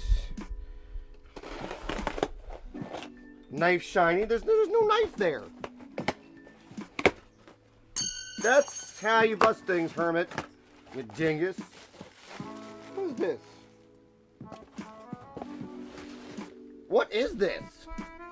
Oh, hey, we need this. Excuse me. What? Wally! Wally!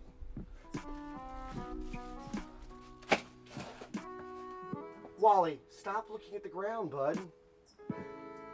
Wally! You giant goofus doofus.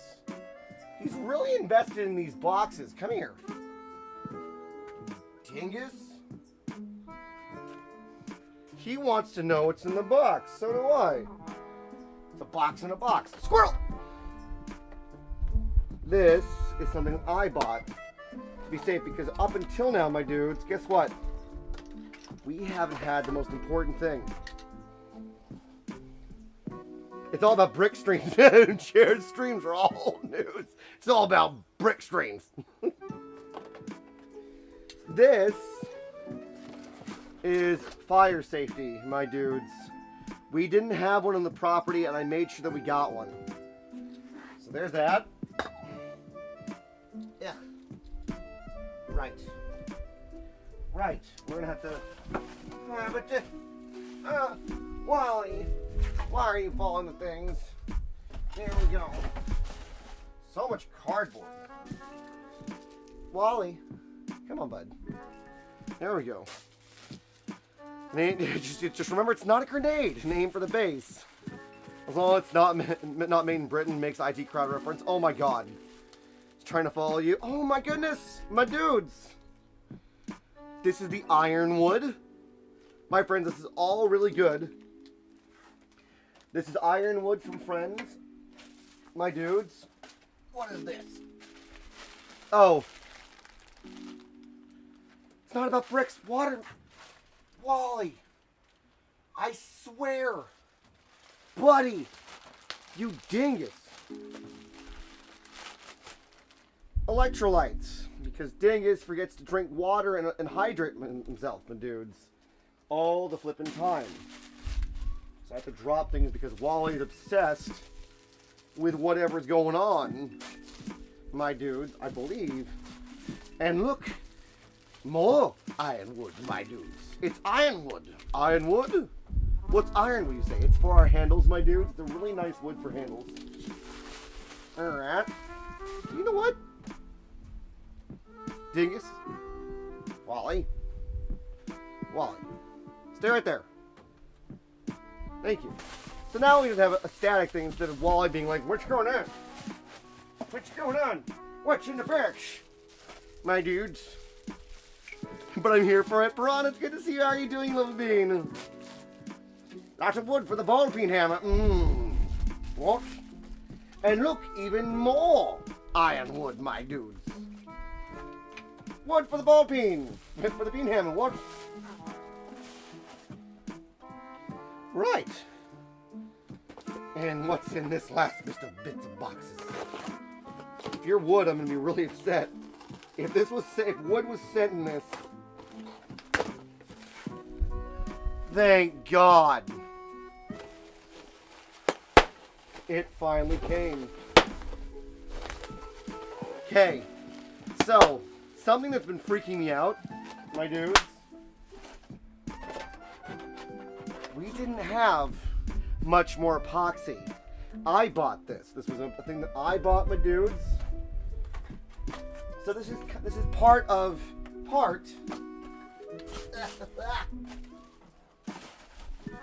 of the things from Throne. Actually, really the only things that came from Throne so far, my dudes, which is really wonderful.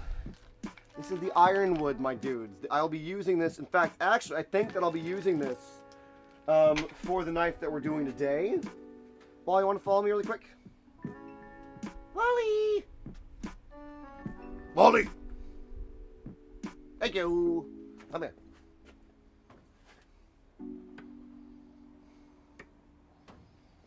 Silly woozle.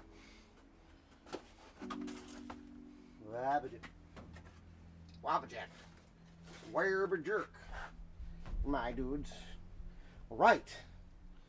So, here we go. Now, I have a question for you guys. Scolded me, I won't follow, right? He's like, how dare, Dad? Dad?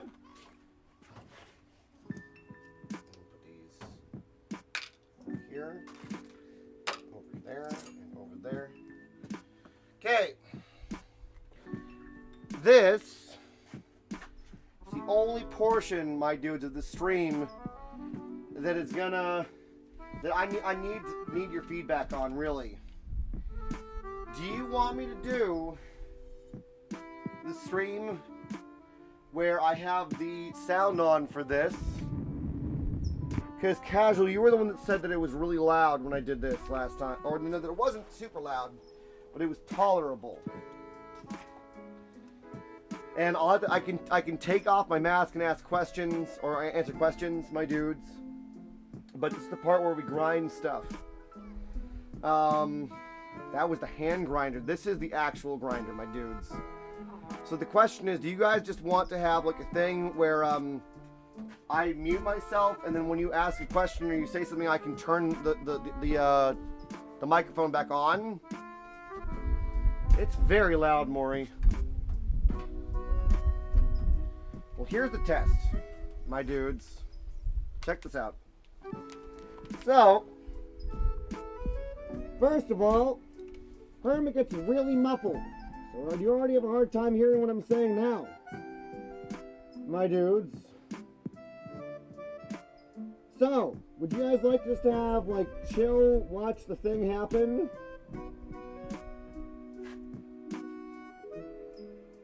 Thank you.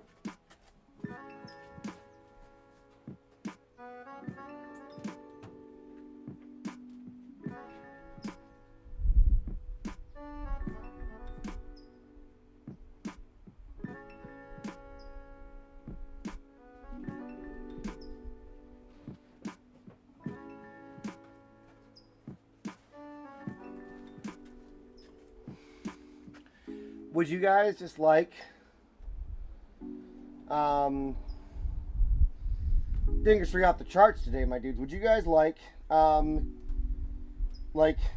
just the music during this? Do you want me to put on the book in the background while I'm doing this? Does that sound nice? I can do that. Do you want me to put on a book while I'm doing this? So you can just kind of hang out and vibe? Because this is going to take a bit. You know, and I can always unmute myself to say something. That way it really is just kind of like a hangout and vibe thing for a little bit. Does that sound nice? You still get my voice.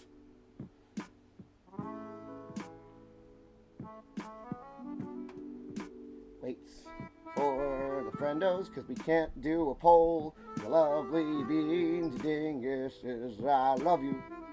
Just want to make sure I'm doing what I can.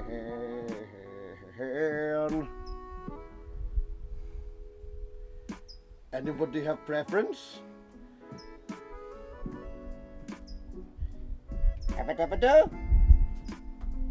Mister. Hello? Calls out into the ether. Oh man, okay.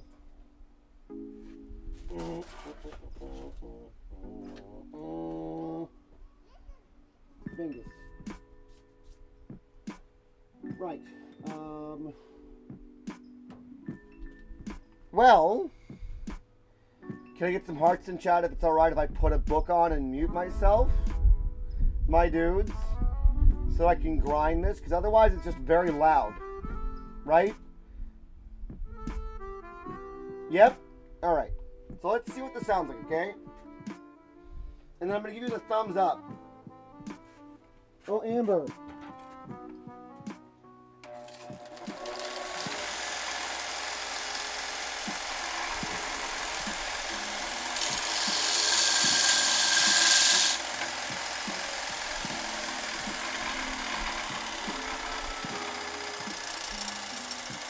Chat got wacky. Everything okay? I'm so sorry. Did the stream go down?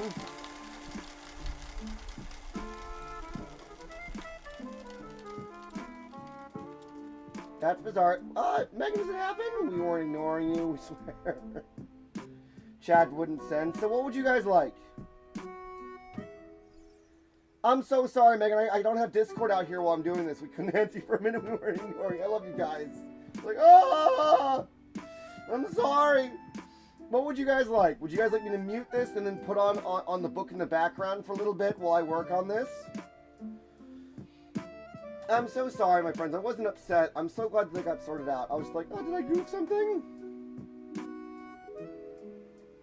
Watermelon, you have fun, my dude? It's pretty loud, Amber. Everyone want to opt in for that? I'm going to lurk for a bit. Going to soak in the bath and see if my back what's up with the hurting. I love you. Take care, all of us. You little bean. You'll be able to see what's going on the grinder, my dudes. Let's try the book. And then give me some hearts in chat, my dudes, if you like it. All right? So here we go. Let me go do this. Hi, zombie! Oh, for God's sake. Silly Bingus. Of course, my thing gets disconnected because.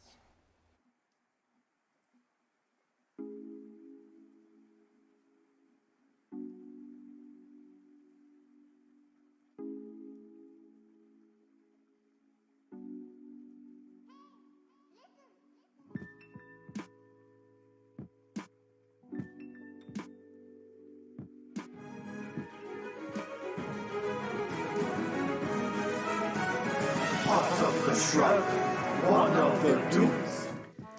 Well, welcome everyone back to this part of Inheritance. Thank you to everyone that's here in Discord, that is here while it's being recorded live.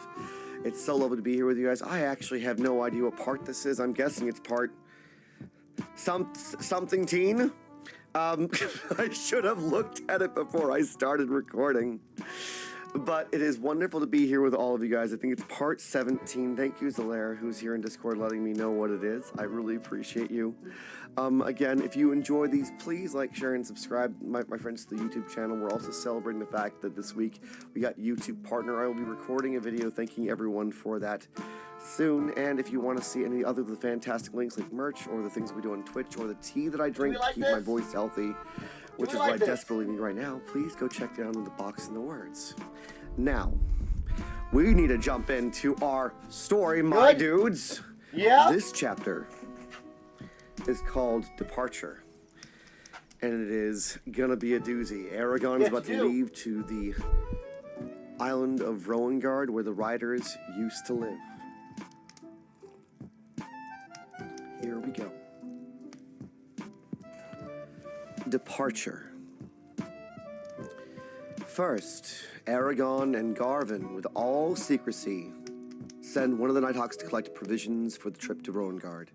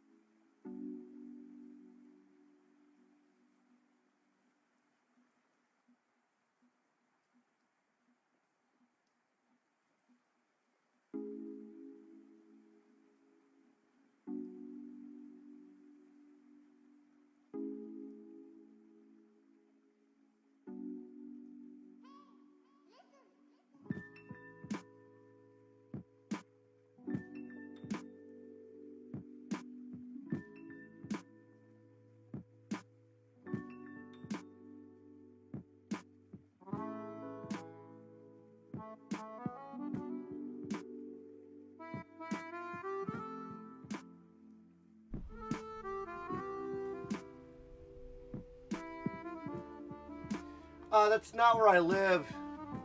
It's just a network area. What's going on? Can you guys still see the video? My dudes?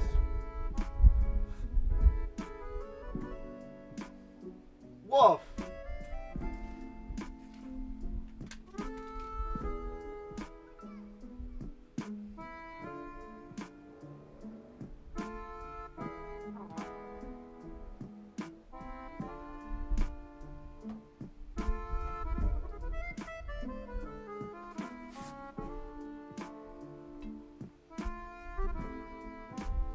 Is it okay if we just continue without it, my dudes? I don't know what to say. I can't control this. Dang it! Come on, this was like the one thing that I wanted it to do. You Muppet.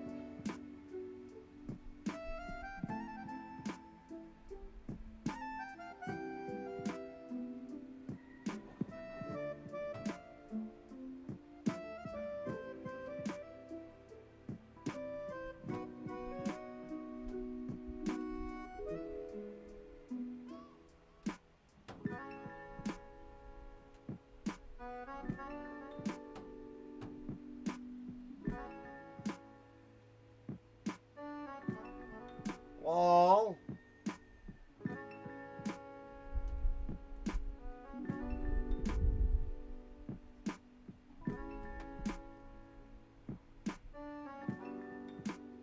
Teeth clacked together in pain.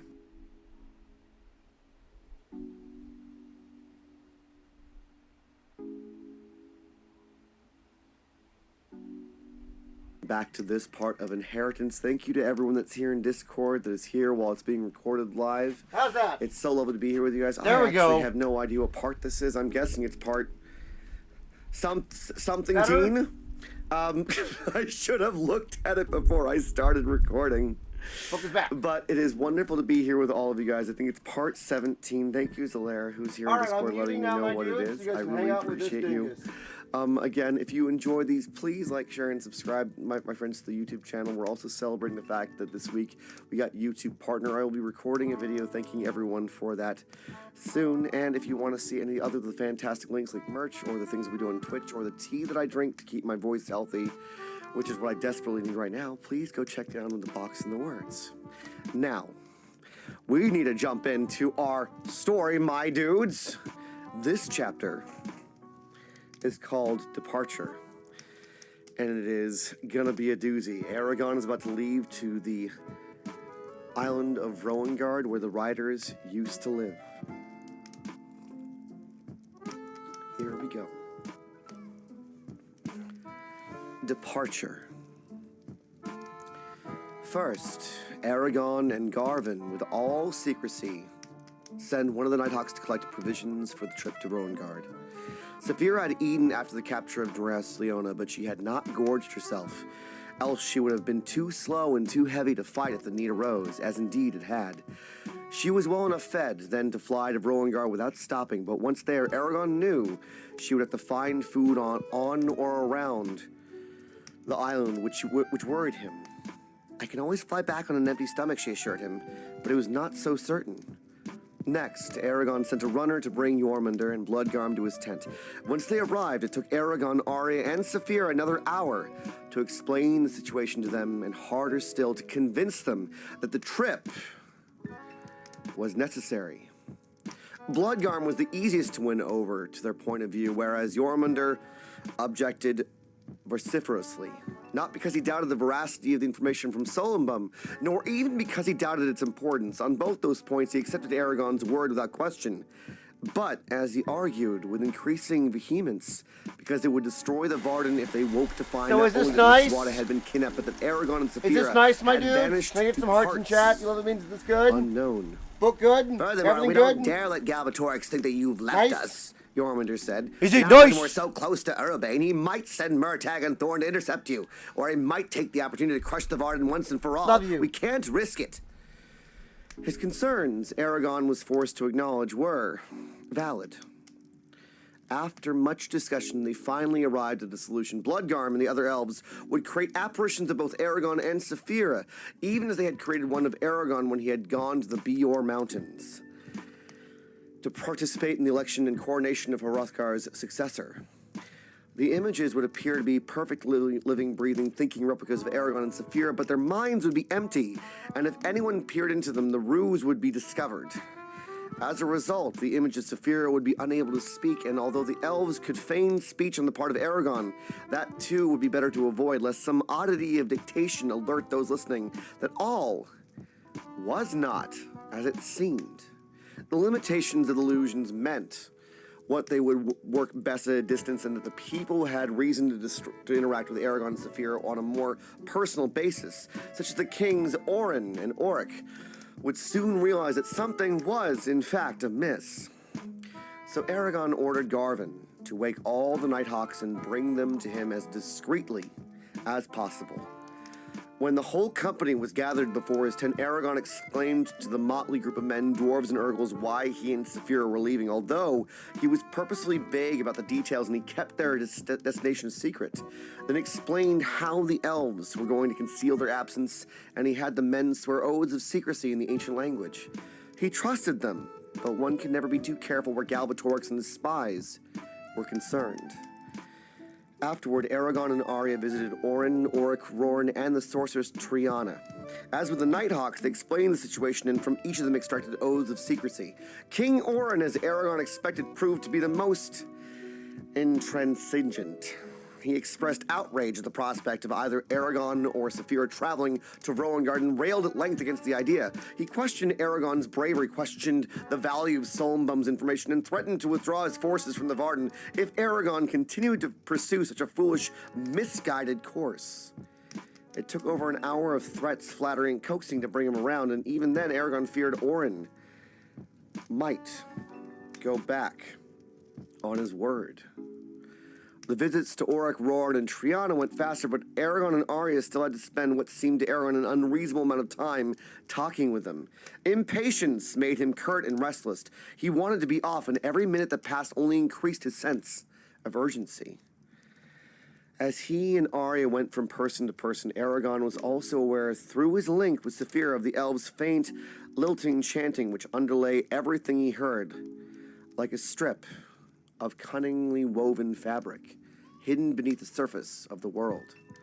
Saphira had remained at his tent, and the elves were ringed about her, their arms outstretched and the tips of their fingers touching while they sang. The purpose of their long, complicated spell was to collect the visual information they would need in order to create an accurate representation of Saphira.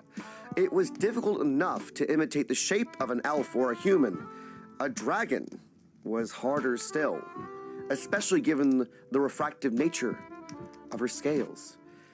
Even so, the most complicated part of the illusion, as Bloodcarm had told Aragorn, would be reproducing the effects of Saphira's weight on her surroundings every time her apparition took off or landed. When at last Aragorn and Arya had finished making their rounds, night had already given way to day, and the morning sun hung at a hand's breadth above the horizon. By its light, the damage wrought upon the camp during the attack seemed even greater. Aragorn would have been happy to depart with Saphira and Glader then, but Jormungandr insisted that he address the Varden at least once properly as their new leader. Therefore, soon after Aragorn was to depart, once the army was assembled, Aragorn found himself standing in the back of the empty wagon, looking out over a field of upturned faces, some human and some not, and wishing he were anywhere but here. Aragorn had asked Rorin for advice before, and Rorin had told him, "Remember, they're not your enemies. You have nothing to fear from them. They want to like you. Speak clearly, speak honestly, and whatever you do, keep your doubts to yourself. That's the way to win them over. They're going to be frightened and dismayed once you tell them about Maswada. Give them reassurance they need, and they'll follow you through the very gates of Urabane." Despite Rorin's encouragement, Is there an issue with the audio or the video, my dude? Still felt apprehensive before his speech. He had rarely spoken to large groups before, and never for more than a few lines. As he gazed at the sun-darkened, battle-worn warriors before him, he decided that he would rather fight 100 enemies by himself than have to stand up in public and risk the disapproval of others. Until the moment he opened his mouth, Aragorn was not sure what he was going to say. Once he started, The words seemed to pour out of their own accord. Yeah, Elias, but he was so tense, he could not remember much of what he had said. The video or the passed in a audio? blur. His main impressions Anyone having any issue with it, were but of at the least heat on and my end sweat, it's the blurry. groans of the warriors when they learned of the Swada's fate, the ragged cheers when he exhorted them to victory, and the general roar from the crowd when he finished. No issue? With relief, he jumped down from the back of the wagon to where Arya and Auric were waiting next to Saphira. As he did, his guards formed a circle around the four of them, shielding them from the crowd and holding back those who wished to speak with him. Okay. Well done, Aragon, said Auric, clapping him on the arm. Was it? Aragon asked, feeling dazed. You are most eloquent, said Arya. Aragon shrugged, embarrassed. It intimidated him to remember that Arya had known most of the leaders of the Varden, and he could not help but think that Ajihad or his predecessor Daenor would have been much better with the speech. Auric pulled on his sleeve. Aragon bent toward the dwarf in a voice barely loud enough to be heard over the crowd. Auric said, Please I hope that whatever you find is worth the trip, my friend. Take care you don't get yourselves killed, eh? I'll try not to. To Aragon's surprise, Auric grabbed him by the forearm and pulled him into a rough embrace. May Gunterra watch over you. As they separated, Auric reached over and slapped the palm of his hand against Saphira's side. And you as well, Saphira. Safe journeys to the both of you. Saphira responded with a low hum. Aragon looked over at Arya. He suddenly felt awkward, unable to think of anything but the most obvious things to say. The beauty of her eyes still captivated him. The effect she had on him never seemed to lessen. Then she took his head in her hands and she kissed him once, formally on the brow. Aragon stared at her dumbstruck. Well, you wise medo ono, Arjitlam. Luck be with you, Silverhand. As she released him, he caught her hands in his own. Nothing bad is going to happen to us. I won't let it. Not even if Galbatrox is waiting for us. If I have to, I'll tear apart mountains with my bare hands, but I promise, we're going to make it back safely. Before she could respond, he let go of her hands and climbed onto Saphira's back. The crowd began to cheer again as they saw him settled into the saddle. He waved to them and then redoubled their efforts, stamping their feet and pounding their shields with pommels of their swords. Aragon saw Bloodgarm and the other elves gathered in a close-knit group, half hidden behind a nearby pavilion. He nodded to them, and they nodded in return. The plan was simple. He and Saphira would set off as if they intended to patrol the skies and scout the land ahead, as they normally did when the army was on the march. But after circling the camp a few times, Saphira would fly into a cloud, and Aragon would cast a spell that would render her invisible to those watching from below. Then, the elves would create the hollow race that would take Aragon and Saphira's place while they continued on their journey, and it would be the race that onlookers would see emerge from the cloud. Hopefully, none would notice the difference. With a practiced ease, Aragon tightened the straps around his legs and checked that the saddlebags behind him were properly secured. He took special care with the one on his left, for packed within it, well swaddled with clothes and blankets, was the velvet-lined chest that contained Glader's precious heart of hearts, his Eldenari. Let us be off, the old dragon said. To Vrowengard, Saphira exclaimed, and the world pitched and plunged around Aragon as she leaped off the ground, and the rush of air buffeted him as she flapped her massive bat-like wings, driving them higher and higher into the sky. Aragon tightened his grip on the next spike in front of him, lowered his head against the speed-reduced wind, and stared at the polished leather of his saddle. He took a deep breath and tried to stop worrying about what lay behind them and what lay before them. There was nothing he could do now but wait. Wait and hope. How's that, my friend? Is that better? Could fly to Vrowengard and back from the Empire before they attacked. Hope that Roran and Arya would be safe. Hope that he might somehow still be able to rescue Naswada. And hope that going to Vrowengard was the right decision. For the time was fast approaching when he would finally have to face Galbatorix. The torment of uncertainty. I got rid of something else that it was rendering. So I love you. Going back to it, I love you guys. I hope this is relaxing. Can we get some hearts? Tiles covered the dark vaulting ceiling, and upon the tiles were painted angular patterns of red, blue, and gold, a complex matrix of lines that trapped her gaze for a mindless while. At last she mustered the will to look away. A steady orange glow emanated from a source somewhere behind her. The glow was strong enough to reveal the shape of the octagonal room, but not so bold as to dispel the shadows that clung like gauze to the corners above and below. She swallowed and found her throat was dry. To the surface she lay on was cold, smooth, and uncomfortably hard. It felt like stones against her heels and the pads of her fingers. A chill had crept into her bones, and it was that which caused her to realize the only thing she wore was the thin white shift that she slept in. Where am I? She thought. The memories returned all at once. Without sense or order, an unwelcome cavalcade that thundered into her mind with a force almost physical in its intensity. She gasped and tried to sit upright, to bolt, to flee, to fight if she had to, but found she was unable to move more than a fraction of an inch in any direction.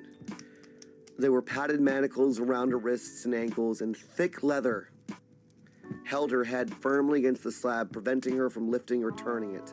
She strained against her bonds, but they were too strong for her to break. Letting out her breath, she went limp and stared at the ceiling again. Her pulse hammered in her ears like a maddened drumbeat.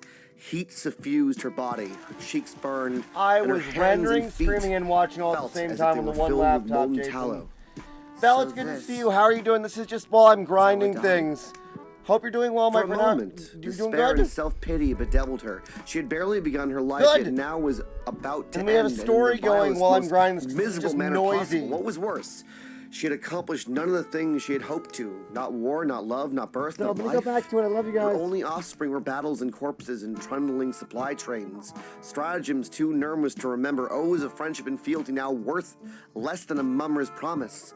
And a halting fractious, all too vulnerable army led by a rider younger than she was herself. It seemed a poor legacy for the memory of her name. And a memory would all that remained. She was the last of her line. When she died, there would be no one left to continue her family. The thought pained her, and she betrayed herself for not having borne children when she could. I'm sorry, she whispered, seeing the face of her father before her. Then she disciplined herself and put aside her despair. The only control she had over the situation was self-control.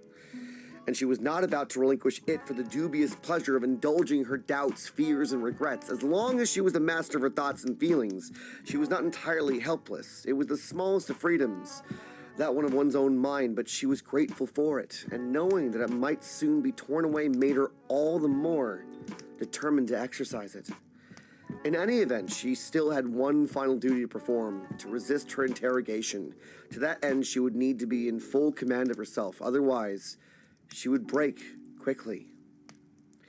She slowed her breathing and concentrated on the regular flow of air through her throat and nostrils, letting that sensation crowd out all others. When she felt appropriately calm, she set about deciding what was safe to think about. So many subjects were dangerous. Dangerous to her, dangerous to the Varden, dangerous to Aragon and Saphira. She did not review the things she ought to avoid, which she might have given her jailers the information they wanted then and there. Instead, she picked a handful of thoughts and memories that seemed benign and strove to ignore the rest, strove to convince herself that everything she was and had ever been consisted of only those few elements.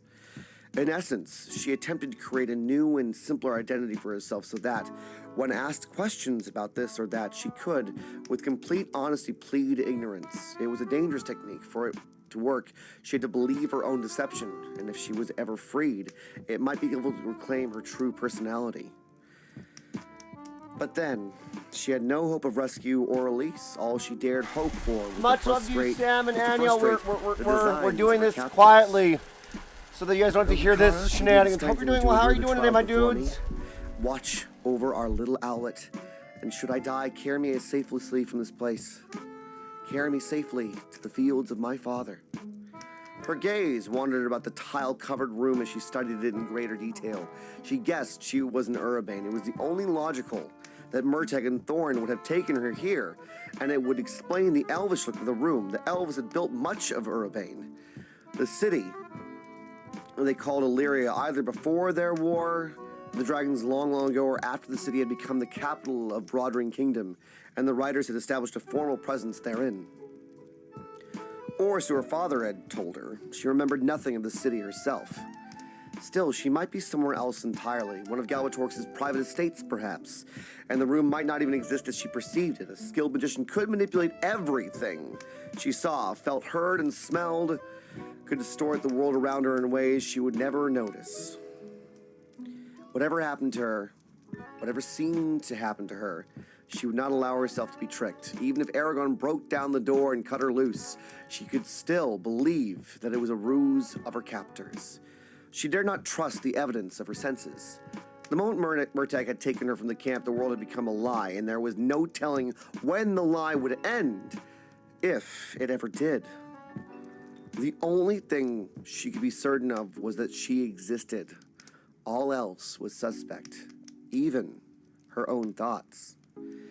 After her initial shock subsided, the tedium of the waiting began to wear on her. She had no way to tell time other than her hunger and thirst, and her hunger waxed and waned and seemed irregular intervals. She tried marking off the hours by counting numbers, but the practice bored her, and she always seemed to forget her place when she reached the tens of thousands. Despite the horrors she was sure awaited her, she wished her captors would hurry up and show themselves. She shouted for minutes on end, but only heard plaintive echoes in response. The dull light behind her never wavered, never dimmed. She assumed it was a flameless lantern similar to those the dwarves made. The glow made it hard to sleep, but eventually exhaustion overcame her, and she dozed off. The prospect of dreaming terrified her. She was most vulnerable when she was asleep, and she feared that her unconscious mind would conjure up the very information she was trying to keep hidden. She had little choice in the matter, however. Sooner or later, she had to sleep, and forcing herself to stay awake would only end up making her feel worse. So she slept, but her rest was fitful and unsatisfying, and she still felt tired when she woke. A boom startled her. Somewhere above and behind her, she heard a latch being lifted and then creak of the door swinging open. Her pulse quickened. As best she could tell, over a day had passed since she had first regained consciousness. She was painfully thirsty, her tongue felt swollen and sticky, and her entire body ached from being confined in one position for so long. Footsteps descending stairs, soft-soled boots shuffling against stone, a pause, metal clanked keys, knives, something worse? Then the footsteps resumed. Now they were approaching her, drawing closer and closer. A portly man, dressed in a gray woolen tunic, entered the field of vision, carrying a silver platter with an assortment of food, cheese, bread, meat, wine, and water. He stooped and placed the platter by the base of the wall, then turned and walked over to her, his stride short, quick, and precise. Dainty, almost. Wheezing slightly, he leaned against the edge of the slab and stared down at her. His head was like a gourd, bulbous at the top, bulbous at the bottom, and narrow in the middle. He was clean-shaven and mostly bald, except for a fringe of dark, close-cropped hair that ran about his skull. The upper part of his forehead was shiny, his fleshy cheeks were ruddy, and his lips were as gray as his tunic. His eyes were unremarkable, brown, and close-set. He smacked his tongue, and she saw that his teeth met on end, like the jaws of a clamp, and that they protruded farther than normal from the rest of his face, giving a slight but noticeable muzzle. On his warm, moist breath hung the smell of liver and onions. In her famished condition, she found the odor quite nauseating. She was acutely aware of her state of undress as the man's gaze roamed over her body. It made her feel vulnerable if she were a toy or a pet laid out over her enjoyment. Anger and humiliation brought a hot flash to her cheeks. Determined not to wait for him to make his intentions known, she tried to speak, to ask him for water, but her throat was too parched. All she could do was croak. The gray-suited man tutted. To her astonishment, began to undo her restraints. The moment she was free, she sat up on the slab, formed a blade with her right hand, and swung toward the side of the man's neck. He caught her wrist in midair, seemingly without effort. She growled and jabbed at his eyes with her fingers of her other hand. Again, he caught her wrist. She wrenched back and forth, but his grip was too strong to break. Her wrists might as well have been encased in stone.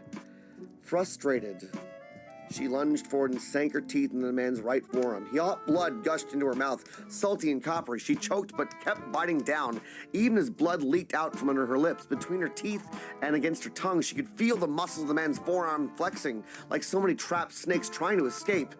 Other than that, he failed to react. At last, she released his arm, drew back her head, and spat his blood onto his face. Even then, the man continued to regard her with the same flat expression, neither blinking nor showing any sign of pain or anger. She wrenched at his hands once more, then swung her hips and legs around the slab to kick him in the stomach. Before she could land the blow, he let go of her left wrist and slapped her across the face hard. A white light flashed behind her eyes, and a soundless explosion seemed to erupt around her. Her head snapped to one side, her teeth clacked together, and pain lanced down her spine from the base of her skull. When her sight cleared, she sat glaring at the man, but then she made no move to attack him again. She understood she was at his mercy. She understood she needed to find something to cut his throat or stab him through the eye, if she was going to even potentially overpower him. He let go of her other wrist and reached into his tunic to retrieve a dull white kerchief. He dabbed at his face, wiping off every drop of blood and spittle. Then he tied the kerchief around his injured forearm, using his clamp-like teeth to hold one end of the cloth. She flinched as she reached out and grasped her by the upper arm, his large, thick finger encircling her limb. He pulled her off the ash-colored slab, and her legs gave way as she struck the floor. She hung like a doll from the man's grip, her arm twisted in an awkward angle above her head. He hoisted her onto her feet. This time her legs held, half supporting her. He guided her around to a small side door she had been unable to see from where she lay on her back. Next to it was a short flight of stairs that led to a second larger door, the same door through which her jailer had entered. It was closed, but there was a small metal grate in the middle, and through it she glimpsed a well-lit tapestry hanging against the smooth stone wall. The man pushed open the side door and escorted her into a narrow privy chamber. To her relief, he left her there alone. She searched the bare room for anything she could use as a weapon or a means to escape, but to her disappointment, found only dust, wood shavings, and more ominously dried bloodstains. So she did what she was expected to do, and when she emerged from the privy chamber, and sweating, gray-suited man took her arm again and walked her back to the slab. As she neared it, she began to kick and struggle. She would rather be hit than allow him to restrain her as before. For all her efforts, however, she could not stop or slow the man. His limbs were like iron beneath her blows, and even his seemingly soft paunch gave but little when she struck him. Handling her as easily if she were a small child, he lifted her onto the slab, pressed her shoulders flat against the stone, and then locked the manacles around her wrists and ankles. Lastly, he pulled the leather belt over her forehead and cinched it down, hard enough to hold her head in place, but not so hard as to cause her pain. She expected him to go and eat his lunch or supper or whatever meal it was, but instead he picked up the platter, carried it over to her, and offered her a drink of watered wine. It was difficult to swallow while lying on her back. She had to quickly sip the liquid from the silver chalice she pressed into her mouth. The feeling of the diluted wine coursing down her dry throat was one of cool, soothing relief. When the chalice was empty, the man put it aside, cut slices of bread and cheese, and held them out toward her. "What?" she said, her voice finally responding to her commands. "What is your name?" The man gazed at her without emotion. His bulbous forehead gleamed like polished ivory in the light of the flameless lantern. He pushed the bread and cheese toward her. "Who are you? Is this Urbane? Are you a prisoner like me? We could help each other, you and I. Galbatorix isn't all-knowing. Together we could find a way to escape. It may seem impossible, but it isn't, I promise."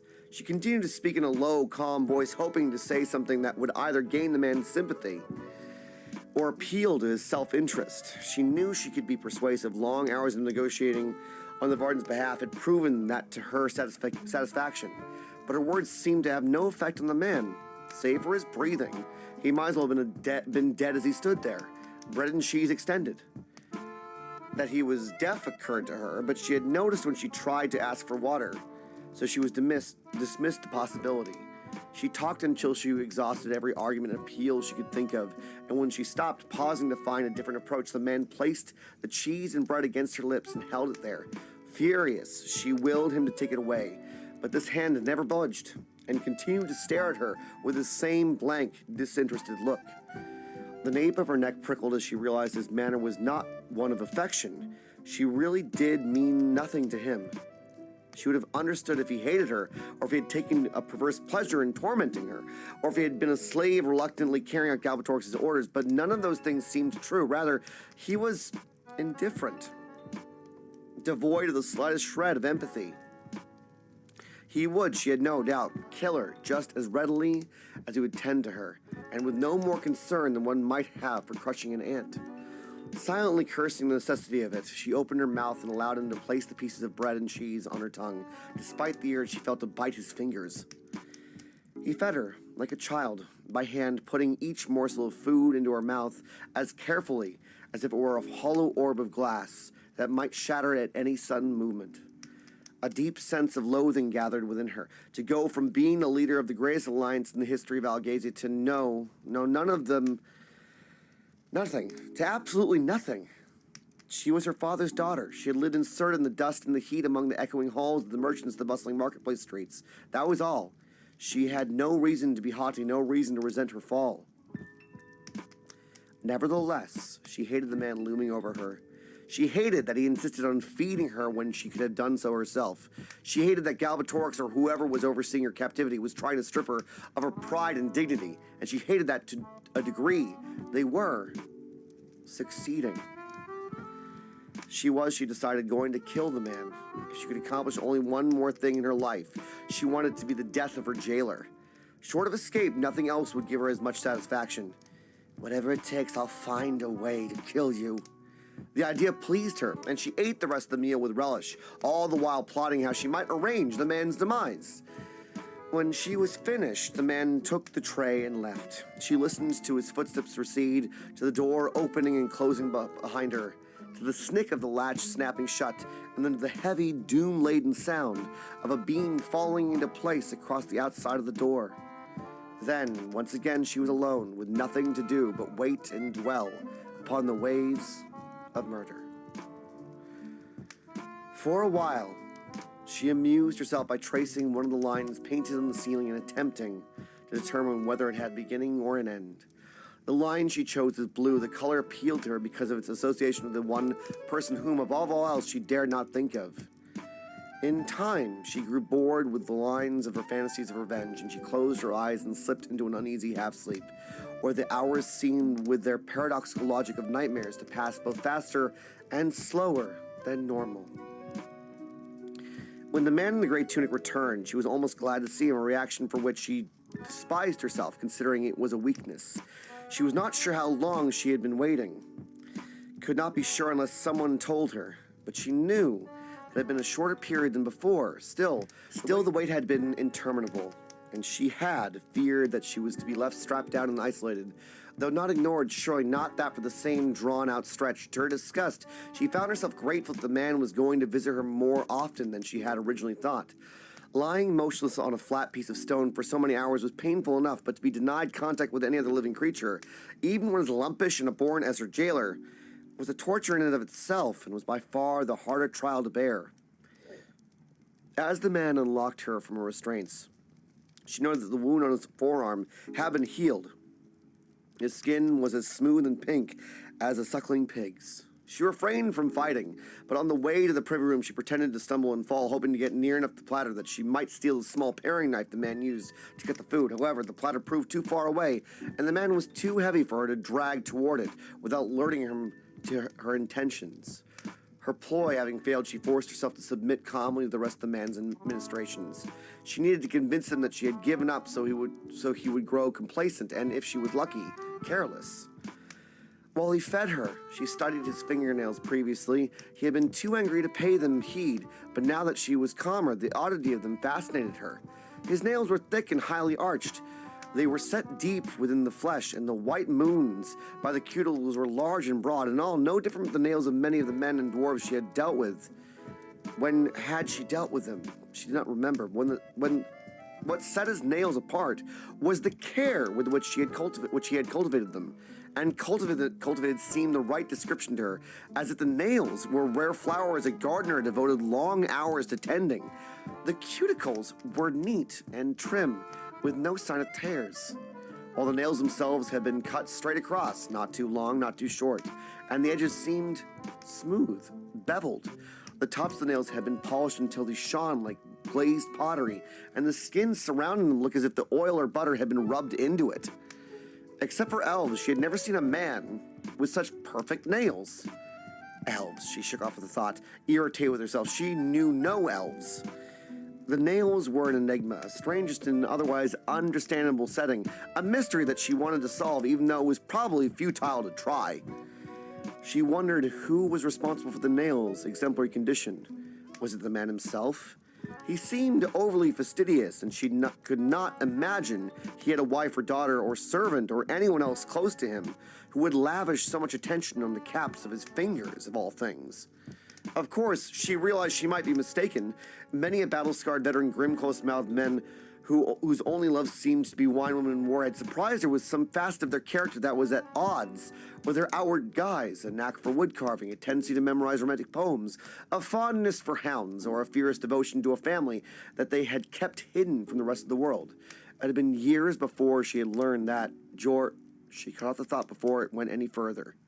In any event, the question she kept turning over in her mind was a simple one. Why? Motivation was telling, even when such small things as fingernails were concerned.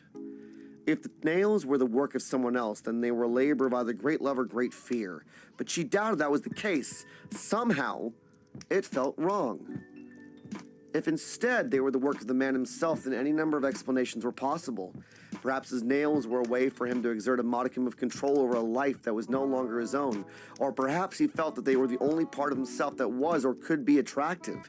Or perhaps caring for them was merely a nervous tic, a habit that served no other purpose except for a while away the hours. Whatever the truth might be, the fact remained that someone had cleaned and trimmed and buffed and oiled his fingernails, and it had not been a casual and inattentive effort. She continued to ponder the matter while she ate, barely tasting her food. Occasionally, she glanced up to search the man's heavy face for one clue or another, but always without success. Upon feeding her the last piece of bread, the man pushed himself off the edge of the slab, picked up the platter, and turned away. She chewed and swallowed the bread as fast as she could without choking. Then, her voice hoarse and creaky from disuse, she said, You have nice fingernails. They're very shiny. The man paused in mid-step, and his large, ponderous head swiveled toward her. For a moment, she thought he might strike her again, but then his gray lips slowly split, and he smiled at her, showing both his upper and lower rows of teeth. She suppressed a shudder. He looked as if he were about to bite the head off a chicken. Still with the same unsettling expression, the man continued out of their range of sight, and a few seconds later, she heard the door to the cell open and close. Her own smile crept across her lips. Pride and vanity were weakness that she could exploit. If there was one thing she was skilled at, it was the ability to bend others to her will. The man had given her the tiniest of handholds, no more than a finger hold.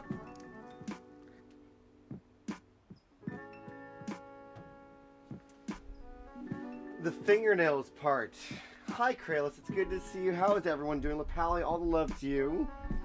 We're going to take a moment, my dudes. This is currently where we're at with this. I know, right? It's a bit crazy here, Dingus. And soon, Kralis, we're going to have a lapel mic so I can walk around with you guys. This is for my buddy, my dude. There's a little bit of wear here, which I hope he doesn't mind. But what we need to do is I need to drill the holes. All right, friends, we're going to be using this ironwood right here. Do you guys like that, by the way? When I do the grinding, is it nice to have a story in the background? Well, I do, because otherwise it's just like, you know, and then what I'm going to do is like, please post your questions and I can stop, you know, and turn back on. This is supposed to be a kitchen knife for my buddy John, my dudes. I need to drill the holes now before we reheat it, my dudes. So I think we got the image there. We do. You won't see me still, my dudes. Well, I'm wondering if it's doing that thing. We've been having some issues, my dudes, where it won't let you talk for some reason. We don't know why. Alright, you follow me, Wally? Blacksmithing with Hermit. Fantastic. This just makes the dingus happy. Dingus.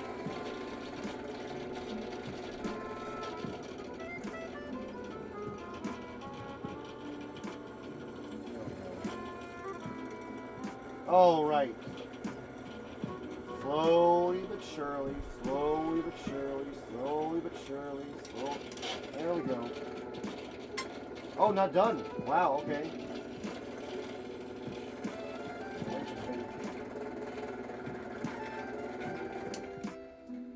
Interesting.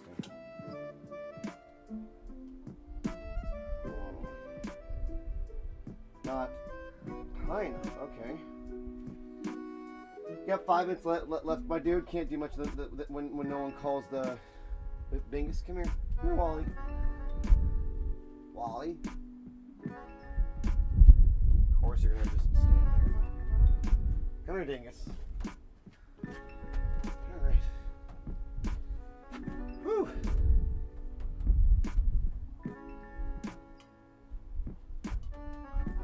I forgot what time it is, my dudes.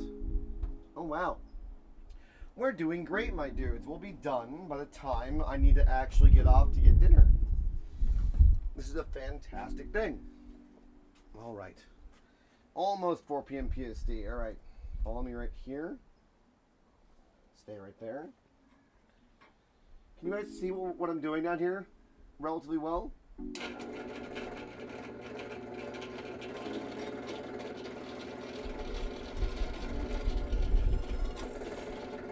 That.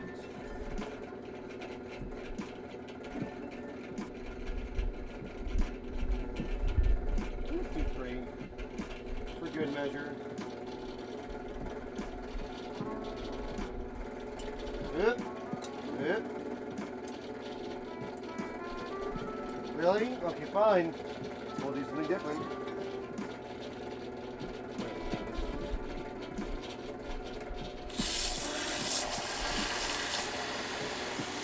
Dang, bud.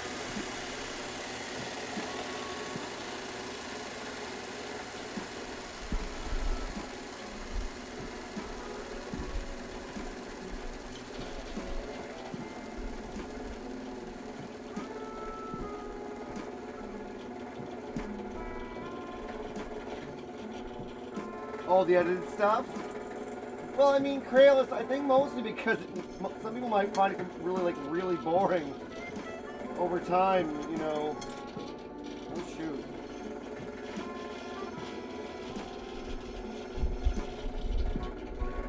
At least, that's my concern. You know, because, it is a bit of a...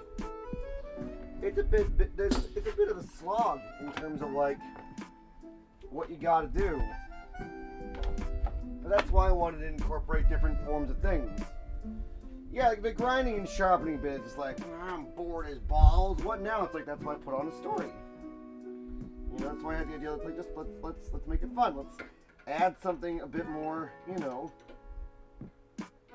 alive. Ah! Hello. Giant goofball. Back into things. Thank you. Stoked that you guys are liking it, my dudes.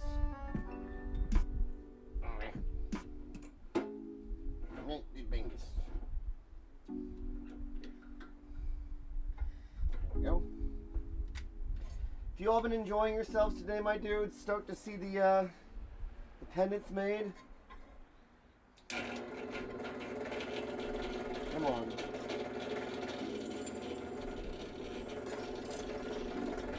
Oh.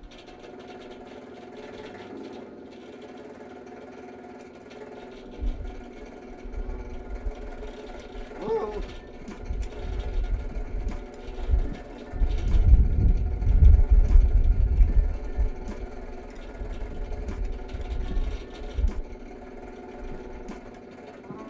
Come on, you giant goose.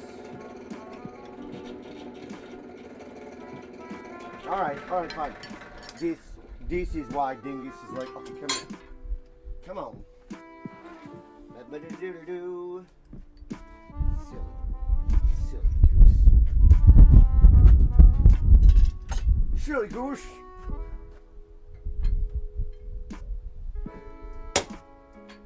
There we go. There's your indenture. There's your indent. Go in the hole, dingus.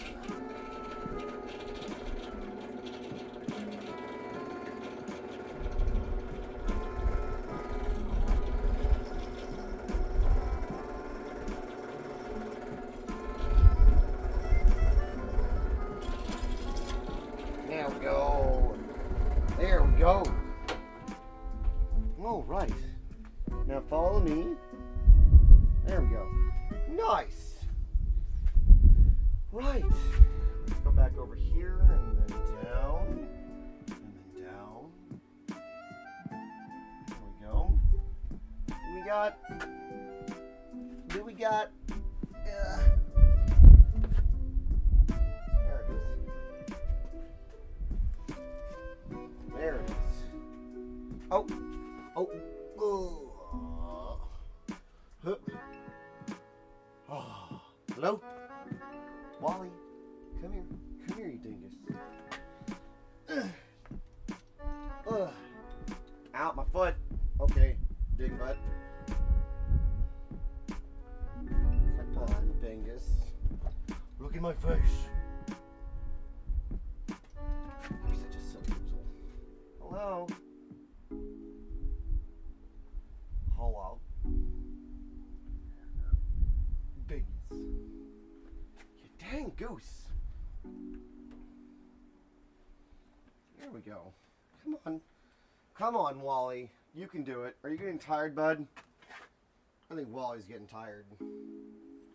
I'm also just moving a lot. Can you stay right there?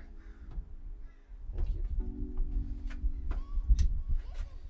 So what we're doing, my dudes... No. He's in the shade. Wally's in the shade. So the story's amazing, unique. Thank you, dude, Kralis. All right. So we're doing something a bit unique, my dude, because the previous materializing of a hole and things, I'm going to try and line them up on either side, just with epoxy. Welcome in, Win. How's the forging going? It's been nice, Megan. I had basically decided to mute myself and put on a story to ensure that we weren't having that horrible noise the entire time, because with stainless steel, my dude, it takes so much longer. When did your thing get to you? Pretty cool if it did. Okay, so do I need this and this? Cashew, it's good to see you. How are you doing, little bean? Does Cashew know they have something coming? Up in smoke.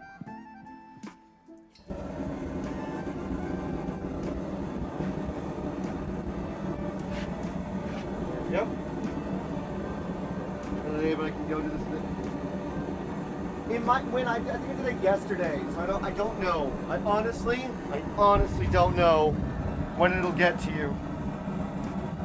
Honestly don't know. Alright. I'm home from school, so she had to stay in this afternoon. He does good!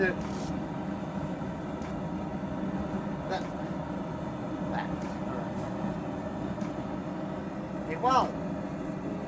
Wally. There we go.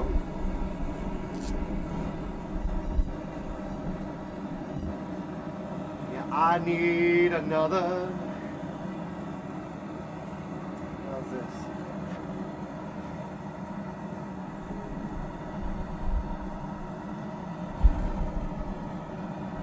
Is that good, my dudes? Alright. We need to straighten you out, bud.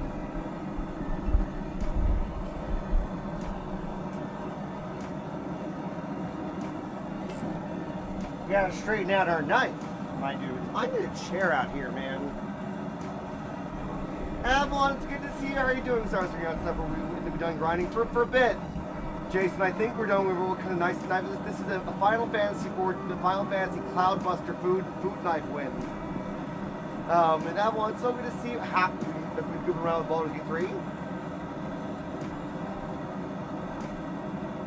So this is the kitchen knife. When yours was the foraging knife.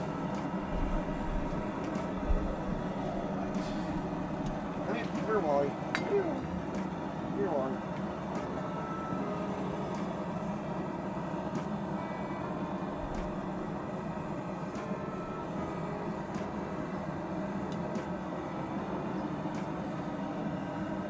Caratol, let's go. Vialilo, is that the name? How's food going? Please remind me that I need to go eat dinner, that I need to eat something, my dudes. Like, when it turns to 5 o'clock, tell her to stop. I want to get this done. Wally. I'm calling it Wally, because Avalon follows me. Get it?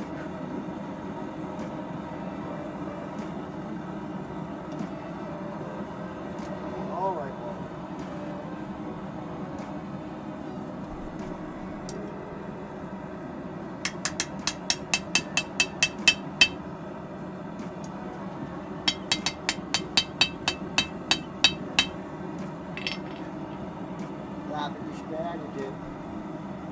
Getting it a little bit better.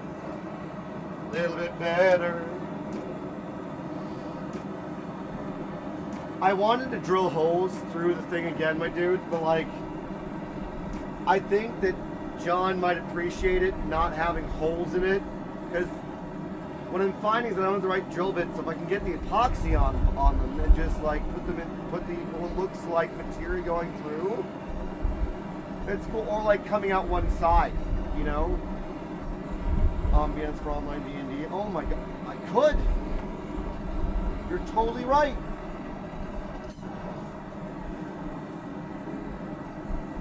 Ashpagado.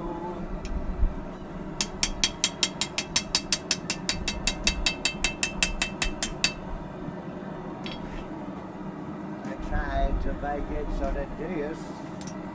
My foot keeps cramping.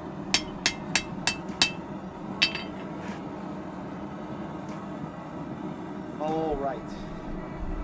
So now, my dudes,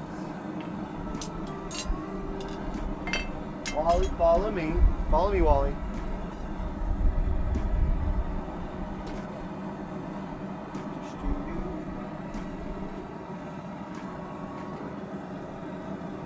No worries, Avalon.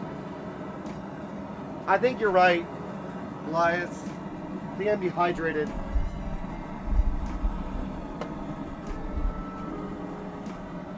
Can you guys see the forge? Sort the idea. All right.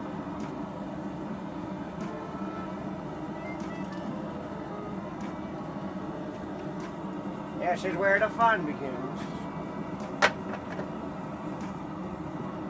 Yep. Can you see the bucket? Or is that kind of, no, not really. There we go. There we go. Better?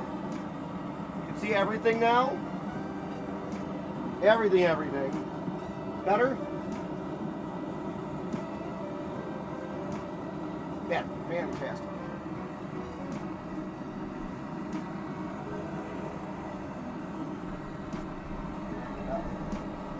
Wait a second. Is there a deviance? Not such bad.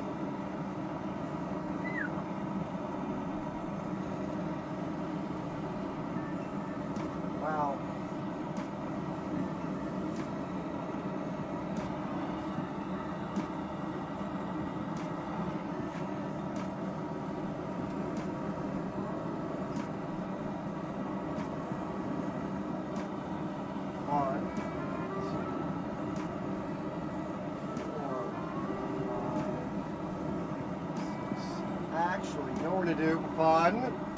We're gonna do it for fun, my dudes. Amber, welcome in.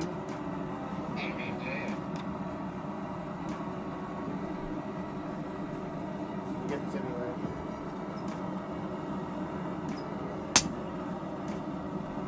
Cool. Wanted to make sure I thought of that before I did it.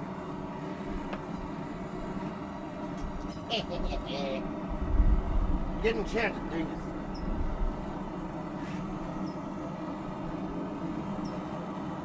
Ah. Amber, your day getting better now? Doo-doo-doo-doo. Doo-doo-doo-doo.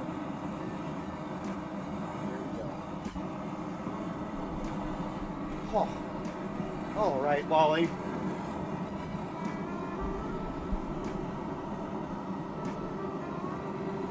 Daisy's Wally. Are you following me, Wally?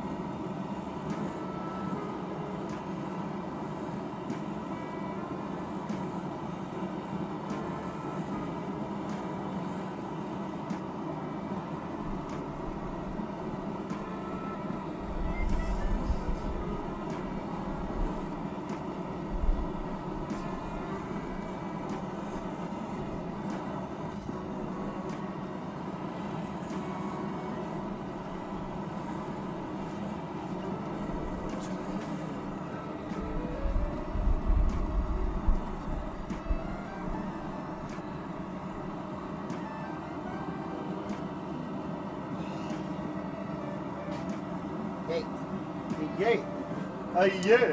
Yes, it did it. Woo! All right. There we go. Resting crazy about work up at the, wait, what? Crazy about woke up at 3:30 in the morning. Holy beans! And then we found out that they have no school camp on Monday and Tuesday and we weren't ready for it. Holy beans, Ember, you okay? Me responsible. She can do it. She can do it. Well, would you look at that, my dudes? Another straight knife with a nice edge, my dudes. Look how pretty that is. In terms of the coloring. And then we also put runes in there because why not? You know. Why not? Oh. So this anyone else like Final Fantasy 7? Come here, Wally. Come here, Wally, you dingus. Does this remind you of the like? It's the blade shape. That's all I can say for Cloud, right? And I'm gonna put the materia right next to it. You know what we can do now too. Come here, Wally. Come here, Wally. Really cool this down.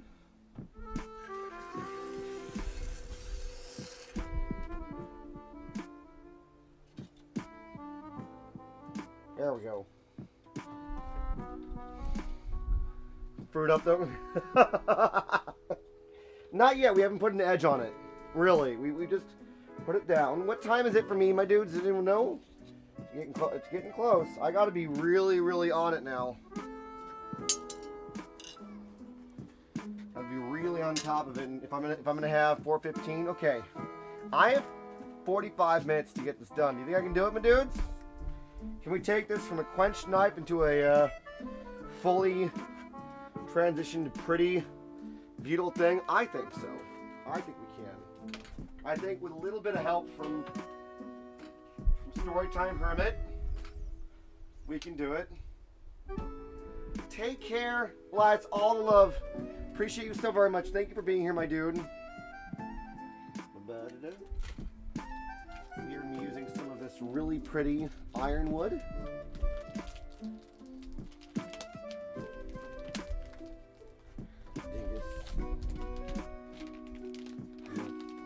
Wow, this is dense. I don't think they call it ironwood for nothing, man. Listen to that. Dang. Dang, man. God dang it, Bobby. God dang. Still hot. Still hot. Hermit, still hot. You goofball. Take care, Elias. And in general, my dudes, has this been lovely to hang out and make things together? Has the story been nice when we have to do grinding so that we can still have something fun? Yeah? Good. I only ask because as we refine things, my dudes, I want things to get into a rhythm, you know, of like really, you know, being in a good place to where you guys feel like you can always come somewhere where you can enjoy what's happening. And if I can improve things, I think is the last thing that can be improved for this be the microphone. Jason, you think that's going to make things like even better? And then adding the walkabout camera?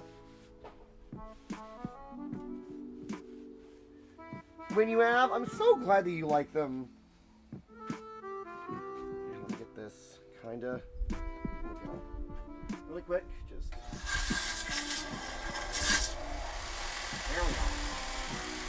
There we go. Alright. We gotta get this up in there, beans. Sorry that I'm right in your face. Alright. Are you guys ready for this? Adding the, yeah, we're adding. I'm gonna bring this over here now. Oh God, right up the nose. I keep reading that you're right there. Sorry. So sorry. So sorry. Right up my nose. Right up in my grill. I hope it's comedic. That's the most important thing. As long as it's comedic and not uncomfortable. You know, like I can look at the number of fossils up his nose. My dude, looks like you need to trim some nose hairs. Oh God, how much nose hairs do I have? My dudes, have I made a profound mistake? It's like a jungle up there, mate. What you got hiding up there in the shrubs? Disappointment. Uncleanliness. I don't know. Okay. So, what we have, can you guys see everything? All right. There we go. Oh my goodness. Oh my good hair and whiskers. There we go. There we go. What we needed, my dudes, is this. The ironwood goes here. Oh, yeah, there we go. Right up in there. Right up in there.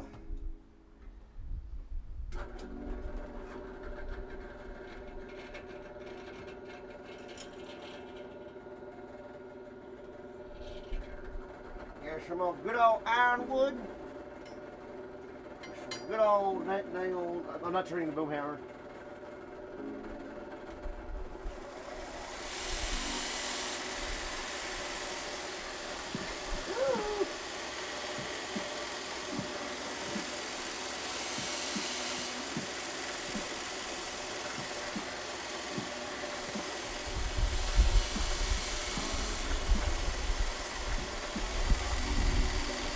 Machine! La machina!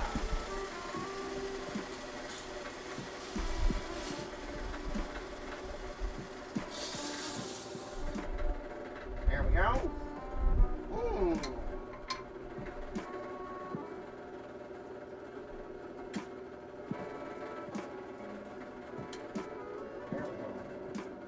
There we go.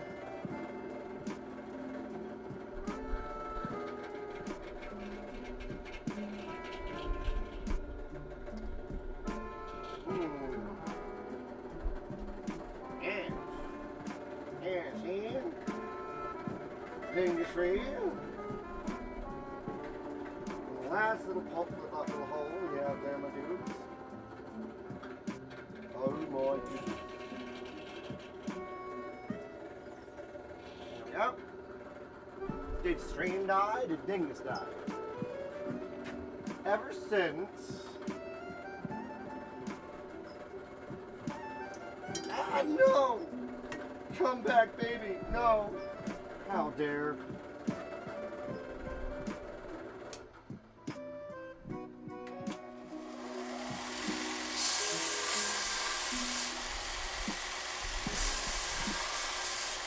There we go.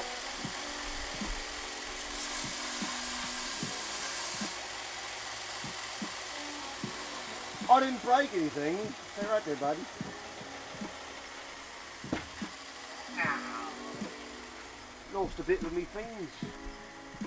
There we go. There we are. Right. Now let's get one thing clear, you and I, Ironwood. We are working together on this. You dingus. But that, and then stay right here. Is the music gone? No, it's just in that weird awkward spot. My dudes. I'm so happy this has been nice.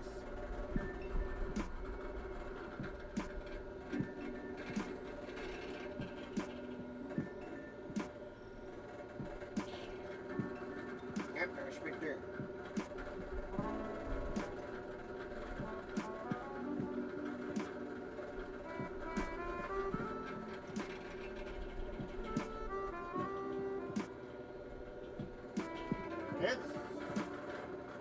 My dudes. Wally likes my tattoos. Wally doesn't like listening to me. He has a mind of his own.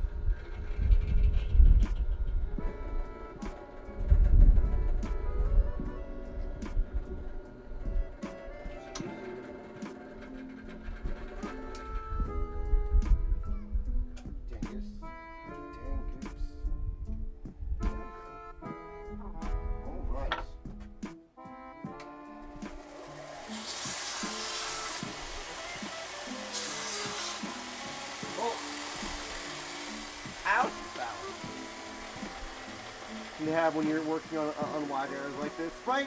So it's been nice, then, my dudes, to have like all of this be a thing. So you felt really part of what we're doing here. That's the most important thing. Is like if you have a stream, right, is to make you feel like you're part of the thing being created, which you all are. This doesn't happen without you guys. You know. Hey, Wally, let's come over here. And look down here. And then stay right there.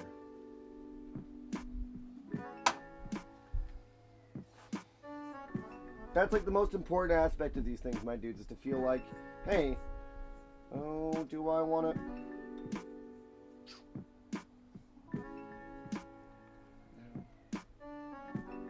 It could do all of it at once. Yeah, let's get the actual handle on there. Because really, I just need to clean this and put an edge on it, to be honest. You really just clean this off, put an edge on it. Ooh, okay. Let's do it, my dudes. All right, are you following me, Wally? Wally. Come here. Got our dingy stuff here, my dudes. Bit of our resin. Good! That's the whole point. Ah, yes. I'm a giant goober. Trying to do my best to give him my best. Again, took her away. There we go. Children no play. That's when Link, he come save the day. Need Star Trek wave for Wally. Wait, what? What's Wally need? Wally, where are you going? Wally?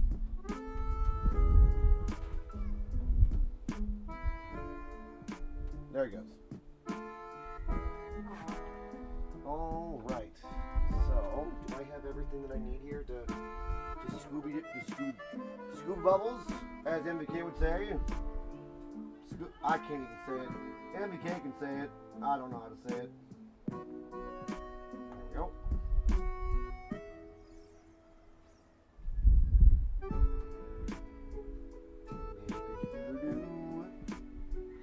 We've got all of our goop. I wouldn't eat the soup because my dudes, it would turn your insides into Tupperware, and then you couldn't poop.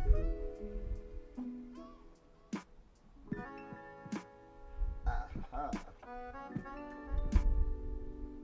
Gotta move fast. Gotta go fast. Karaoke. Oh man. Should have a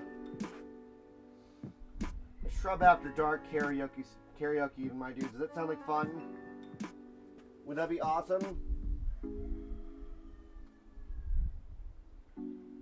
Shrub After Dark karaoke dingusry. I bet we can do that. Okay.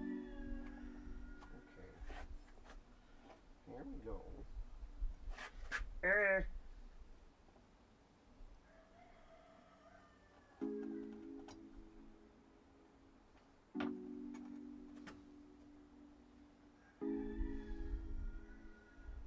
Oh no, my friend. What? Did I goop this up somehow? Did I sass backwards this? Thank you, BBG. Do my best. There we go. Okay. I'll test first.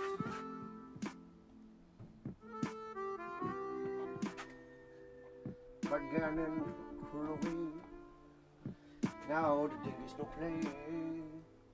That's when you wink. Huh. Okay, so I knew that there was something off here. I had a feeling.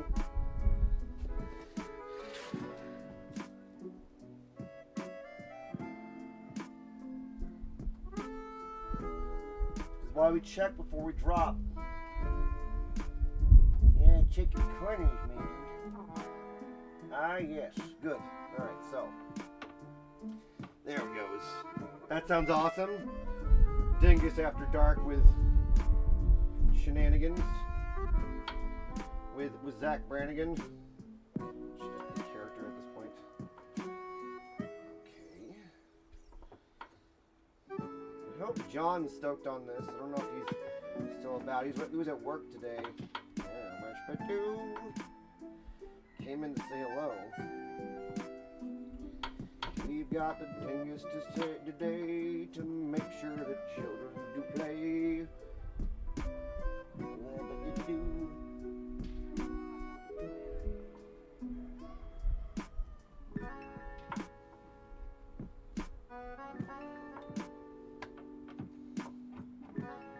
All right.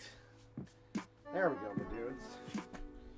So, we've got our ironwood on there. Wow. This stuff is brutal, my dudes. Stuff is gnarly. Oh, sorry, I was down there. Can you guys hear me now? Better? Very quiet. Sorry about that. Alright, so. Bingus. Come here.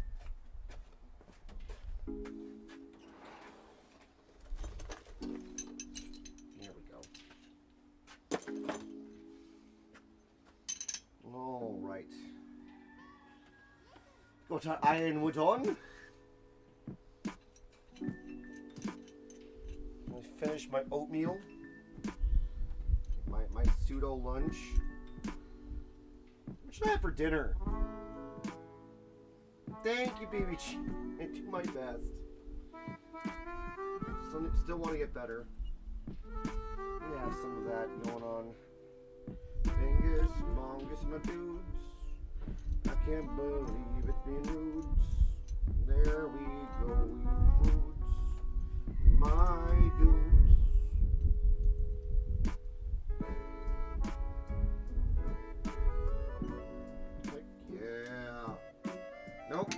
right. We want it to be center, you dingus. Otherwise, it'll be a real dingus. And it'll be rain. We don't want that, do we?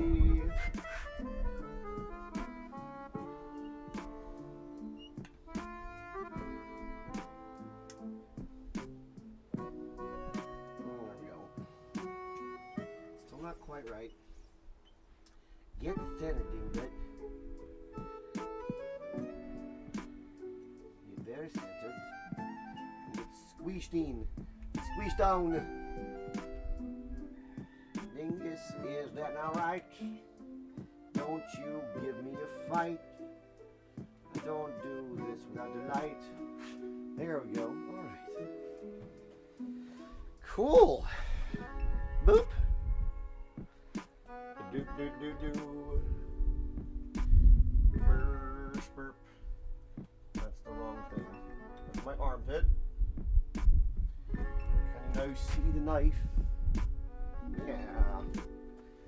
Thank you for giving my knife a fancy nice wood for their handle. You put so much effort. Oh yeah, of course. When like that's like the whole point of this, right? Like you know, if you put, you know, love into something like an online community like you guys do to this space, I'm going to work hard to make it good. I'm not going to give you guys rubbish. I refuse.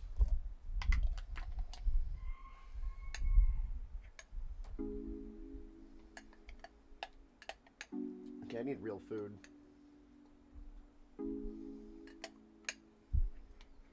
Goodness me. Woo! I need to run to the bathroom really quick. I refuse to give bad things out to people, my dudes. Can I leave you with Storytime Hermit for a second while I go to the bathroom and wash my face and come back? I'm gonna eat, don't worry, Lassie. I have like 30 minutes left. And I know that. I need to run to the bathroom, my dudes. Would you guys like Storytime Hermit with you guys for a few minutes while I go do that? Wow. Holy beans. Cheese and rice. Oh. Yeah?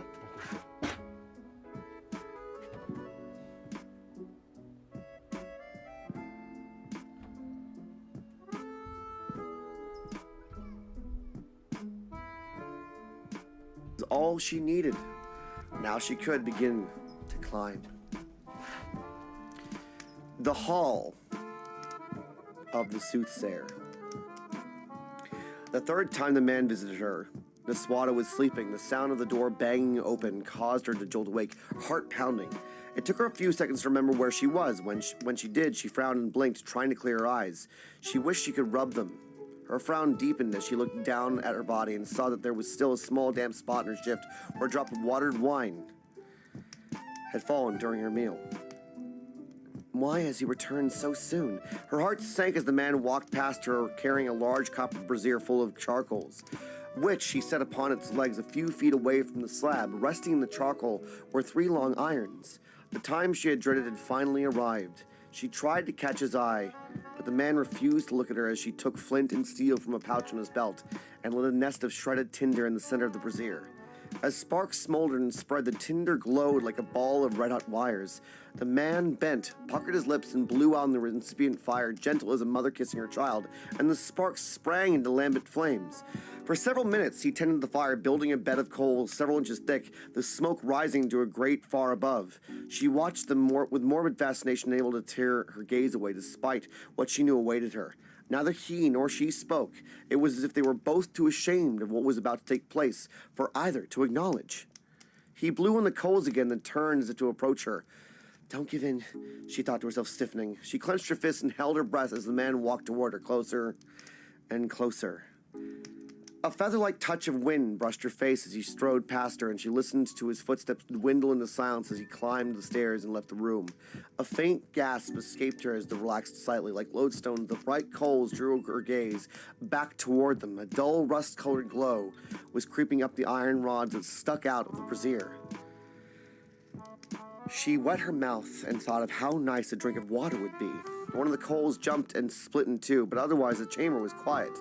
As she lay there, unable to fight or escape, she strove not to think. Thinking would only weaken her resolve. Whatever was going to happen, and no amount of fear or anxiety could change that. New footsteps sounded in the hallway outside the chamber, a group of them in this time, some marching in rhythm, some not. Together they created a host of raucous echoes that made it impossible to determine the number of people approaching. The procession stopped by the doorway and she heard voices murmuring, and then two sets of clacking footsteps, the product of hard-soled riding boots, she guessed, entered the room. The door closed with a hollow thud. Down the stairs, the footsteps came, steady and deliberate. She saw someone's arm place a carved wooden chair at the very edge of her vision. A man sat in it. He was large, not fat, but broad-shouldered. A long black cape hung draped around him. It looked heavy, as if backed with mail. Light from the coals and from the flameless lantern gilded the edges of his form, but his features remained too dark to make out. Still, the shadows did nothing to hide the outline of the sharp-pointed crown that rested upon his brow. Her heart skipped a beat. With a struggle, it resumed its previous rapid tempo. A second man, this one dressed in maroon jerkin and leggings, both trimmed with gold thread, walked over to the brazier and stood with his back to her while he stirred the coals with one of the iron rods. One by one, the man in the chair tugged on the fingers of his gauntlets, then pulled off the gloves. Underneath his hands were the color of tarnished bronze. When he spoke, his voice was low, rich, and commanding. Any bard who possessed such a mellifluous instrument would have his name praised throughout the land as a master of masters. The sound of it caused her skin to prickle. His words seemed to wash over like warm waves of water, caressing her, beguiling her, binding her. Listening to him, she realized, was as perilous as listening to Elva. "Welcome to Urbain Naswada, daughter of Ajihad," said the man in the chair. "Welcome to this, my home, neath these ancient piled rocks. Long has it been since a guest as distinguished as yourself has graced us with their presence. My energies have been occupied elsewhere, but I assure you from now on I shall not neglect my duties as host." At the last, a note of menace crept into his voice like a claw emerging from its sheath. She had never seen Galbatorix in person, only heard descriptions and studied drawings, but the effect the man's speech had on her was so visceral, so powerful, she had no doubt that he indeed was the king. In both his accent as well as his diction, there was something of the other, as if the language he spoke was not the language he'd been raised with. It was a subtle difference, but impossible to ignore once she noticed it. Perhaps she decided it was because the language had changed in the years since he had been born. That seemed the most reasonable explanation, as his way of speaking reminded her. No, it reminded her of nothing. He leaned forward and she could feel his gaze boring into her. "You are younger than I expected. I knew you had but recently come of age, but still you are no more than a child. Most seem as children to me these days, prancing, preening, foolhardy children who know not what is best for them, children who need the guidance of those who are older and wiser." "Such as yourself," she said in a scornful tone. She heard him chuckle. "Would you rather that the elves ruled over us? I am the only one of our race who could hold them at bay.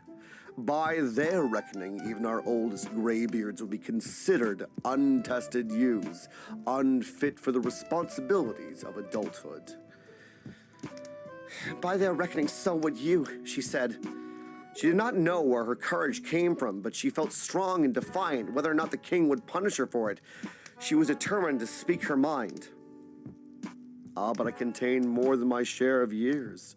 The memories of hundreds are mine. Life piled upon life, loves, hates, battles, victories, defeats, lessons learned, mistakes made, all lie within my mind, whispering their wisdom into my ears. I remember eons. In the whole of recorded history, there has never been one such as I, not even among the elves." How is that possible?" she whispered. He shifted in the chair. "Do not think to pretend with me, Naswada. I know that Glader gave his heart of hearts to Aragon and Saphira, and that he is there with the Varden even now. You understand whereof I speak?" She suppressed the thrill of fear. The fact that Galbatorix was willing to discuss such things with her, that he was willing to refer even obliquely to the source of his power, eliminated what little hope she still had that he had ever intended to release her. Then he gestured at the room with his gauntlets. Before we proceed, you should know something of the history of this place. When the elves first ventured to this part of the world, they discovered a crevice buried deep within this escarpment that looms over the plains hereabout. The escarpment they prized as defense against the attacks of dragons, but the crevice they prized for an entirely different reason. By happenstance, they discovered that the vapors rising out of the cracks of the stone increased the chance that those who slept near it might catch a glimpse, if however confused, of future events. So over 2,500 years ago, the elves built this room atop the fissure, and an oracle came to live here for many hundreds of years. Even after the elves abandoned the rest of Illyria, she sat where you now lie, and she whiled away the century. You want to know what's in the box? Woo! You know what's in the box?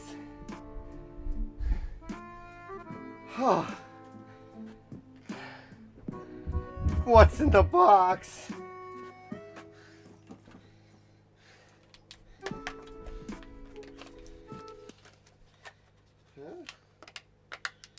Dingus, my dude, is it now rude? What's in the box? Judging by your heaving, dancing ninjas, it's good to see you, my friend. How are you doing, my dude? What's in the Black Hermit? Dreams. Dreams are in the box. My dudes, dreams are in the box. That's what's in the box. Now realize how big this was. Hey, Wally, I need you to follow me. Wally, I need you to follow me really quick. Wally! Ben's here since the start. Yeah, I had a feeling. Wally, stop, actually. I had a feeling that Logitech was being a dingus.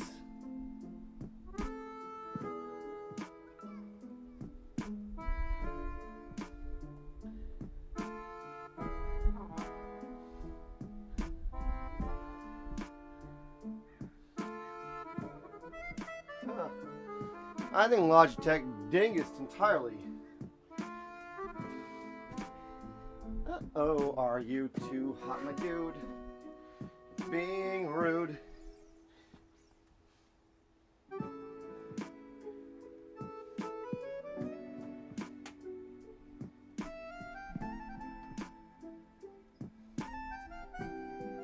One second.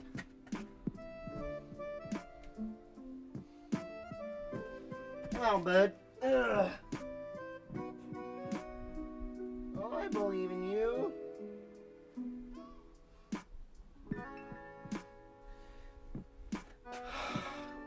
Well, I got distracted again. Yes, he did. All right. Wally, follow me. And you tilt up just a little bit so we can have a bit of both because well, you're gonna follow me over here. Can you guys see me still? There's the box. Bingus. Still good? Bueno? I know I sound far away.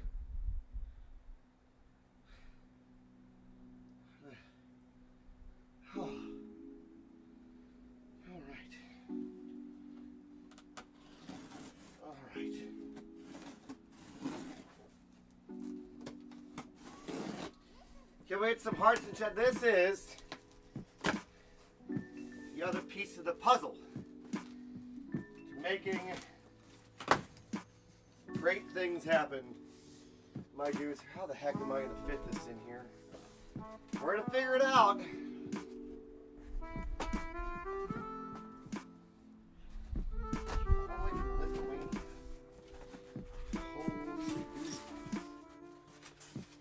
Holy.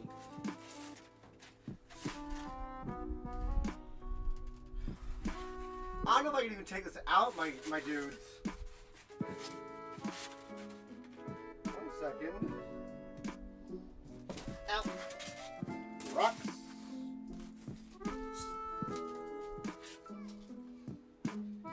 So much of this.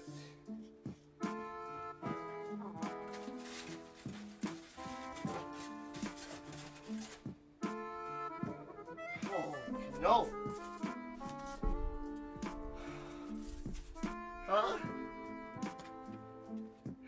Of the Exodia, the Forbidden One. Snails, it's good to see you.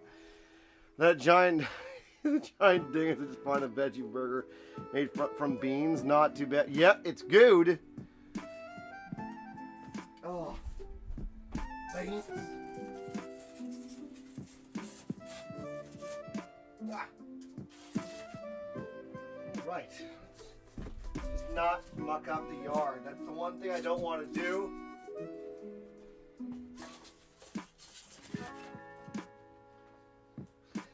Look, they gave us more gloves. My dudes, more gloves.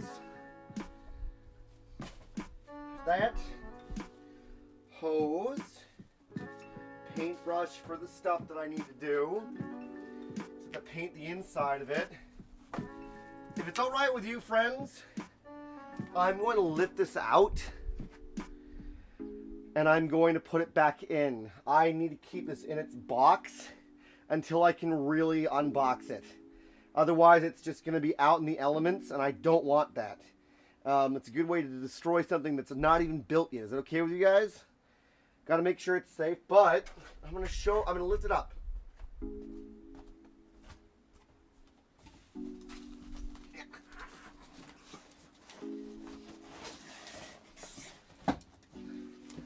Look at this.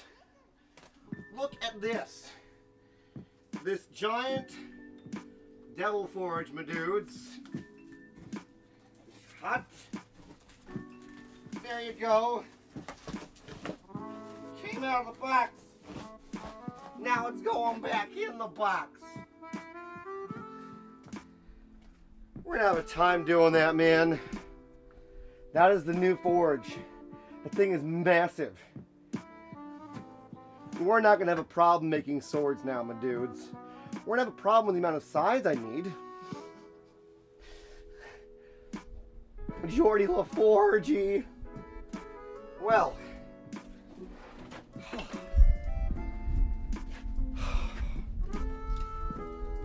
Thank you everyone so much for making a dream come true. My dude who's excited for them swords. Can we do a little happy dance? We need to make swords. We're gonna take this thing into a sword thing, my dudes. It's sword time. Speaking of which, this will be the next thing that we make. Much excite. Much dingus. Much shenanigans. Oh, you're the best bean. No, look what you guys all did. This is you. You did this. You did this. You went over here. 138 pounds of shenanigans. You come here, man. Oh, have to recover that. Serene Talon called it Serene Talon called it initially. The first sword. Simple Ninja gets the first short sword, which I was going to do with this forge anyway. Serene Talon sent me a message saying I'm going to put $100 into this on the proviso that I get the first sword. My answer was, okay. Isn't that right, Serene? You did that weeks ago, right? Weeks and weeks ago. The challenge is I will not be taking commissions for swords until I'm done making at least 3 for myself to see how they are. Because one, I need to make sure I do my research. 2, I need to make sure that they don't shatter in your hand. And 3, I don't want them to suck. You know, and I need to make a quench thing for them, my dudes. I don't have I have a thing for a bucket, my dudes. Goodness, giddy aunt. Holy beans. And then I'm sure, Alabaster, do you want to call number 2, Captain? Since you were part of the shenanigans? I need to finish this. Are we ready to finish this knife, my dudes? How much time do I have? You love the beans. I need to eat something. Love you to bits, Megan.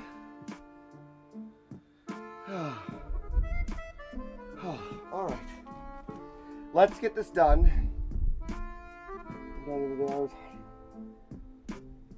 Kill it, Zolaire. Get rid of it. We're gonna put you back into story time, my dudes, and we're gonna finish this. All right. So, thank you so much. You little beans, are we cool with that? Some story time shenanigans. Whoop. We need to finish this. I have to eat dinner before I have a meeting.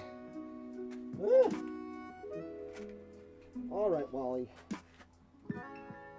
Oh, all right, Wally, stop.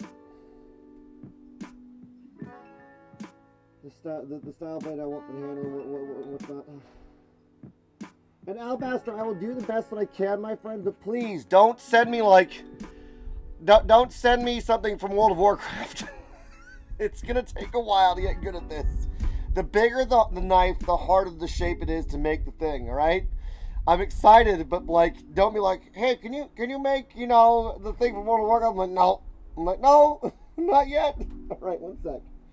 We're gonna go back into story time, my dudes. We're gonna get this knife done, and then I will see you guys tomorrow. You love the beans. We'll wrap things up with letting you know what's going on this week. Okay?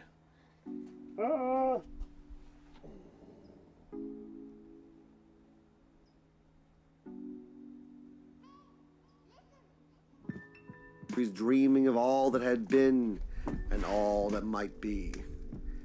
In time, the air lost its potency and the oracle and her attendants departed. Who she was and where she went, none can say for sure. She had no name other than the title of soothsayer, and certain stories lead me to believe she was neither elf nor dwarf, but something else entirely. Be that as it may, during her residency, this chamber came to be called, as you might expect, the Hall of the Soothsayer, and so it is still today. Only now you are the Soothsayer Niswada, daughter of Ajihad. Galbatorix spread his arms. This is a place for truths to be told and heard. I will tolerate no lies within these walls, not even the simplest of falsehoods. Whosoever rests upon that hard block of stone becomes the latest soothsayer, and though many have found that role difficult to accept in the end, and none have refused, you will be no different. The legs of their chairs scraped over the floor, and then she felt Galbatorix's breath warm against her ear. I know this will be painful for you, Niswada. Painful beyond belief. You have to unmake yourself before your pride will allow you to submit. In all the world, nothing is harder than changing oneself. I understand this, for I have reshaped myself on more than one occasion. However, I will be here to hold your hand and help you through this transition. You need not take the journey alone, and you may console yourself with the knowledge that I will never lie to you. None of us shall, not within this room. Doubt me if you wish, but in time you'll come to believe me. I consider this a hallowed place, and I would no more desecrate the idea it represents than cut off my own hand. You may ask whatever you want, and I promise you, Niswada, daughter of Ajihad, that we shall answer truthfully. As king of these lands, I give you my sworn word. She worked her jaw back and forth, trying to decide how to answer. Then, from between clenched teeth, she said, I'll never tell you what you want to know. A slow, deep chuckle filled the room. You misunderstand. I didn't have you brought here because I seek information. There's nothing you could say that I don't already know. The number and disposition of your troops, the state of your provisions, the locations of your supply trains, the manner in which you plan to lay siege to this citadel. Aragon and Saphira's duties, habits, and abilities, the Douth Dart you acquired in Bellatona, even the powers of the witch child Elva, whom you have kept by your side until but recently, all this I know and more. Shall I quote the figures to you? No. Well then, my spies are more numerous and more highly placed than you imagine, and I have other means of gathering intelligence that you may not even know. You have no secrets from me, Niswada, none whatsoever. Therefore, it is pointless to insist upon holding your tongue. His words struck her like a hammer blow, but she strove not to let them dishearten her. Why, then, why did I have you brought here? Because, my dear, you have the gift of command, and it is far more deadlier than any spell. Aragon is no threat to me, nor are the elves, but you. You are dangerous in the way they are not. Without you, the Varden will be like a blinded bull. They will snort in rage, and they will charge straight ahead, heedless of what lies in their way. Then I will catch them, and with their folly, destroy them. But the destruction of the Varden is not the reason I have abducted you. No, you are here because you have proven yourself worthy of my attention. You are fierce, tenacious, ambitious, and intelligent, the very qualities I prize most in my servants. I wish to have you by my side, Niswada, as my foremost advisor, and as the general of my army as I move to implement the final stages of the great plan I've been laboring upon for nigh on a century. A new order is about to descend upon Alagazi, and I would have you be part of it. Ever since the last of the 13 died, I have searched for those who are fit to take their place. Until recently, my efforts have been in vain. Durza was a useful tool, but being a shade, he had a certain limitation. A lack of concern for his own preservation, to name but one. Of all the candidates I've examined, Murtagh was the first I considered eligible, and the first to survive the tests I set before him. You shall be the next, I am sure, and Aragon the third. Horror crept through her as she listened to him. What he was proposing was far worse than she envisioned. The maroon-clad man at the brazier startled her by shoving one of the iron rods into the coals with such force the tip banged against the copper bowl underneath. Galbatorix continued speaking. Should you live, you shall have a chance to accomplish more than you ever could have dreamed with the Varden. Think of it. In my service, you could help bring peace to the whole of Alagasia, and you would be my chief architect for accomplishing these changes. I would rather let 1,000 vipers bite me before I would agree to serve you, and she spat into the air. His chuckle echoed throughout the room once more in the sound of a man who feared absolutely nothing, not even death. We shall see. She flinched as she felt a finger touch the side of her elbow. It slowly traced a circle, then slid down to the first of her scars on her forearm and paused atop the ridge of flesh, warm against her skin. The finger tapped 3 times before proceeding to the next few scars, then again, running over them like a washboard. You have defeated an opponent in the trial of the Long Knives, said Galbatorix, and with more cuts than any have endured in recent memory. That means you both that you are exceptionally strong-willed and that you are able to suspend the functioning of your imagination, for it is an overactive imagination that turns men into cowards, not a surfeit of fear as most believe. However, neither of these traits will be of any help to you now. On the contrary, they are a hindrance.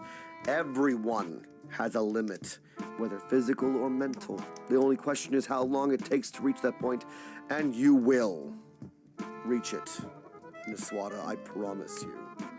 Your strength may delay the moment, but it cannot avert it, nor will your wards avail you while you're within my power. Why then should you suffer needlessly? No one questions your courage. You have already demonstrated it to all the world. Given now, there is no shame in accepting the inevitable. To continue would be to subject yourself to an array of torments for no other reason but to appease your sense of duty. Let your duty be appeased now and give me your oath of fealty in the ancient language. And ere the hour is out, you will have a dozen servants to command, robes of silk and damask to wear, a set of chambers to live in, and a place at my table when we dine. He paused then, waiting for her answer. But she stared at the lines painting on the ceiling and refused to speak. On her arm, the finger continued its exploration, moving from scar to the hollow of her wrist, where it rested heavily upon a vein. Very well, as you wish. The pressure on her wrist vanished. Murtagh, come, show yourself. You're being impolite to our guest. Not him too, she thought, suddenly feeling a great sadness. At the brazier, the man in red slowly turned, and though he wore a silver mask over the upper half of his face, she saw it was indeed Murtagh. His eyes were nearly lost in shadows, and his mouth and jaw were fixed in a grim expression. Murtagh was somewhat reluctant when he first entered my service, but he has since proven to be most apt. He has his father's talents, isn't that so? Aye, sir, said Murtagh, his voice rough. He surprised me when he killed old King Hrothgar at the Burning Plains. I didn't expect him to turn on his former friends with such eagerness, but then our Murtagh is full of rage and bloodlust, he is. He would tear out the throat of a cull with his bare hands if I gave him the chance, and I have. Nothing pleases him so much as killing now, does it, Murtagh? The muscles in Murtagh's neck tensed. No, sir. Galbatorix laughed softly. Murtagh, Kingslayer. 'Tis a fine name, a name fit for a legend, but not one yet you should seek to earn again except at my direction. Then to her, until now I have neglected his instructions in the subtle arts of persuasion, which is why I brought him here with me today.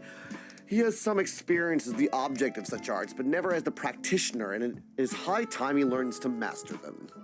And what better way to learn than here with you? It was Murtagh, after all, who convinced me that you were worthy of joining my newest generation of disciples. A strange sense of betrayal crept over her. Despite what had transpired, she had thought better of Murtagh. She'd searched his face for an explanation, but he stood stiff as a guard on watch and kept his gaze averted. She could glean nothing from his expression. Then the king motioned toward the brazier, and in a conversational tone of voice said, "Take up an iron." Murtagh's hand curled into fists. Other than that, he did not move. A word rang in Niswada's ears like the clap of a great bell. The very warp and weft of the world seemed to vibrate at the sound, as if a giant had plucked the threads of reality and set them quivering. For a moment she felt as if she were falling, and the air before her shimmered like water. Despite its power, she could not remember the letters that made up the word, nor even what the language it belonged to, for the word passed clear through her mind, leaving behind only the memory of its effects. Murtagh shuddered. Then he twisted, grasped one of the iron rods, and pulled it from the brazier with a halting motion. Sparks sprayed into the air as the iron came free of the coals, and several glittering embers fell spiraling toward the floor like pine seeds from their cones. The end of the rod glowed a bright pale yellow that, even as she watched, darkened to a ruddy orange. The light from the metal reflected off Murtagh's polished half-mask, giving him a grotesque, inhuman appearance. She saw herself reflected in the mask as well, her form distorted into a crabbed torso with spindly legs that dwindled away into thin black lines along the curve of Murtagh's cheek. Futile as it was, she could not help but pull against her restraints as he advanced toward her. "I don't understand," she said to Galbatorix with feigned calm. "Aren't you going to use your mind against me?" Not that she wanted him to, but she would rather defend herself from an attack on her consciousness than withstand the pain of the iron. "There will be time for that later if need be," said Galbatorix. "For now, I am curious to discover how brave you really are, Niswada, daughter of Ajihad. Besides, I would prefer not to seize control of your mind and force you to swear fealty to me. Instead, I want you to make the decision of your own free will, and while still in possession of your faculties." "Why?" she croaked. "Because it pleases me. Now for the last time, will you submit?" "Never." "So be it, Murtagh." The rod descended toward her, the tip like a giant sparkling ruby. They had given her nothing to bite on, so she had no choice but to scream. And the eight-sided chamber reverberated with the sounds of her agony until her voice gave out, and all-consuming darkness enveloped her in its folds. And that, my friends, is where we're going to finish part 17 of this reading. Thank you to everyone that's in Discord who came in at varying times. Appreciate you so very much. If you guys want to check this out, my friends, please go to my Twitch page, join the Shrubbery Discord so you can check this out. There are some goofy things that happen behind the scenes. Again, if you watched this far, thank you so very much. If you liked it, please like, share, and subscribe to the video, my friends. If you didn't like it, let me know what I can improve. I'm always trying to fix and make things better. Again, if you want to join the live stream, Sunday, Tuesday, Wednesday, I'm on Twitch And Mondays and Fridays I'm doing blacksmithing or gaming at various hours. And this coming Thursday, from the date of the recording of this being released or recorded, which is the 31st, I will be doing a YouTube partner stream on YouTube. Again, thank you so very much to everyone here for being here. Remember to take care of yourselves, tell someone you love them, and I will see you in the next adventure. Much love to you all. Thank you.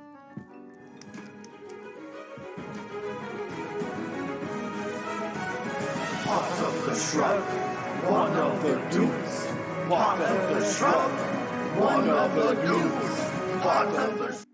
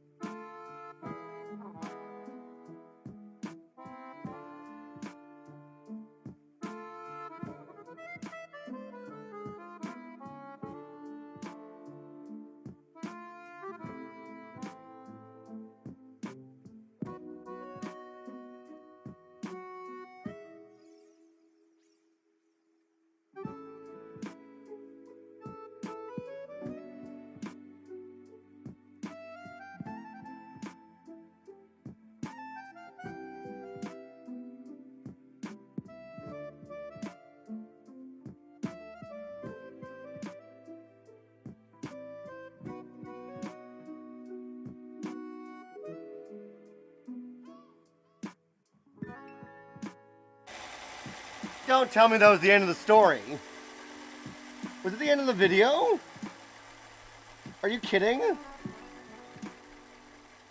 Hi, Bookish Rose, it's good to see you. Welcome in.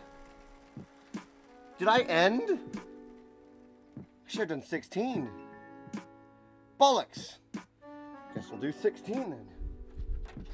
Oh. I guess we'll go backwards in time. This is hilarious. Okay.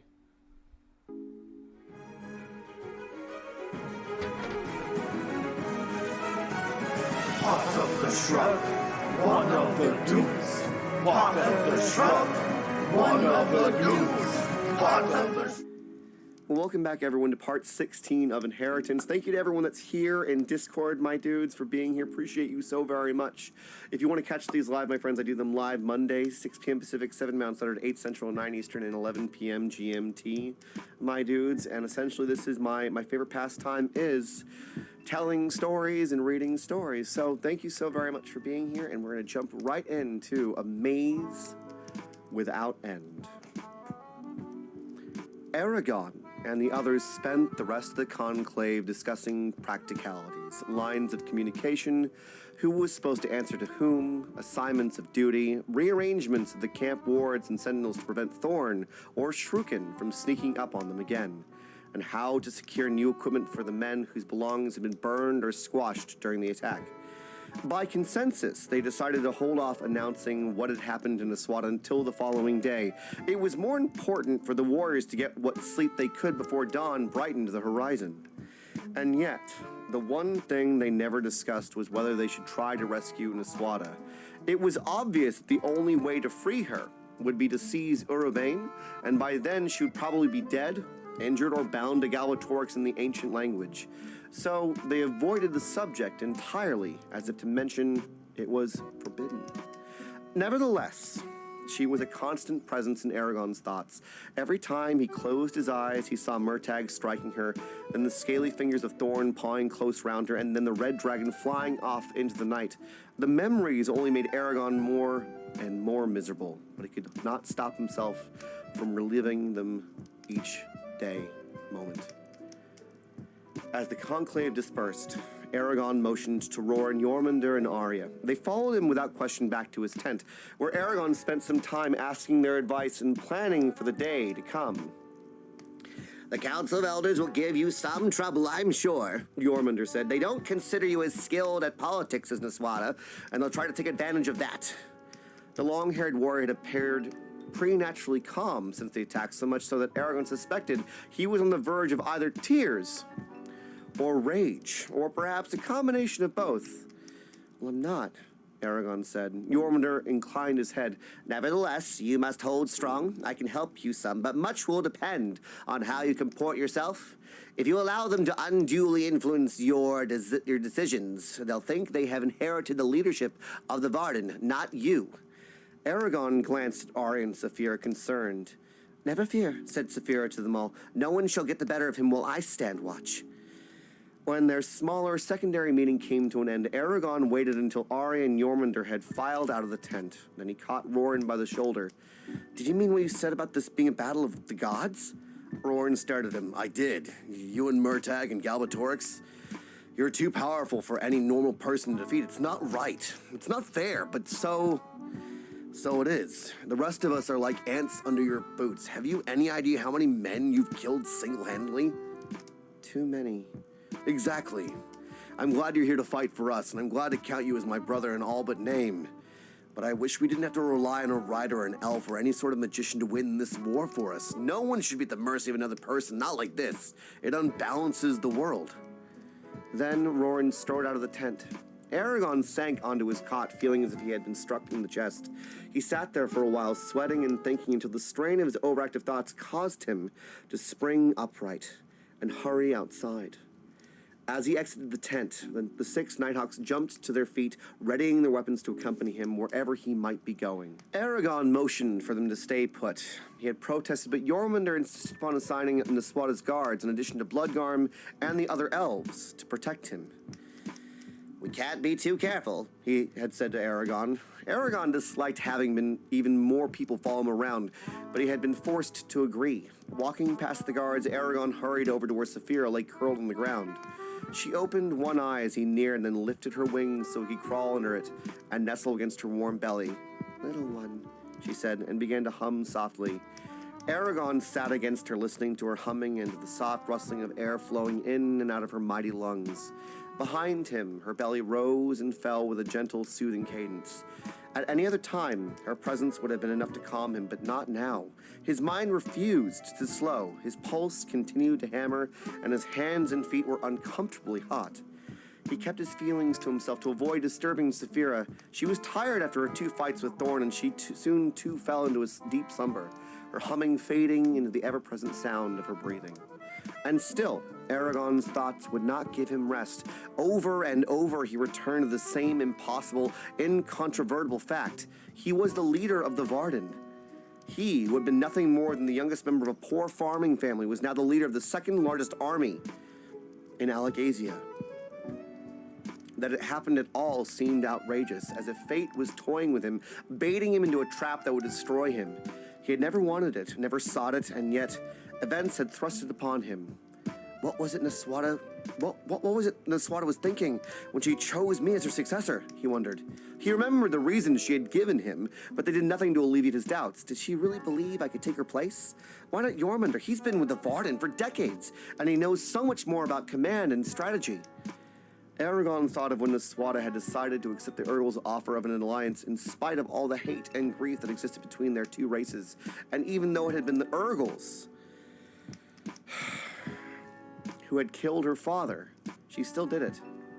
Could I have done that? He imagined. Not then. At least not then. Can I make those sorts of decisions now, even if they're what required to defeat Galbatorix? He wasn't sure. He made an effort to still his mind. Closing his eyes, he concentrated on counting his breaths in batches of 10. It was difficult to keep his attention focused on the task. Every few seconds, another thought or sensation would threaten to distract him, and he often forgot the count. In time, however, his body began to relax, and almost without his realizing it, the shifting rainbow visions of his waking dreams crept over him. Many things he saw, some grim and unsettling, as his dreams reflected the events of his past day. Others were bittersweet, memories of what had been, or what he wished could have been. Then, like a sudden change of wind, his dreams rippled and became harder and more substantial, as if they were tangible realities that he could reach out and touch. Everything around him faded away, and he beheld another time and place, one that seemed both strange and familiar, as if he had seen it once long before, and then it had passed from recollection. Aragon opened his eyes, but the images stayed with him, obscuring his surroundings, and he knew that he was experiencing no normal dream. A dark and lonely plain lay before him, cut by a single strip of water that flowed slow-moving into the east, a ribbon of beaten silver bright beneath the glare of a full moon.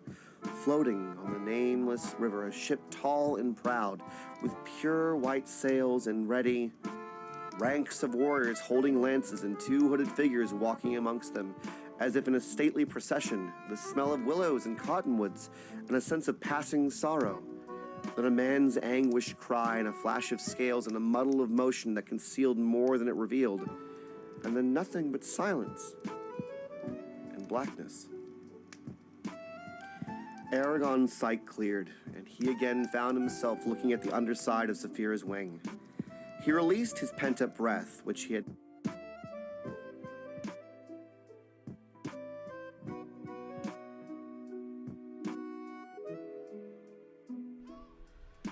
All right, friends. How are we doing?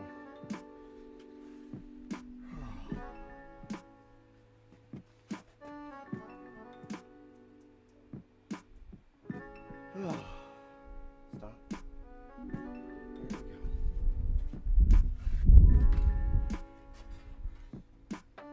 It's not the dingus anymore, my dudes. It's the dingus for real. The live dingus. Oh. Oh, this is just in the way now. What? Dang, you're just gonna have to figure this out.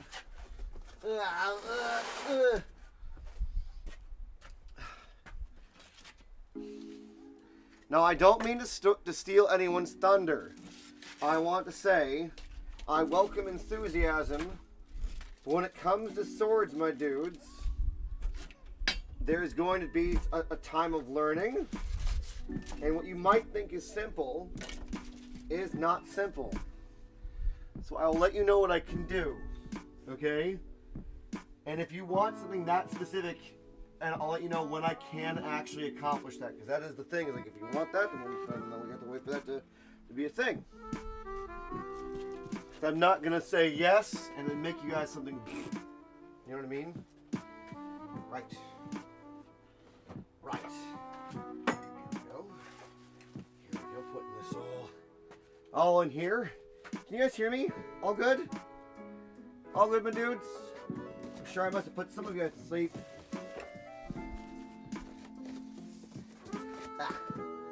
Okay. Oh. Yeah. Hello? Oh, okay. All right. Well, what do we think of this? Where did I put the knife? Oh, it's right there. Here we go. Wow. This looks brutal potato chip, my dudes. Well, you mean you can't immediately make a dark knight broadsword with no practice? Exactly, my dude. It's gonna take some time. You lovely beans. Take some time. No practice, just straight up dingus. So that's gonna get it literally right there. Okay. All right. Can you guys see what I'm doing at all? Oh wow, this is already sharp. Cheese and rice crackers, man.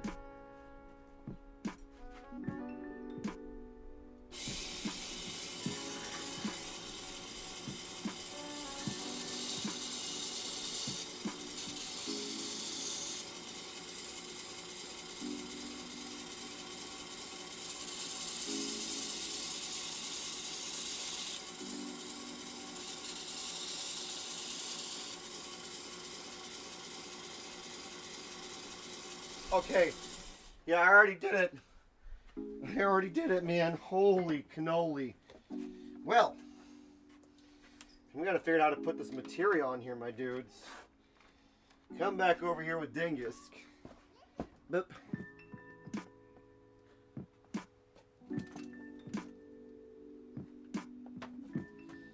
Oh. I'm having a good time, my dudes. Of course it's gonna bollocks up, isn't it? Can you see me? There. Okay, there's arm. Ah.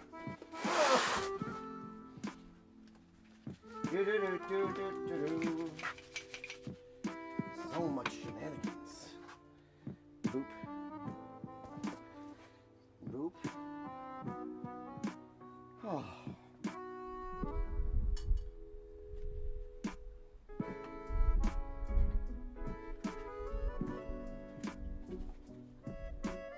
Woo! I'm sleeping, head to bed, hoping. Lossie, take care. Love you to bits. We're just finishing it. What do you guys think of this? Do you think John will be happy? My dudes? I hope so. Definitely looks very much like old world knife, man. Old world dingus knife. Woo! Doo-doo-doo. Doo-doo. Alright. Potato chip. Yeah, alright. So what we need is just a littlest bit. Literally that much. And literally that much.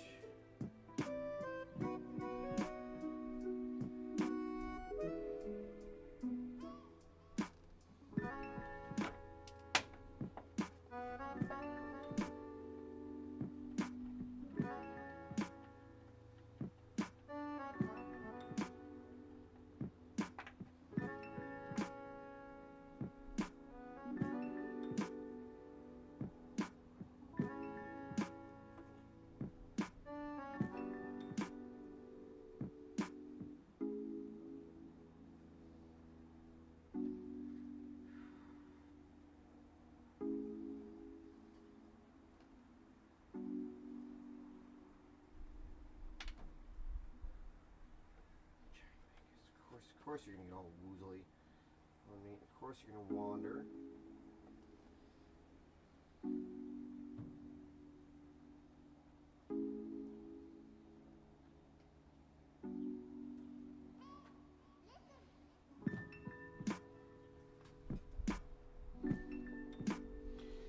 There we go, my dudes. Let's get this little bit of shenanigans.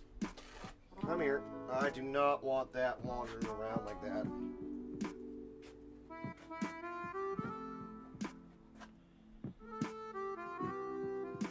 Stop. No! Oh, that is the worst. That is the absolute worst. Okay, that's fine. It's not the end of the world. It's not the end of the world. It's not the end of the world, Dingus. Just clean it off. Clean it off, Dingus. Clean off that spot as well. Get it really good and clear. And then put it back on. Just like nothing ever happened, my dudes.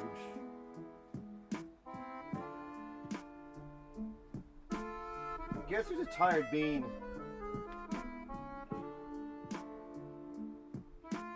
Guess who was a very tired bean?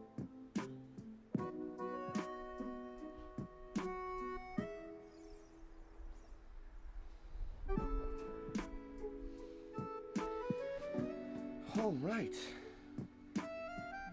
Well,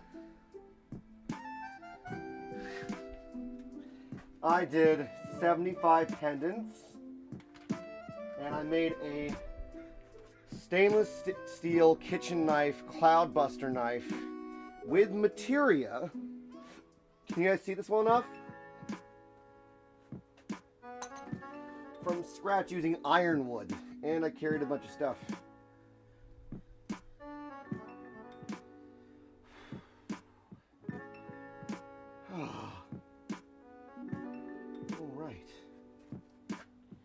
what do we think, my dudes? I'm going to show you where it came from.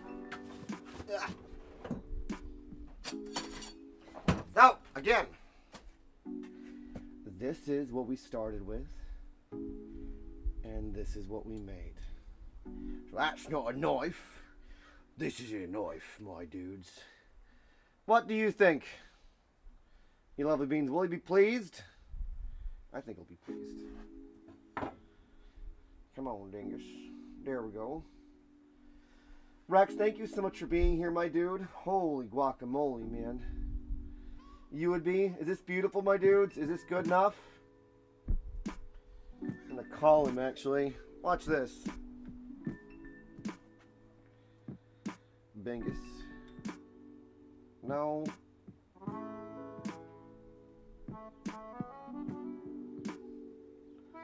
Dingus. To-do-do. I wonder if I'll pick up. Because I'm a memer. Watch it. Is he going to pick up? He's probably not going to pick up.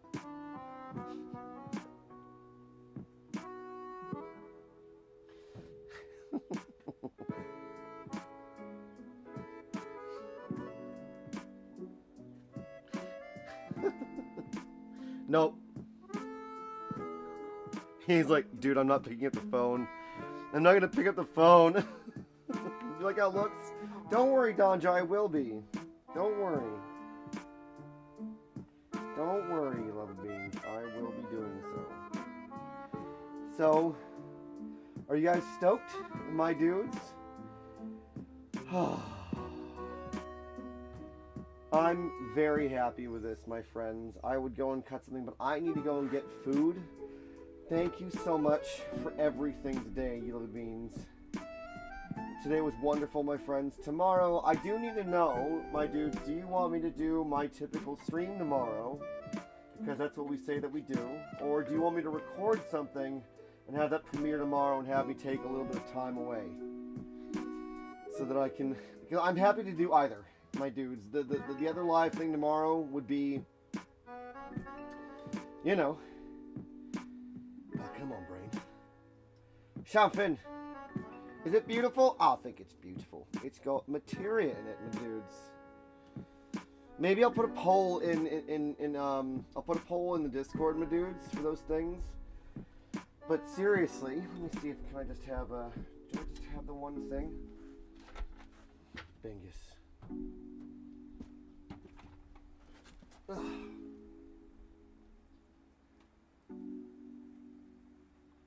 Not wrong thing. Hello.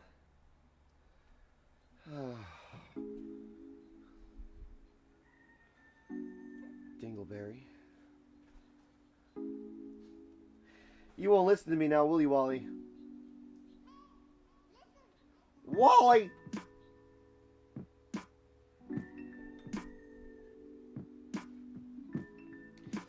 Right, you guys can see me, right? So, did we enjoy today, my dudes? I know that portions of it was really just like, you know, you had to like hang on Bible and listen to me read because of the sound. That's what blacksmithing streams are like. I hope that doing the story, can I get just with doing the story and doing the grinding, a nice way of having like you can hang out and talk to each other while seeing something being made. You know, oh gosh, get this off of me, my dudes. Ugh. I might record something tonight for you guys for Friday. Is it okay? That was my hope, was to, if not be on, then to do the thing. Well, I love you guys so very much. Thank you so much for making this possible, my dudes, for everyone being so kind. I love you all to bits. Thank you for making my dreams come true. I desperately need to go get food now, because it's what time? 5:31. I'm in deep doo-doo. I need food. So I love you guys. I will talk to you guys soon. Remember to take care of yourselves. Tell some you love them. Remember that you're worthy of the same love. And thank you so very much for joining me for the YouTube partner stream, making all the things for you that I'll be sending out to you, my friends. Be on the horizon. Be on the lookout for those things. And I will see you tomorrow and Sunday. Love you all so much. Here we go.